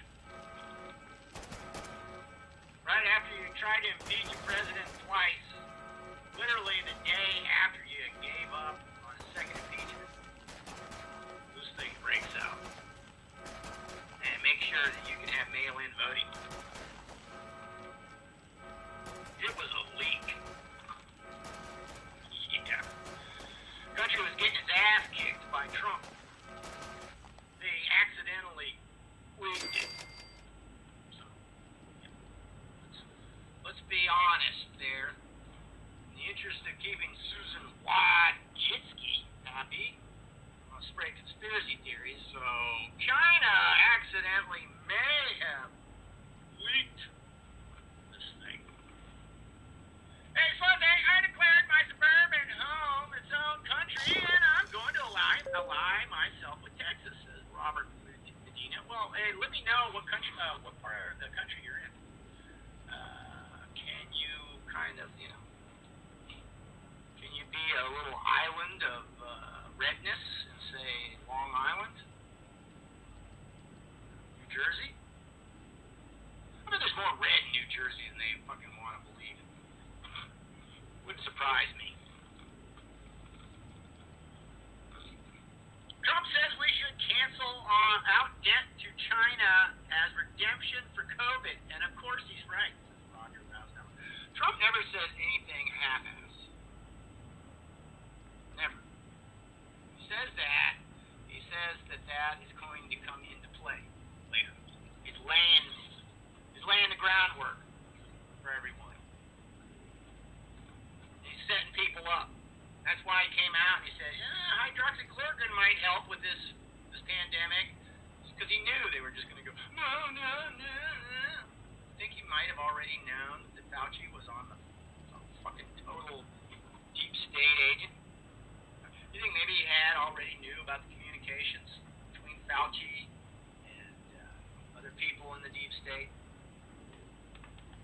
Really?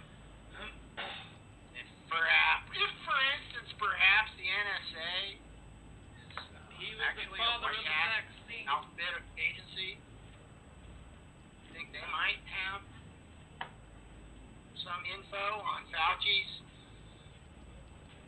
actual communications? Set it all up. That's the thing. It's like we expected him to, like I said, come riding in, B-8 Baracus in a fucking Huey helicopter with the military to save the day. It wouldn't have worked. It would not have worked. We're going to have to, this is it, folks. This is that part in the movie. Every Disney movie has it. Where the kid has been playing out of his mind basketball or something.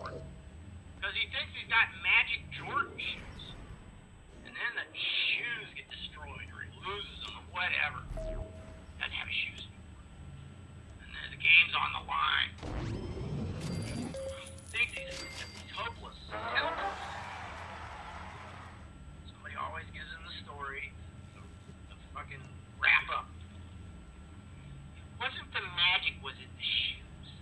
The magic was in you all along. So there you go, MAGA. We have to do this ourselves. We're gonna have to do this ourselves. Then we can parade Trumpy's ass back down PA Avenue in a caravan, old-fashioned style. Feathers. All these people around him, feathering him as he goes by. He'll be reclined position in the caravan, eating grapes. Hey, let's change it. Let's change it up. They want to change the flag? Okay, great. Lord Emperor Trump, first the presidency. Comes back, we're making him Lord Emperor. Alright? It's gonna be great. And, he can stay Lord Emperor as long as he wants. If he dies, yeah.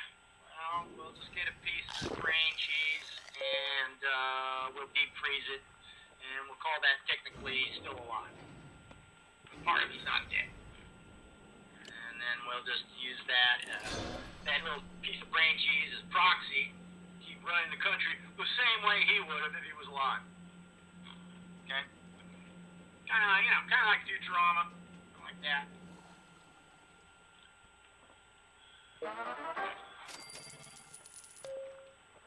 Praise be to Lord Jesus.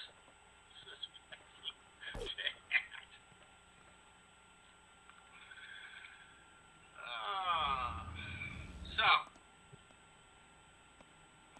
I watched a iPod documentary. It was incredible. It was about the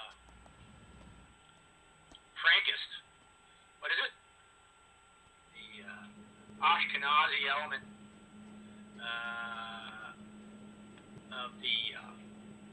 of the Zionist movement and its involvement with the Masonic orders. And Trump's part of it. so the missing detail I didn't know about that there is a argument between the Orthodox Jews and the Ashkenazi, or shall we say, the non-diaspora Jews, about whether Israel, the establishment of Israel, is a violation of the covenant with God.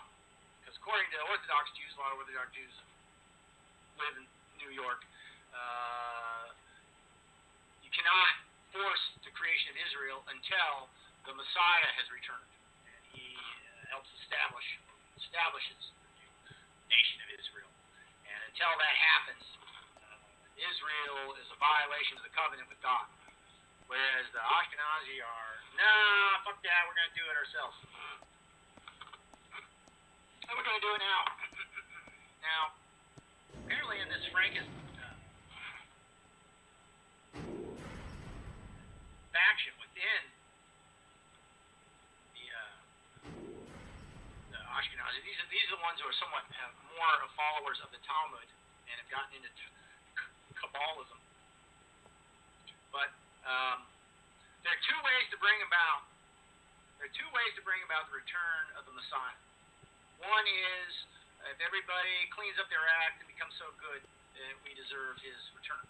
And the other is everybody goes completely asshole-ish, off the deep end, crazy, fucked up, demonic, that the world is so messed up that the Messiah is forced to come back, I guess, to lay waste to the fucking mess that the earth has become at the time. So that's their angle. They're trying to force essentially the entire world into throes of depravity so deep that it forces the Messiah to return. Isn't that weird? So they can play it both ways, I guess.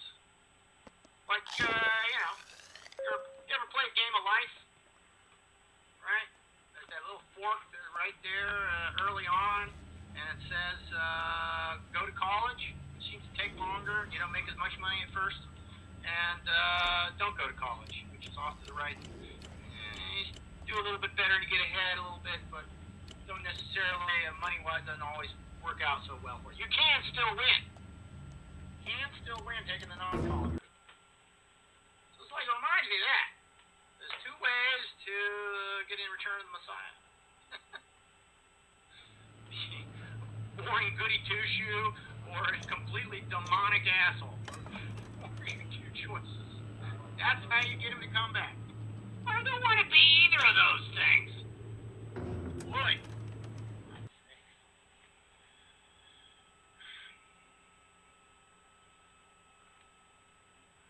I just dropped a deuce 10 minutes ago. Must have dropped at least a pound. Well, there's Dub taking us off these deep but boring metaphysical conversations. Sometimes I force upon my eye. I do apologize. So let's all turn our attention to Dub's. Well done. Well done. I'm trying to think of something that rhymes with dub. Has an equal implication. Apparently, I'm just not as sharp as I usually am. Hey, Fuzzy, have you seen the documentary, Buck Breaking? You will laugh, says Malvo Gladraklia. Okay. I probably will. Buck Breaking, huh? It could be a lot of things. Bestiality is one of them.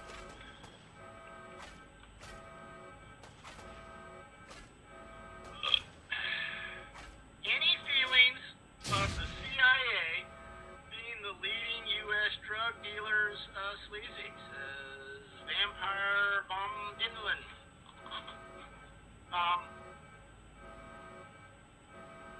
More or less, yeah. More or less, yeah. They probably set up the chain shipment, how it gets distributed, and where the majority of the funds goes, made from it. Like I said before, the CIA learned to do this a long time ago because they would be sent into countries and they'd be expected to perform miracles with no budget. And traditionally, when we had something of a government that actually had a conscience, there was some concern about supporting proxy wars, dirty tricks, insurrections, assassinations, other NGO type activity. So, it was hard to receive funding for that sort of thing, right? So the CIA learned early on one of the great ways to create your own slush funds is to get into the local drug dealing market. Usually just shipping the drugs out of the region or shipping something else in. Whatever that is. Cash, it could be guns. They did it over and over. Whatever region the CIA happened to be emphasizing at the time, miraculously, those particular drugs would really become popular in America at the time. During the Vietnam War, and heroin here takes off. That's interesting. CIA seems to be around the Golden Triangle. In the 70s, we got some new round of basically more or less banana republic wars we're involved in. Counterinsurgencies that we're fighting in Central America, and cocaine takes off in the United States. It's the hottest drug, everybody's doing it. High Times even publishing articles saying it's not addictive. Just to make sure the recreational drug got well entrenched in our society. Let's get some people to spread the word that it's not addictive. And then once again we go back to Afghanistan, and lo and behold, heroin is making a huge comeback. All over the world, but in particular the United States.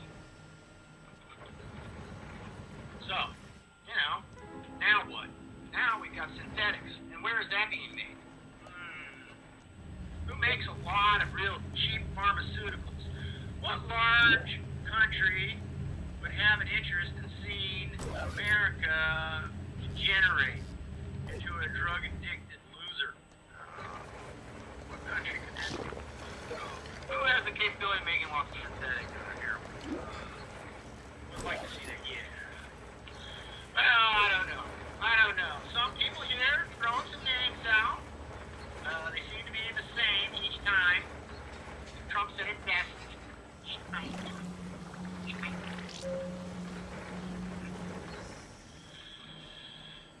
Definitely Uzbekistan, says Astro Walker. Well, hey.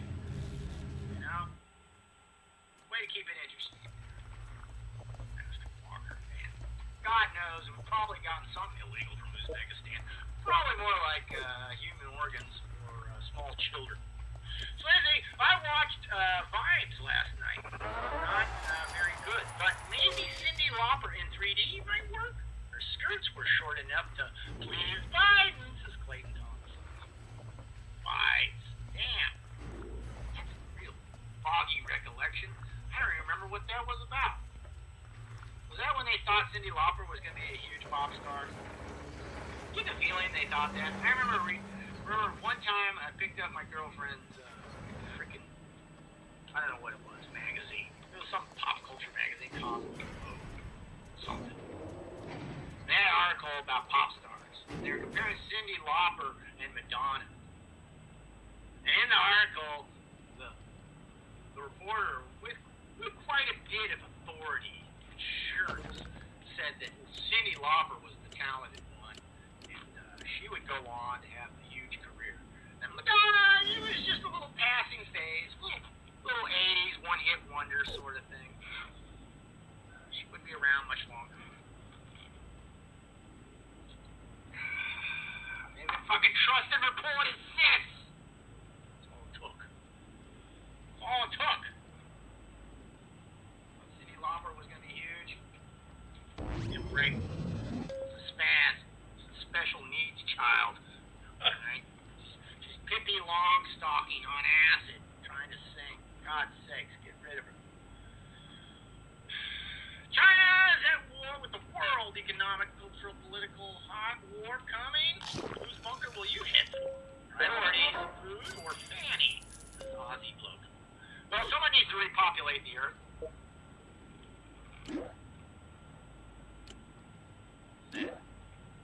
What's the name of that character?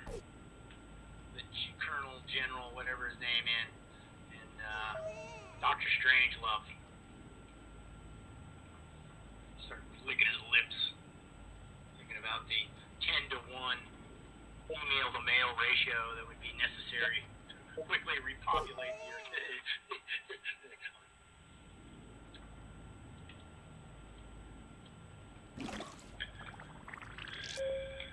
I tell you, just dig a hole. All you need. Make sure it's not in the city. 1 megaton device. Excavate down like 100 feet. So, you ain't surviving that. Best character name in Doctor Strangelove, Buck Turgidson. Thank you, Henry Bemis. That was the name of the character. Buck Turgidson was played by George C. Scott. He was the perv.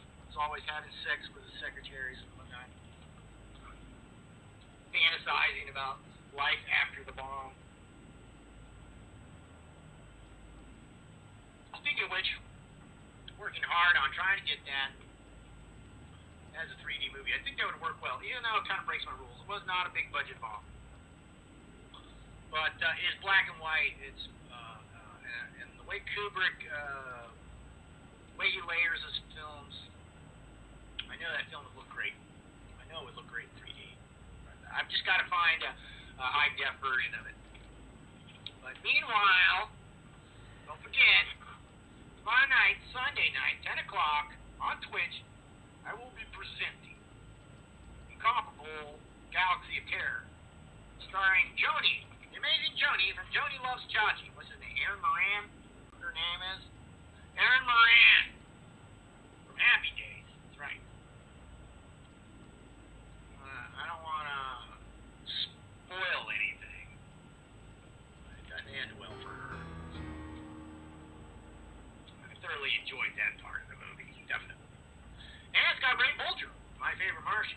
So it's, it's chock full of washed up 70s sitcom stars. Galaxy of Terror, also known as Joni Loves Paycheck. Well, actors. She has to do something to show she can work out. Sitcom. That's what you gotta do. Right? Adrienne Barbeau's.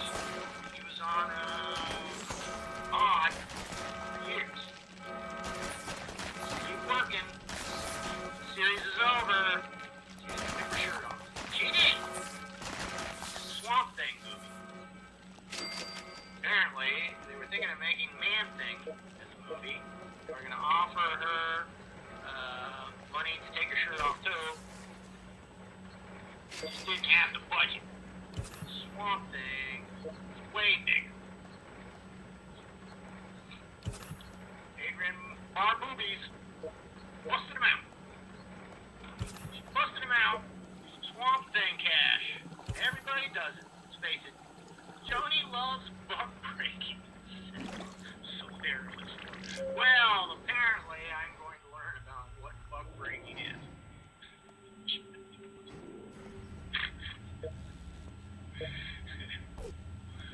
Adrienne was hot back in the day. Yeah, I was on the other show the other day. She's no Dana Plato, says Vampire Funk. Oh, everybody on that show, man, seemed like they ran into some hard times. Heard some of the horror stories. What's happening to these child stars is slowly leaking out. It's slowly leaking out. Like the producers semen from their rectum.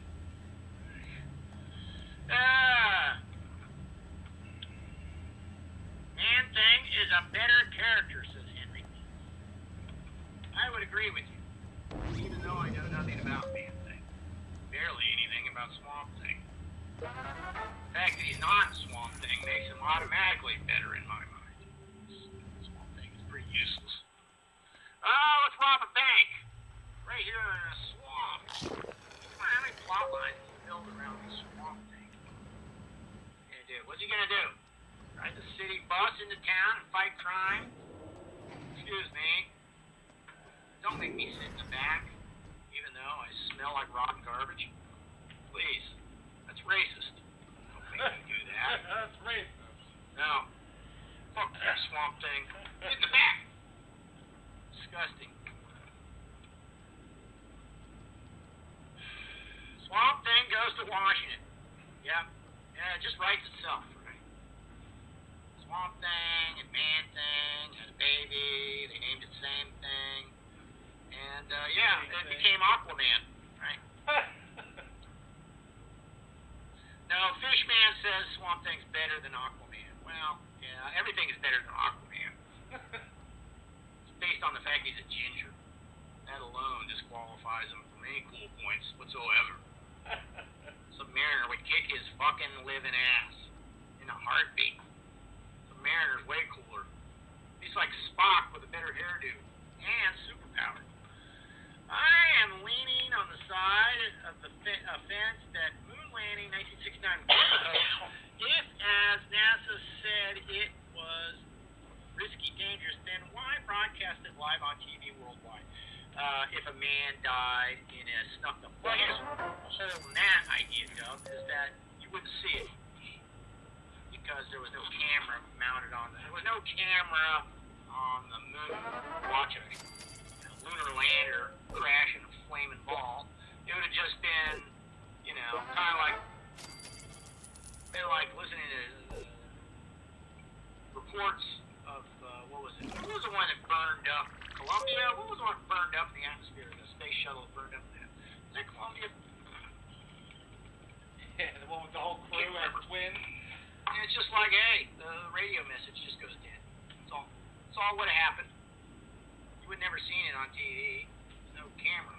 And no, I know that you can see the later on when the lunar lander takes off. They left the remote camera pointed at the lander.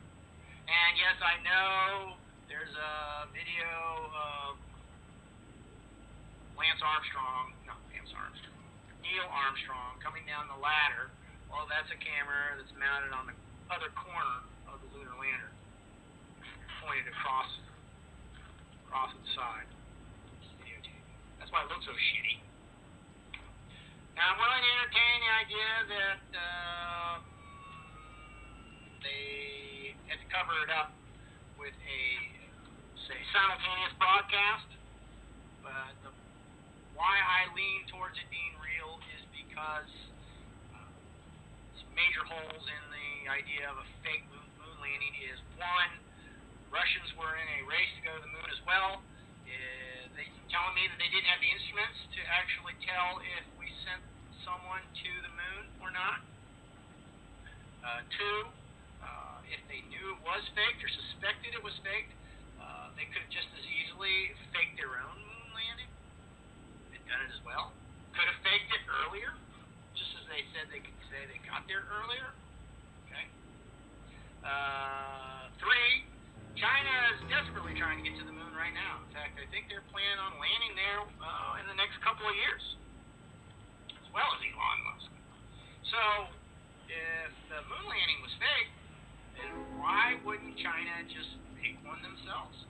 You can't call bullshit on them, because you faked it too. So you'd have to sit there and go along with it quietly.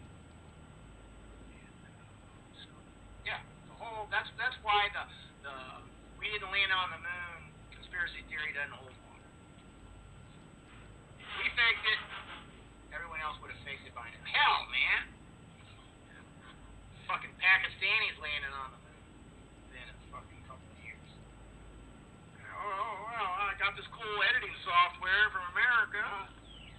Picked up this cool camera from Japan. Got some dryer duct. We can make that into space suits. And some cardboard boxes and a lot of tin foil. So, let's get in on this game. Everybody's faking it. Make it till you make it, baby. Patrice O'Neill had a great bit about men and women in relationships and how women will usually remain faithful regardless, while men look at a homeless woman covered in garbage as an option.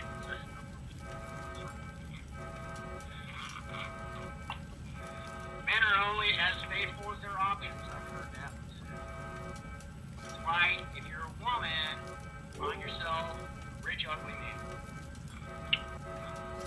That's the best way to go. Never be disappointed. Find that rich, ugly man and marry his ass. Next question. Pakistanis on the moon? How do they bow to the east 5 times a day, and which way is east? That's a good question. Now, in relationship to, would you bow east in relationship to the sun? I guess that would still be, you'd still have a northern orientation and a southern orientation, and so right would be east, and you're in a northern orientation on the moon, which there is, and that's the way you would pray. So, problem solved. Your attempt to Islama confuse the Pakistani astronauts didn't work. So they fake it. Sure. Bow to the right. East is up. No, Visigoth. East is right. North is up. It isn't, if you're oriented towards the northern pole, whatever sphere you're on. East is right. Do you like Disney trivia? I've never played it, but I love trivia. It sounds like I do when you hear me drivel on about, unnecessarily, about all kinds of subjects. So yes, I'm a big Trivial Pursuit player. Quite insufferable.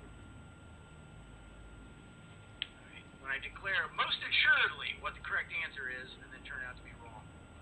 Everybody knows that.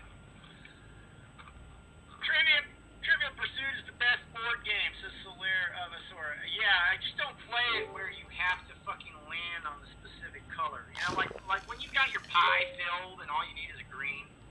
And the way you're supposed to play it is you got to sit there and,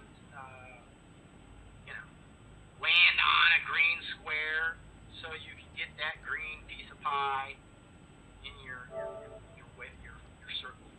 Like, fuck that. We just go, look, so you land on any color, you get to answer questions, and whatever's left, whatever's missing, you get to answer the question right. Because otherwise, you have to go on for fucking eons. Who wants to play that game for eons? Trivial Pursuit fans, like myself. Imagine if they treated potentially infecting someone with herpes with the same concern they treated potentially spreading COVID. Herpes can cause cancer. Isn't cancer bad? Fishy fish. I thought venereal wart, or shall we say papilloma virus, was the one that could lead to cancer, especially on women, and that's why they worked on a vaccine for that, which turned out to be highly dangerous as well. Apparently, a lot of side effects on that. But someone brought up the fact that there were things that were enacted during this disease that have never been enacted on any other plague in human history. It's unprecedented, and it wasn't nearly as dangerous as some of these previous diseases. This thing didn't hold a candle to the Spanish. 1918 flu killed how many people in the United States alone? I think it was millions. And the country wasn't nearly as populated. So everybody got a fucking it was bring out your dead, clang. It was that bad. And those masks didn't work then either. They figured it out way back then. Masks didn't work. They couldn't stop a virus. Your mask is for keeping sick people's spittle in. That's it. Protect you from jack shit.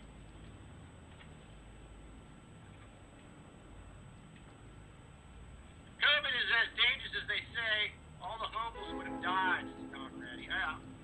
Myself on previous episodes and others discussed this lack of easy access to hygiene, hospitals, healthcare, doctors, exposure to many other people who are similarly,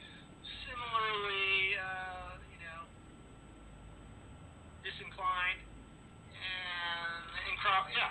Oh, come on, they're passing bottles back and forth for crying out loud. You know it. They're all in circles, hitting the same pipe, same bottle of Mad Dog. They should be piled up like cordwood wood in every fucking major city. Where are all the dead in the homeless camps in L.A.? They just cleaned out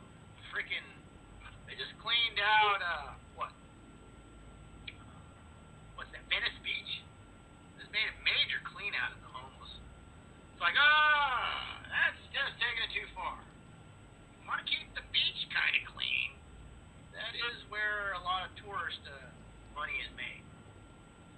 But you homeless, fine, you gotta go back, go into the highway underpass, live there like you used to. Why wasn't there literally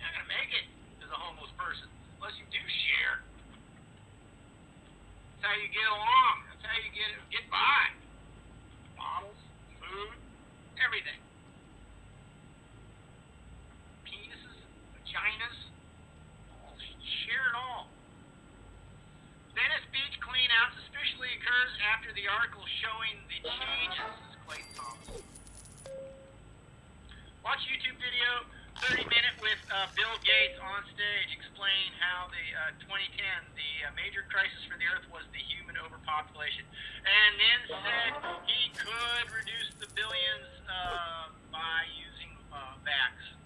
Interesting. Yeah.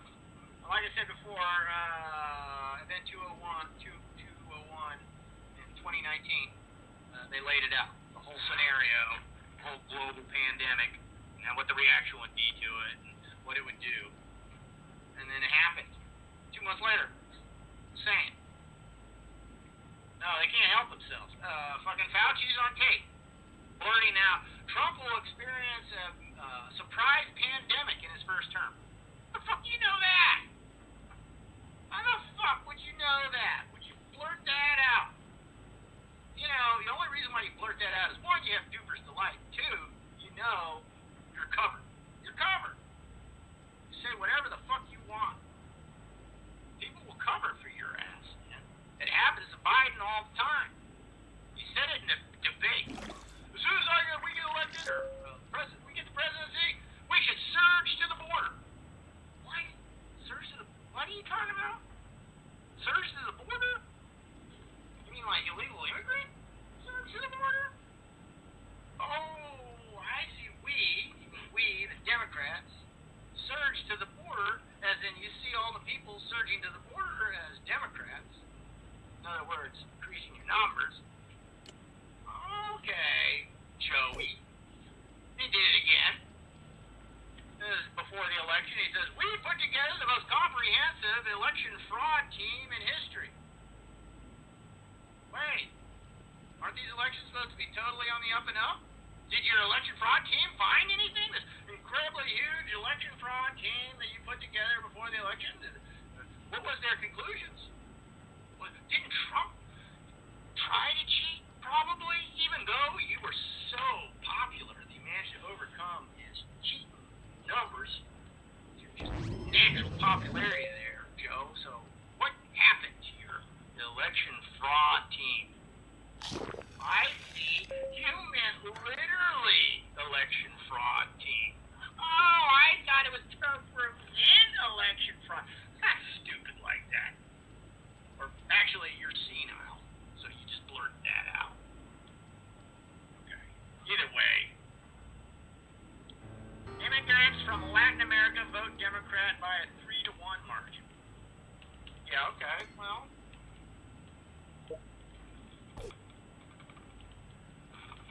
The fact that the Republicans are getting even one means that there's some based criminals out there who know it's probably better to vote for a man than a senile Botox zombie. Did you notice how Biden appeared to be quite taller than Putin? I think he was wearing platform shoes, says Michelle View. Well, Putin isn't that tall. Putin's 5'8", kind of average height for a man, for a male. I still put my money in Putin kicking his fucking ass. Verbal, mental, physical, any fucking contest you want. If a monkey was on your back, would you spank it or beat it off?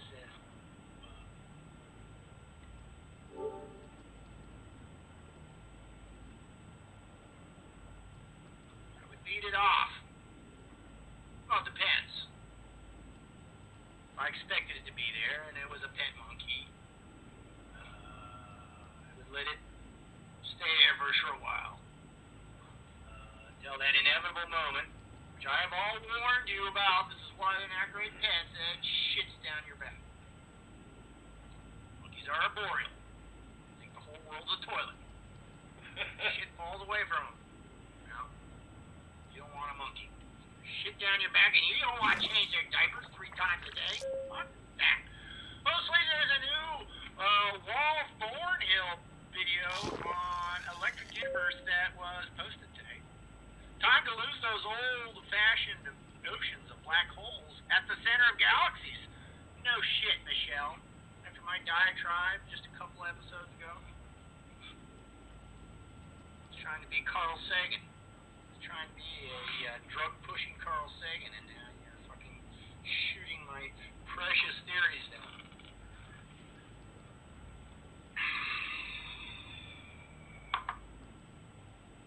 Really? Could be. Electric universe. I'll have to look at that. Has it been to the center of a galaxy? I doubt it. And he'd get stretched like a piece of spaghetti. Straight down the drain. And then what clever fucking observation would he make?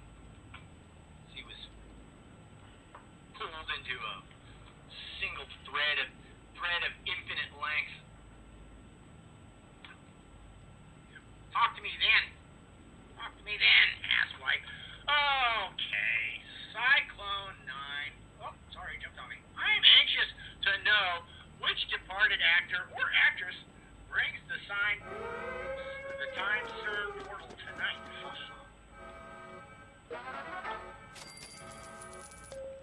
Think about that.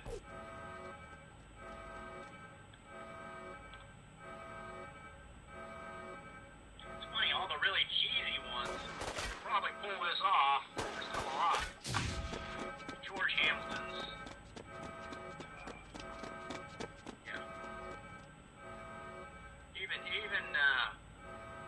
Even Shatner's still alive.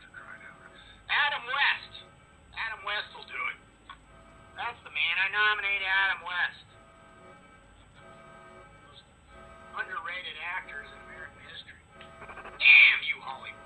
Why did you have to take these guys, give them one good role for a few seasons, and then throw their entire career away? Oh, he's typecast. I'm sorry, you're Batman. You can't do Batman. Batman. Permanently, completely off our list.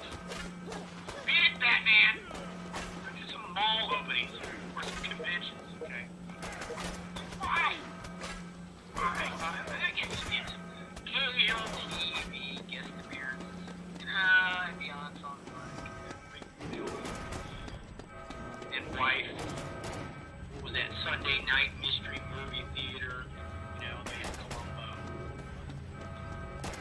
Throw in people like Shatner and Adam West. They always play the pretentious, elitist murderer. Thinks they're gonna get away with it because there's so much awesome around. Columbo. Getting out the door one last time. Remember you saying something about... Could you remember my question? They'd always act so irritated with him. What do you think, Columbo?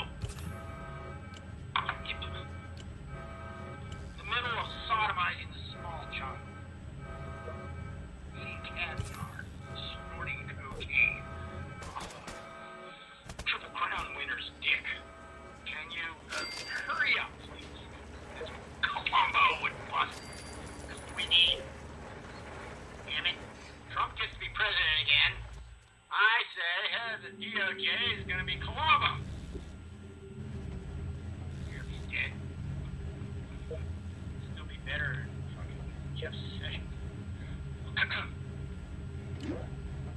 Leonard Nimoy was also fond of drinking. Did I miss some? Adam West will always be in my underwear drawer. Seriously, Adam West married John Lear's first wife. Shit. You ever hear the John Lear UFO stories? That was when I first heard about the Zeta Reticuli Greys dissolving soft tissue in hydrogen peroxide and spreading it on their bodies like suntan oil. That's how they ate. It's like, gee, Greys, they don't seem to have any kind of really digestive tract, actual mouth and esophagus. How do they absorb nutrition? Take your anus, boil it down some hydrogen peroxide, make a big, nice tub of goo, and carry it in their backpack whenever they visit Earth, so they can rub it all over their bodies. That's why abductees say they stink.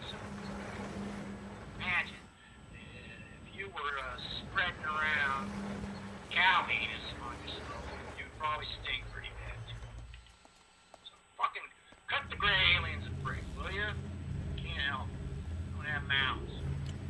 That's red cow anus.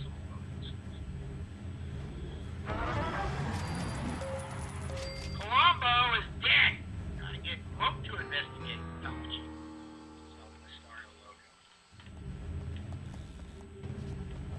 Actually, you realize there's tons of people who could do it if they weren't on the take. That's why we know Colombo would never be on the take. But then again, he'd never be head of the Department of Justice. He is fictional. Not because he's fictional. It's because he's incorruptible. Damn, Sleazy, you make me feel old, LOL. Matthew L. Goodwine. Bringing up all these old 70s era detectives. Man, they overdid the detective genre in the 70s, didn't they? Oh, it was so many. McMillan and White, Colombo, Cannon, Mannix, Barnaby Jones. I can't even name anymore. Brain shut down. There's a ton more of them. They went through them. Oh, they had tons of them. They'd cancel them by the ton every season, too. Half of them wouldn't make it. Starsky and Hutch, Ironside. You gotta love Ironside. Or else with a guy in a wheelchair run down a spry young black man who had just stolen a car. Come back here, you driver. Cannon. Eating a frickin' bucket of chicken as he's chasing after some. Yeah, we believed it. Believed it. We didn't know how much TV lied to us back then. Even the fictional stuff was more believable.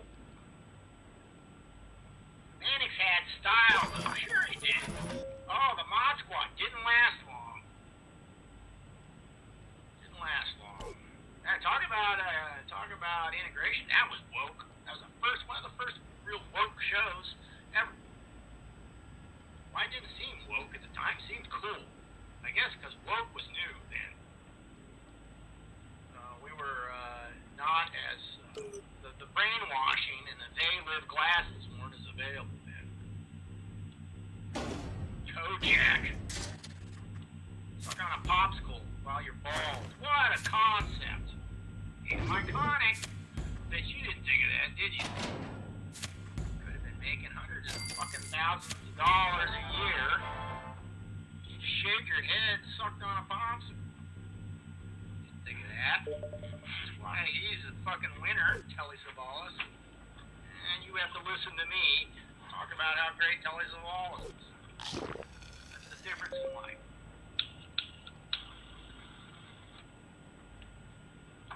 You make sense of it. You make sense of it. I can't. Lollipops and bald heads are very popular. Who knew? I learned she hung Ding name from the thing. What? I learned a show hung Ding name from a thing in 2014 where China said they would, oh no, bounced on me.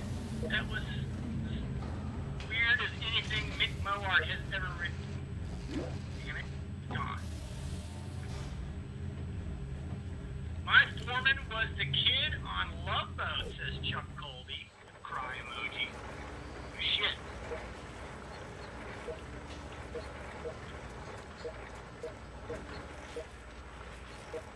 Kid on Love Boat was a girl, wasn't she? They introduced her later character. I can't remember her name. What that was all about. The hell's a kid going on a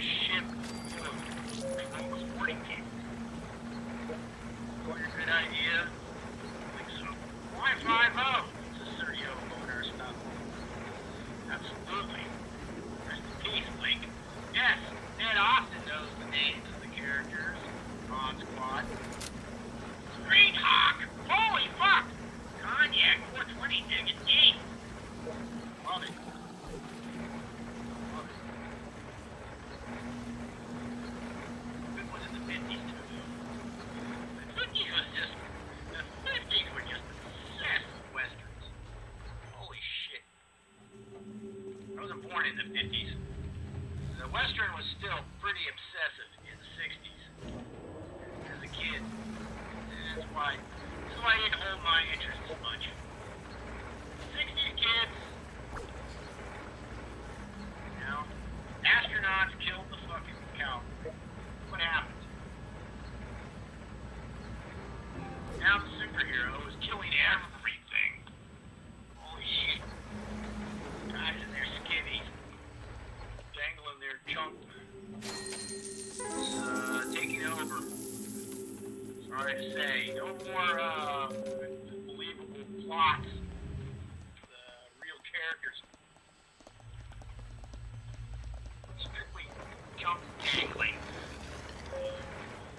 Least amount of dialogue possible so that it'll play well in foreign markets.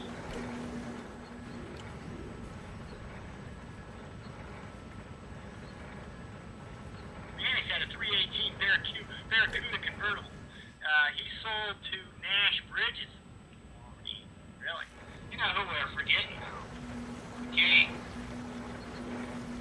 Rockford Files. Hell, he was so cool, they named a driving maneuver after him. Rockford. Throw it in reverse, hit the brakes, spin the freaking wheel hard left, and throw the transmission in and drive. All while rolling. Rockford. Did it in the show. At the opening, every fucking time. That's what I would do. Sit there and be flicking through the channels, and I'd watch the opening of Rockford Files just to see him do that. And then I'd go watch something that was actually entertaining. I hated detective shows for the most part. Boring. Mod Squad was awesome. Wasn't really woke sleazy. It was just good character writing. Their race only mattered when the black guy had to infiltrate black games. Did he actually do that? Because when I was a kid, I wouldn't watch it. Here, hey man, there's only 3 channels. You know? You had to, you couldn't watch multiple things. That's why I never saw any episodes of certain shows, because they were going up against something I loved. Right? It's like, yeah, Mod Squad's cool, but I'm a little kid, so I like the Partridge Family better. So, kind of miss the Mod Squad. But let me guess, he had to infiltrate some sort of Black Panther-ish type black militant gang. Getting to be a deep intellectual argument. Oh man. Only way to fight this kind of racism is peacefully. Whatever.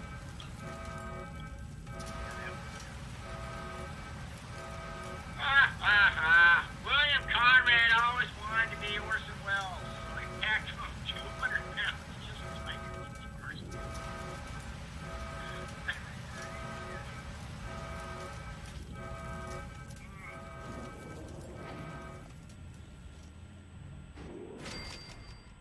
You both have that same air of pretentiousness.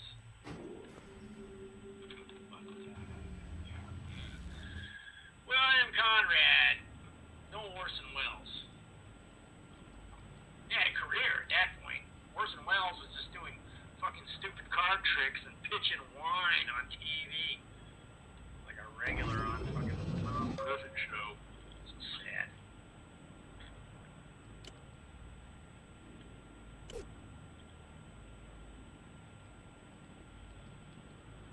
Night Gallery, Manny Lamont. That has nothing to do with what we were talking about. Yara is correct. The show was fucking awesome. Love Night Gallery. Rod Stewart. Rod Sterling. Not the cum-guzzling pop star of the 60s and 70s. The man's man, ex-military sci-fi writer who died of cancer. You see why I would confuse the two. Yeah, I always remember the Night Gallery episode was my favorite. This guy finds out take some drug or he's been poisoned or given something. But anyways, his bones turn to rubber. turns into a human slug in the course of the episode. I don't know much else about the premise, but I thought that was fucking great. When at the end you're like, the guy's following him, and he follows him because he left a fucking slug trail in the house.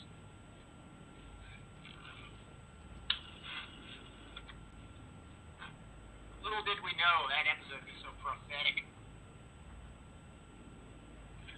It wasn't a poison. It was all these damn Walmarts that turned everybody into a slug.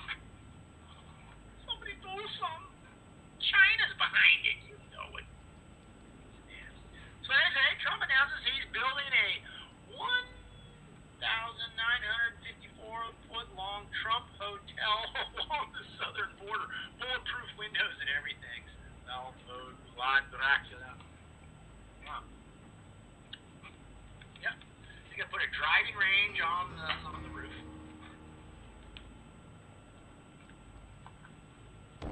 Facing south, of course. And it's going to put a gun club at the ground level. Right there in the lobby. Be great.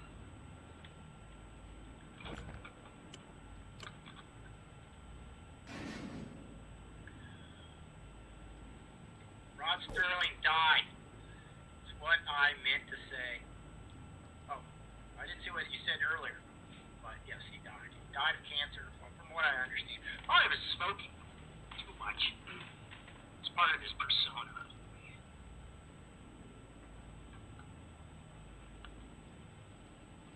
Imagine this. Man goes to a grocery store, eats so much processed food, he turns into a slug. I can imagine it, Rod. I didn't know he was sick. He was a chain smoker, of course. All those dudes from that war were chain smokers. They smoked it all. They stayed chain smokers. You can imagine why. You know, war has nothing to do. Spare moment you have, there's only one thing you got, like bringing any modicum of pleasure. Light up a cigarette. Of course, they're stress relievers. So you're in combat, you can gravitate towards stress relievers. And of course, during those stressful times, you develop an addiction. You're losing it. Bought that and cigarettes.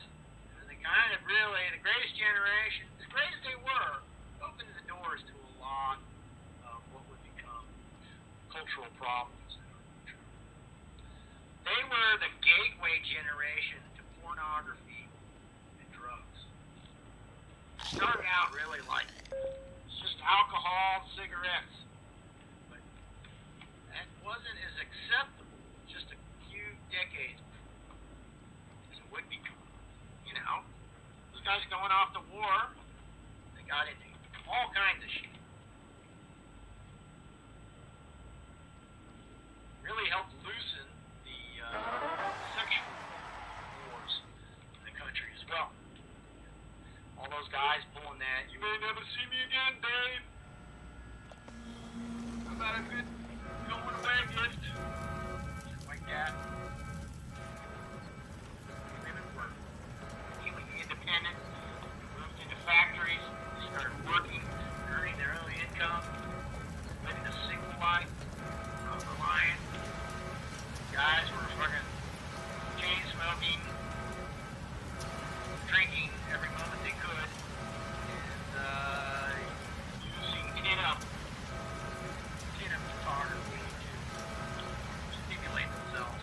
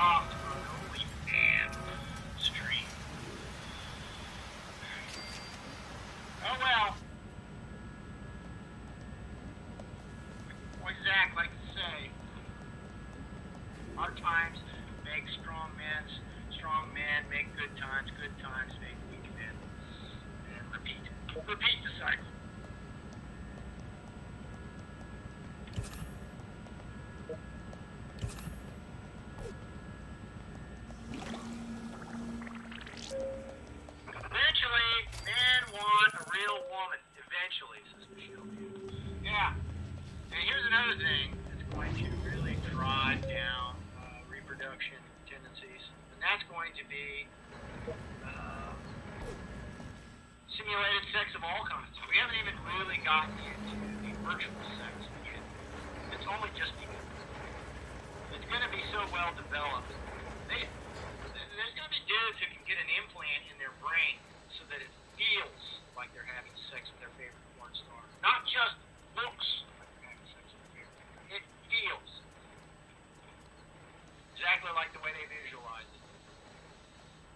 Like they're having sex with their favorite porn. How many guys will get that chip put in? Oh, you can do it on the side. Imagine how they'll pitch it. I'm sure it'll be sold as some sort of therapeutic device. It'll be a do-it-all. They'll be able to pump serotonin into you, make you feel good, make you feel bad. Just like accessing your phone and access to your brain. And you'll do it, because you'll be able to have sex with your favorite porn star every night.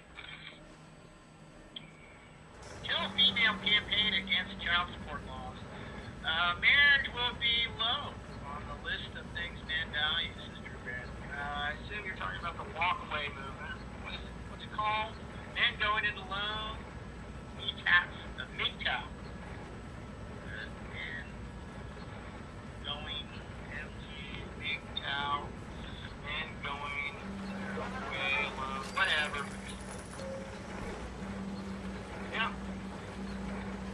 That's the thing. That's where the whole feminist argument that women are, there's a systemic sexism holds them back when all those marriage laws are stacked against it.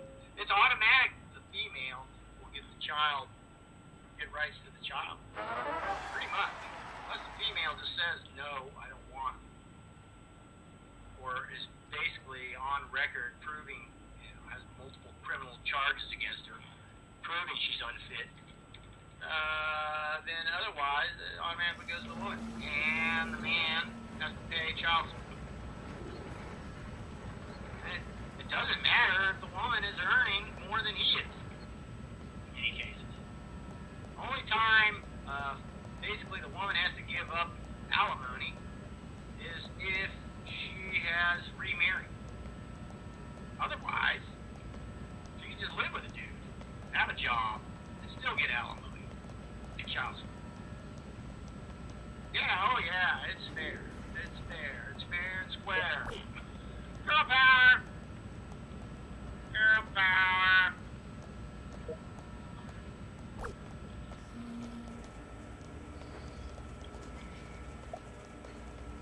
Here we go from naming favorite TV shows to naming favorite porn stars. Oh, really? Has anybody named any? Let's see. Who are they? Big Cow and Red Pill. Just don't go Black Pill. A lot of Black Pills after Trump lost. That does no one no good. Even if they are going to put us in death camps and guillotine our heads. Remote control, computer control, guillotines. Don't go Black Pill. Something similar to what? That on episode of Futurama. I've seen robotic mannequin holding an ad sign. Oh, that's fucking weird. That's what you're responding to? My favorite porn star is my aunt, says Shion. For now. Is there any way to interrupt this strong man create good times part? That way we just be in a state of perpetually creating strong men forever part? Yeah, we can stay permanently at war. I think that's what a lot of old societies realized. Not only were those ancient people really good at building, ones that were good at building civilization, because most of them weren't, and they disappeared. The ones that built civilizations that lasted,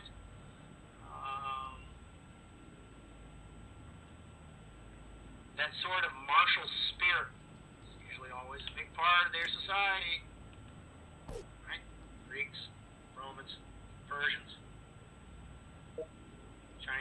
wildfires. Shogunate, era Japan, Europe, Middle Ages.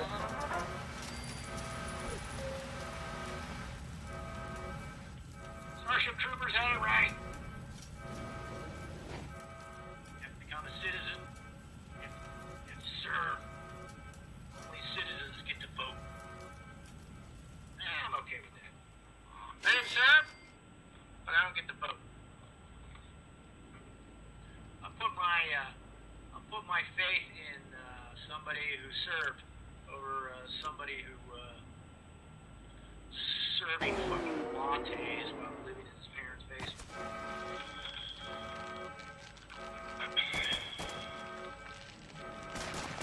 In the year 2525, song is so prophetic. In the year 2525, I think I should go over the last of my headlines. Where I fucking cash out tonight is 12/12. Did I miss anything? Oh yeah, British Airway pilots. 4 of them died in 1 week.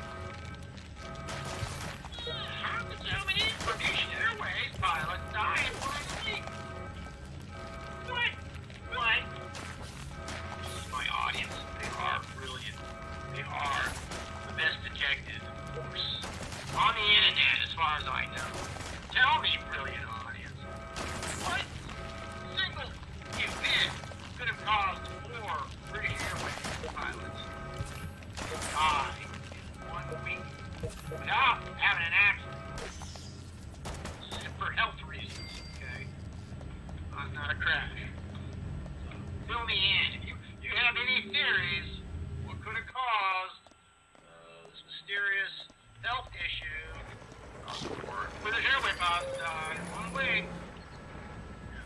I'm checking down below.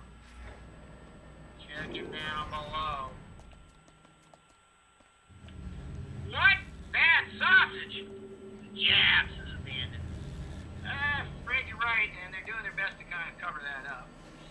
Try to push people away from that. Oh, by the way, that was what one of my headlines was. Did you guys check out the Katy Perry Orlando Bloom warning from the future? Pushing for the Democratic, the Dem Voting Act that they're trying to force through. It will basically permanently legitimize, drop box voting and mail ballots and mail-in ballots, voter harvesting, shit like that. Gonna legitimize it all.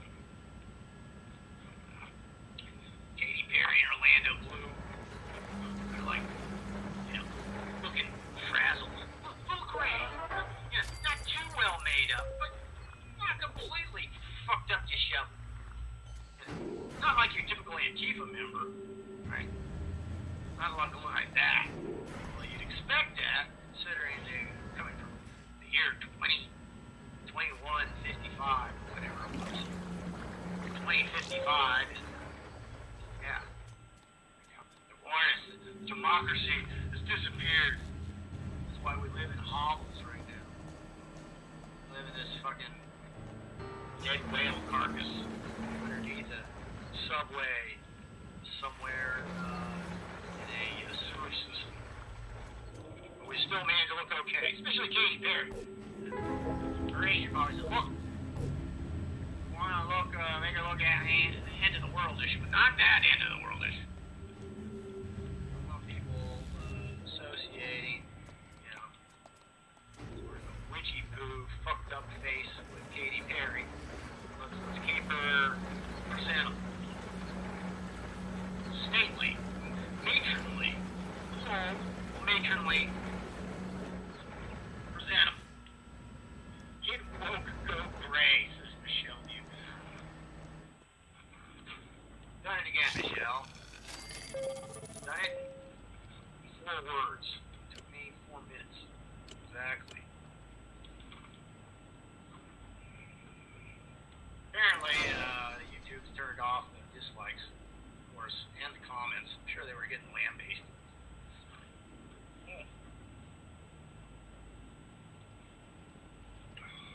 Fucking Katy Perry didn't go to college, did she? She's a fucking evangelical singer, man.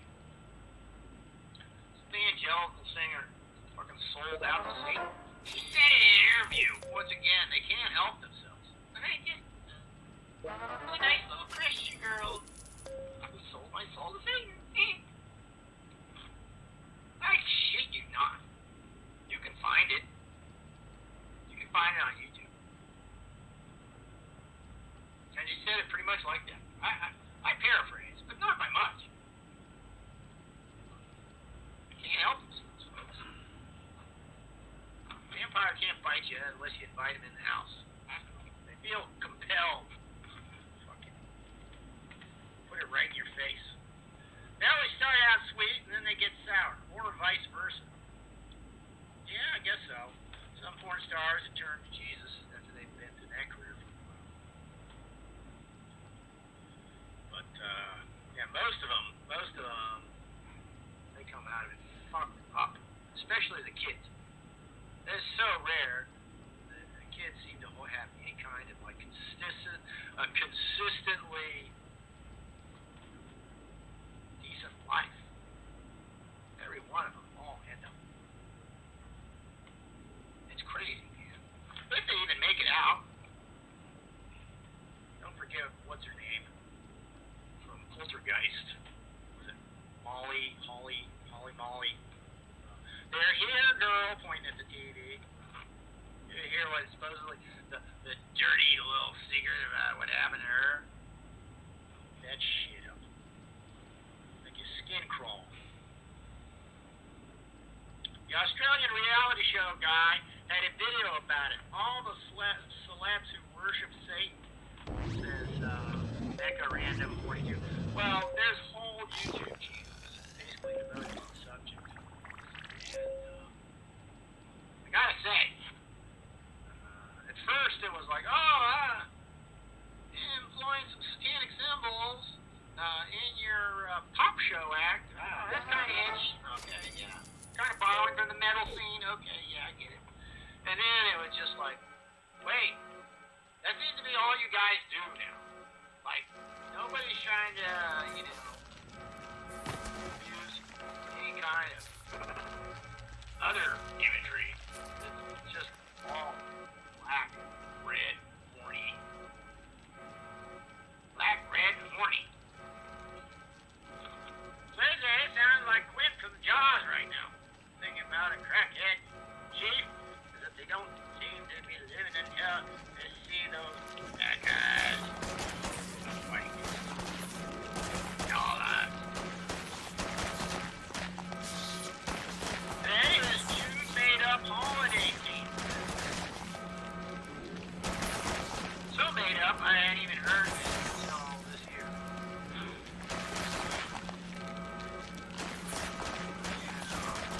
I am highest shelf of white supremacy for not having heard of Juneteenth.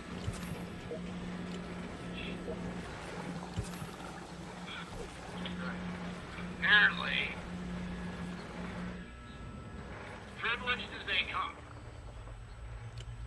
Someone told me about Juneteenth. Sounds like a stupid sorority party that's thrown every year.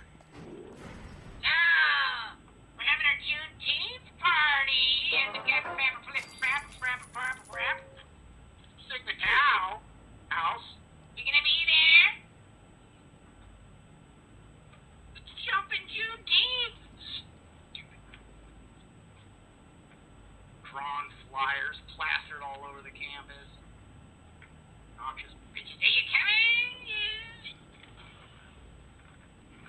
Juneteenth. Well, I'm sorry. I'm sorry, civil rights people, but you just wrapped yourself around a really stupid name. That is not gonna last. You gotta rebrand that. You want to get everybody to change the flag? Well, you gotta work on Juneteenth.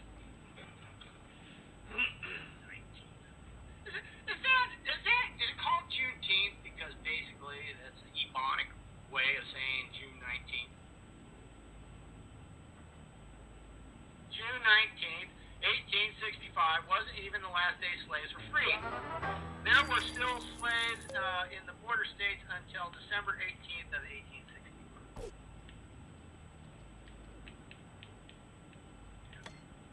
Wow.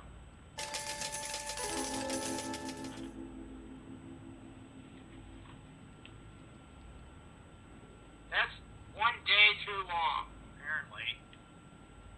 You know, we're just gonna have to have that holiday too. In fact, we'll just make it a reparations holiday every day between June 19th and December 18th. All that, yeah. Beach week. Go nuts. Burn down Virginia Beach. Celebrate. Oh wait, they do that already every year. It's just another way to remind us and the rest of the world how racist and backwards we are, and how we need to build back better. This is John. Yeah, I find it interesting, you know, wish we could talk to more Europeans, but do you remember way back, you know, some time back, Europeans used to kind of pat themselves on the back and laud themselves for not being as racist as those Americans. You know, racist Americans. We were also racist.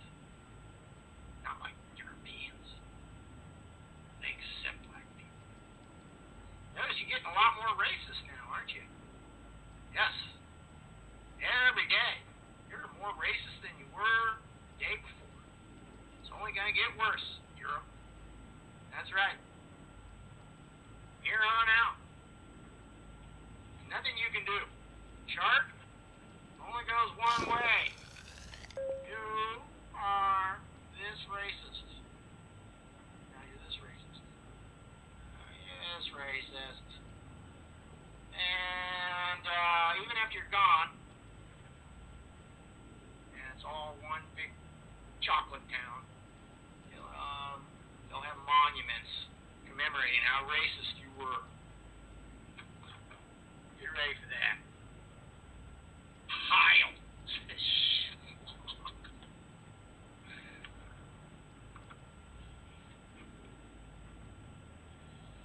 They have a bronze statue in New Jersey of a degenerate outside of a government building. Guess who it is? Yeah, Kirby. The famous Nintendo character, George Kirby. He's the one sitting on the bench there. Hey, come on. Come along. He only threatened to shoot that pregnant woman's fetus. He didn't actually do it.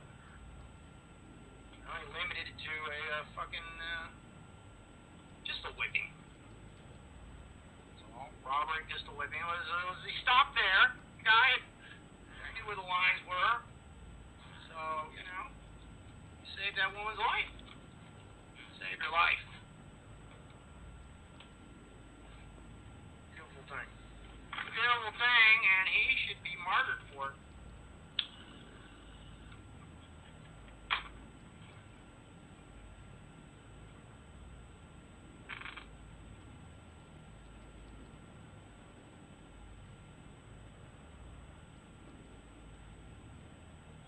Somebody needs to change the name to George Kirby on this as Captain Kirby. Yes. Kirby Puckett. He was there too. All those Kirbys, they all blend together, don't they?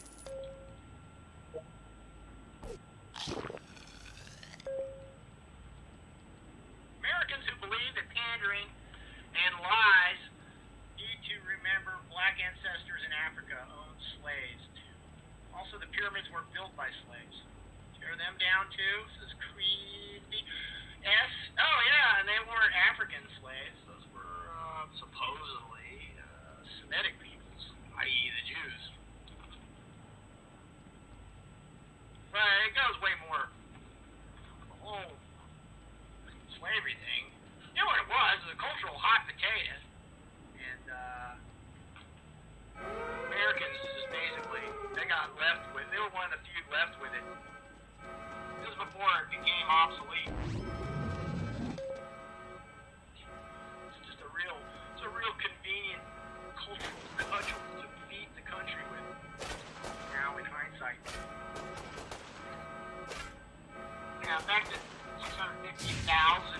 white men died to end that practice. Not all of them were fighting to end it. They died as a result of it as well. So consider that collateral damage as punishment for having protected it. Nevertheless, people died in that war. World War I, World War II, Korea, and Vietnam put together.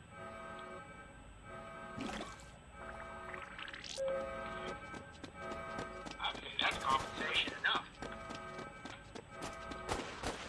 That's more than the initial amount of black diaspora that came from Africa over to the United States. Numbered about 400,000. Started taking steps to ban the importation of blacks. 1820s and 30s, somewhere there.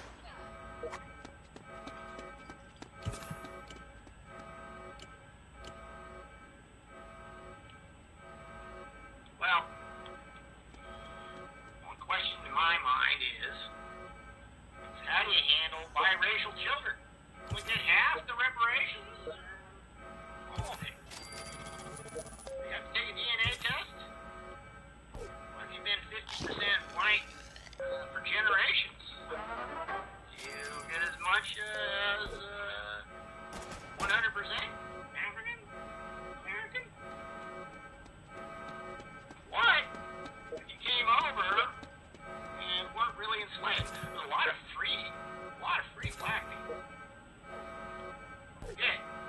Boston Massacre kind of kicked off Revolutionary War. Black man died in that massacre, fighting for the cause of liberty. One of those riders shot. A lot of free blacks all over the country.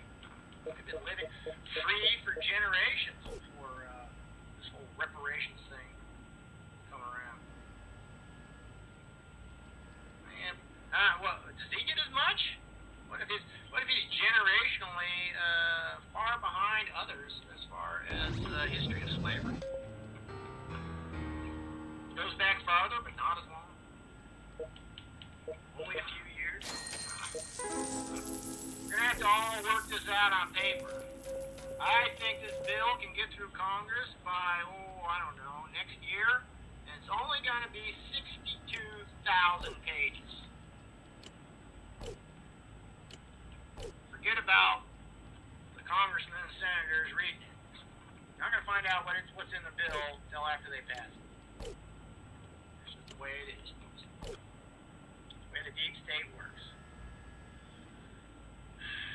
Kamala Harris gets to pay reparations to herself, this shiny dagger. Well, yeah, her family were slave owners in Jamaica.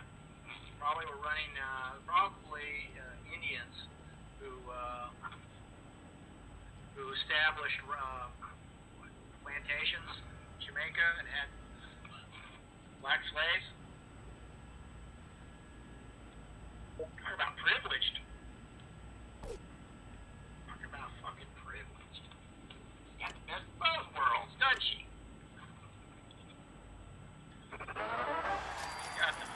She got the white privilege with the brown victim card rolled into one.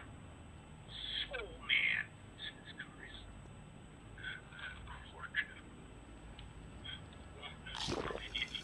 Kamala is Asian or black, depending on who she's trying to con. This is Manny Lamont. Okay.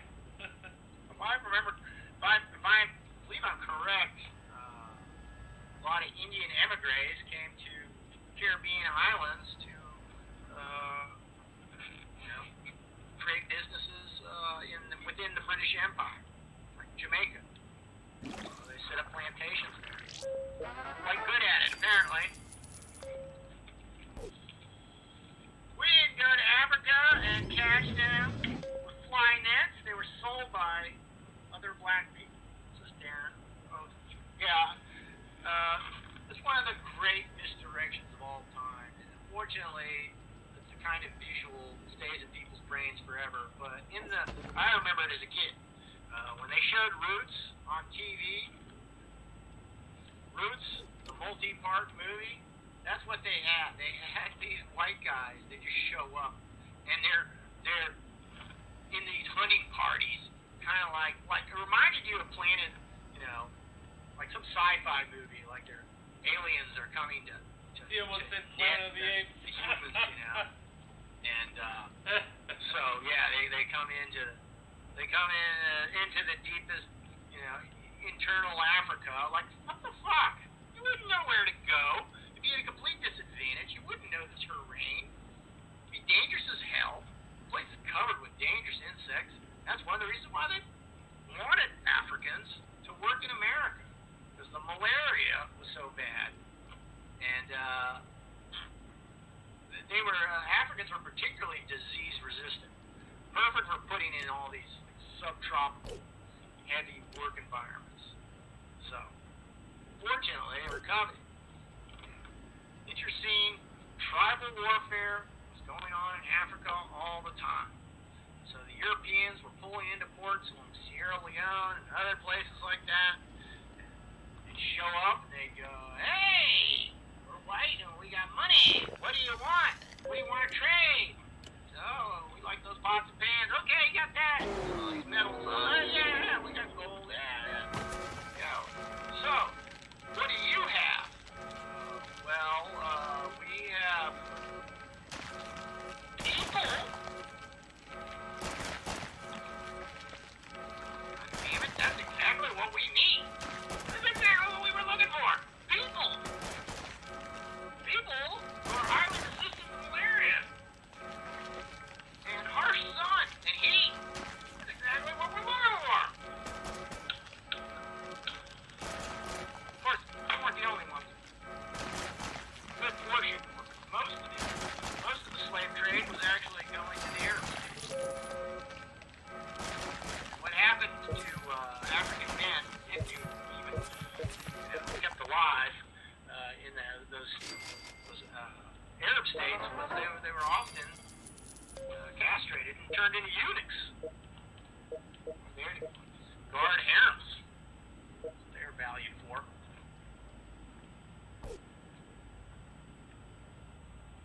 So, as it was, be a slave in North America, at least you got to keep your junk. That's not a bad deal. A very good book on it, written by Thomas Sowell. Very authoritative. Very authoritative.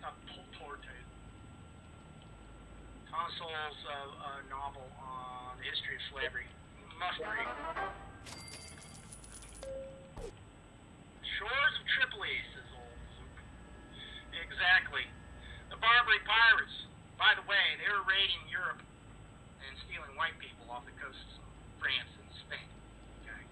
So, white people were being enslaved too. I don't even fucking bring that up. Oh, those Arab slave traders, they love them blonde-haired, blue-haired girls. Oh, yes. Those Byzantine women. Just overall blanket, basically. It's like European concubines. Multi-generational. Turks took slaves, too. Everybody took slaves. It only got outlawed, basically, in the 1800s. The whole world did it. Everybody did it. It's just a thing. It was just like human race had not evolved. Just like everything else we figure out. It takes a while. Hey, maybe we shouldn't be so cruel to animals. Hey, that's a good idea. Eventually it catches on. Becomes socially repellent to be cruel to animals. There are societies in the world where that never hasn't caught on yet. So you can take a dog, chuck it in a boiling pot of water alive. Nobody fucking blinks an eye. We had to put slavery on hold until they got it going paperless. Hey, Thurston laughed. Yeah, well, a lot of slave traders were also involved in the banking industry, as you might be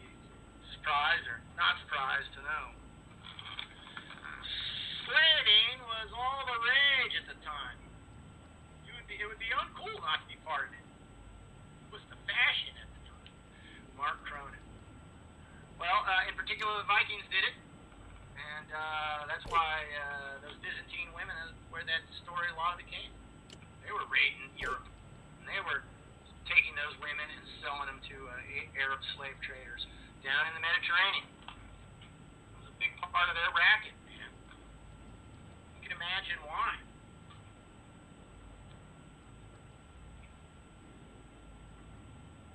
Hot women are always in style. Hot women always get top dollar. Doesn't matter where, when, or how. They're always in demand.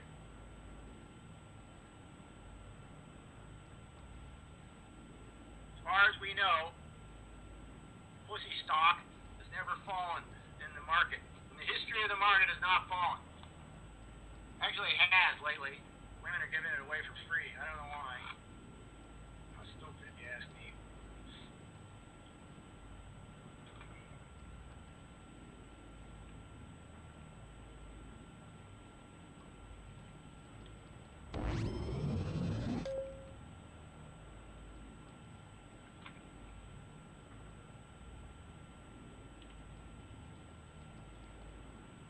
What happened to the Nazi on the game show Slaughterama? This is Matthew. You guys hit cut off.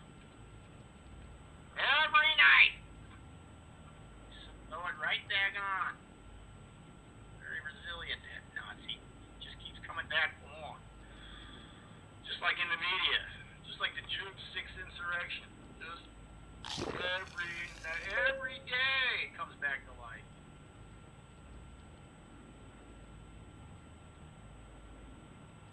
Some women just don't know any better, is all. This vampire mom didn't like. Well, I gotta say, the old saying is true. Why would a man buy the milk when he can milk the cow for free? Little hint to you ladies out there. Don't sell yourself short. Don't sell yourselves short. Take away one lesson this evening. Ladies, you're awesome. You're worth at least $300 or $400 an hour. Alright, labias and germs, crackheads. Sleepy Martini is checking out. Don't forget, watch my Twitch 3D movie tomorrow night, Galaxy of Terror with Aaron Moran and Ray Bolger. Yeah, my favorite Martian guy. I don't know why he's there, but, you know, guys gotta eat, I guess. They got him for cheap. Sleazy B. Martini!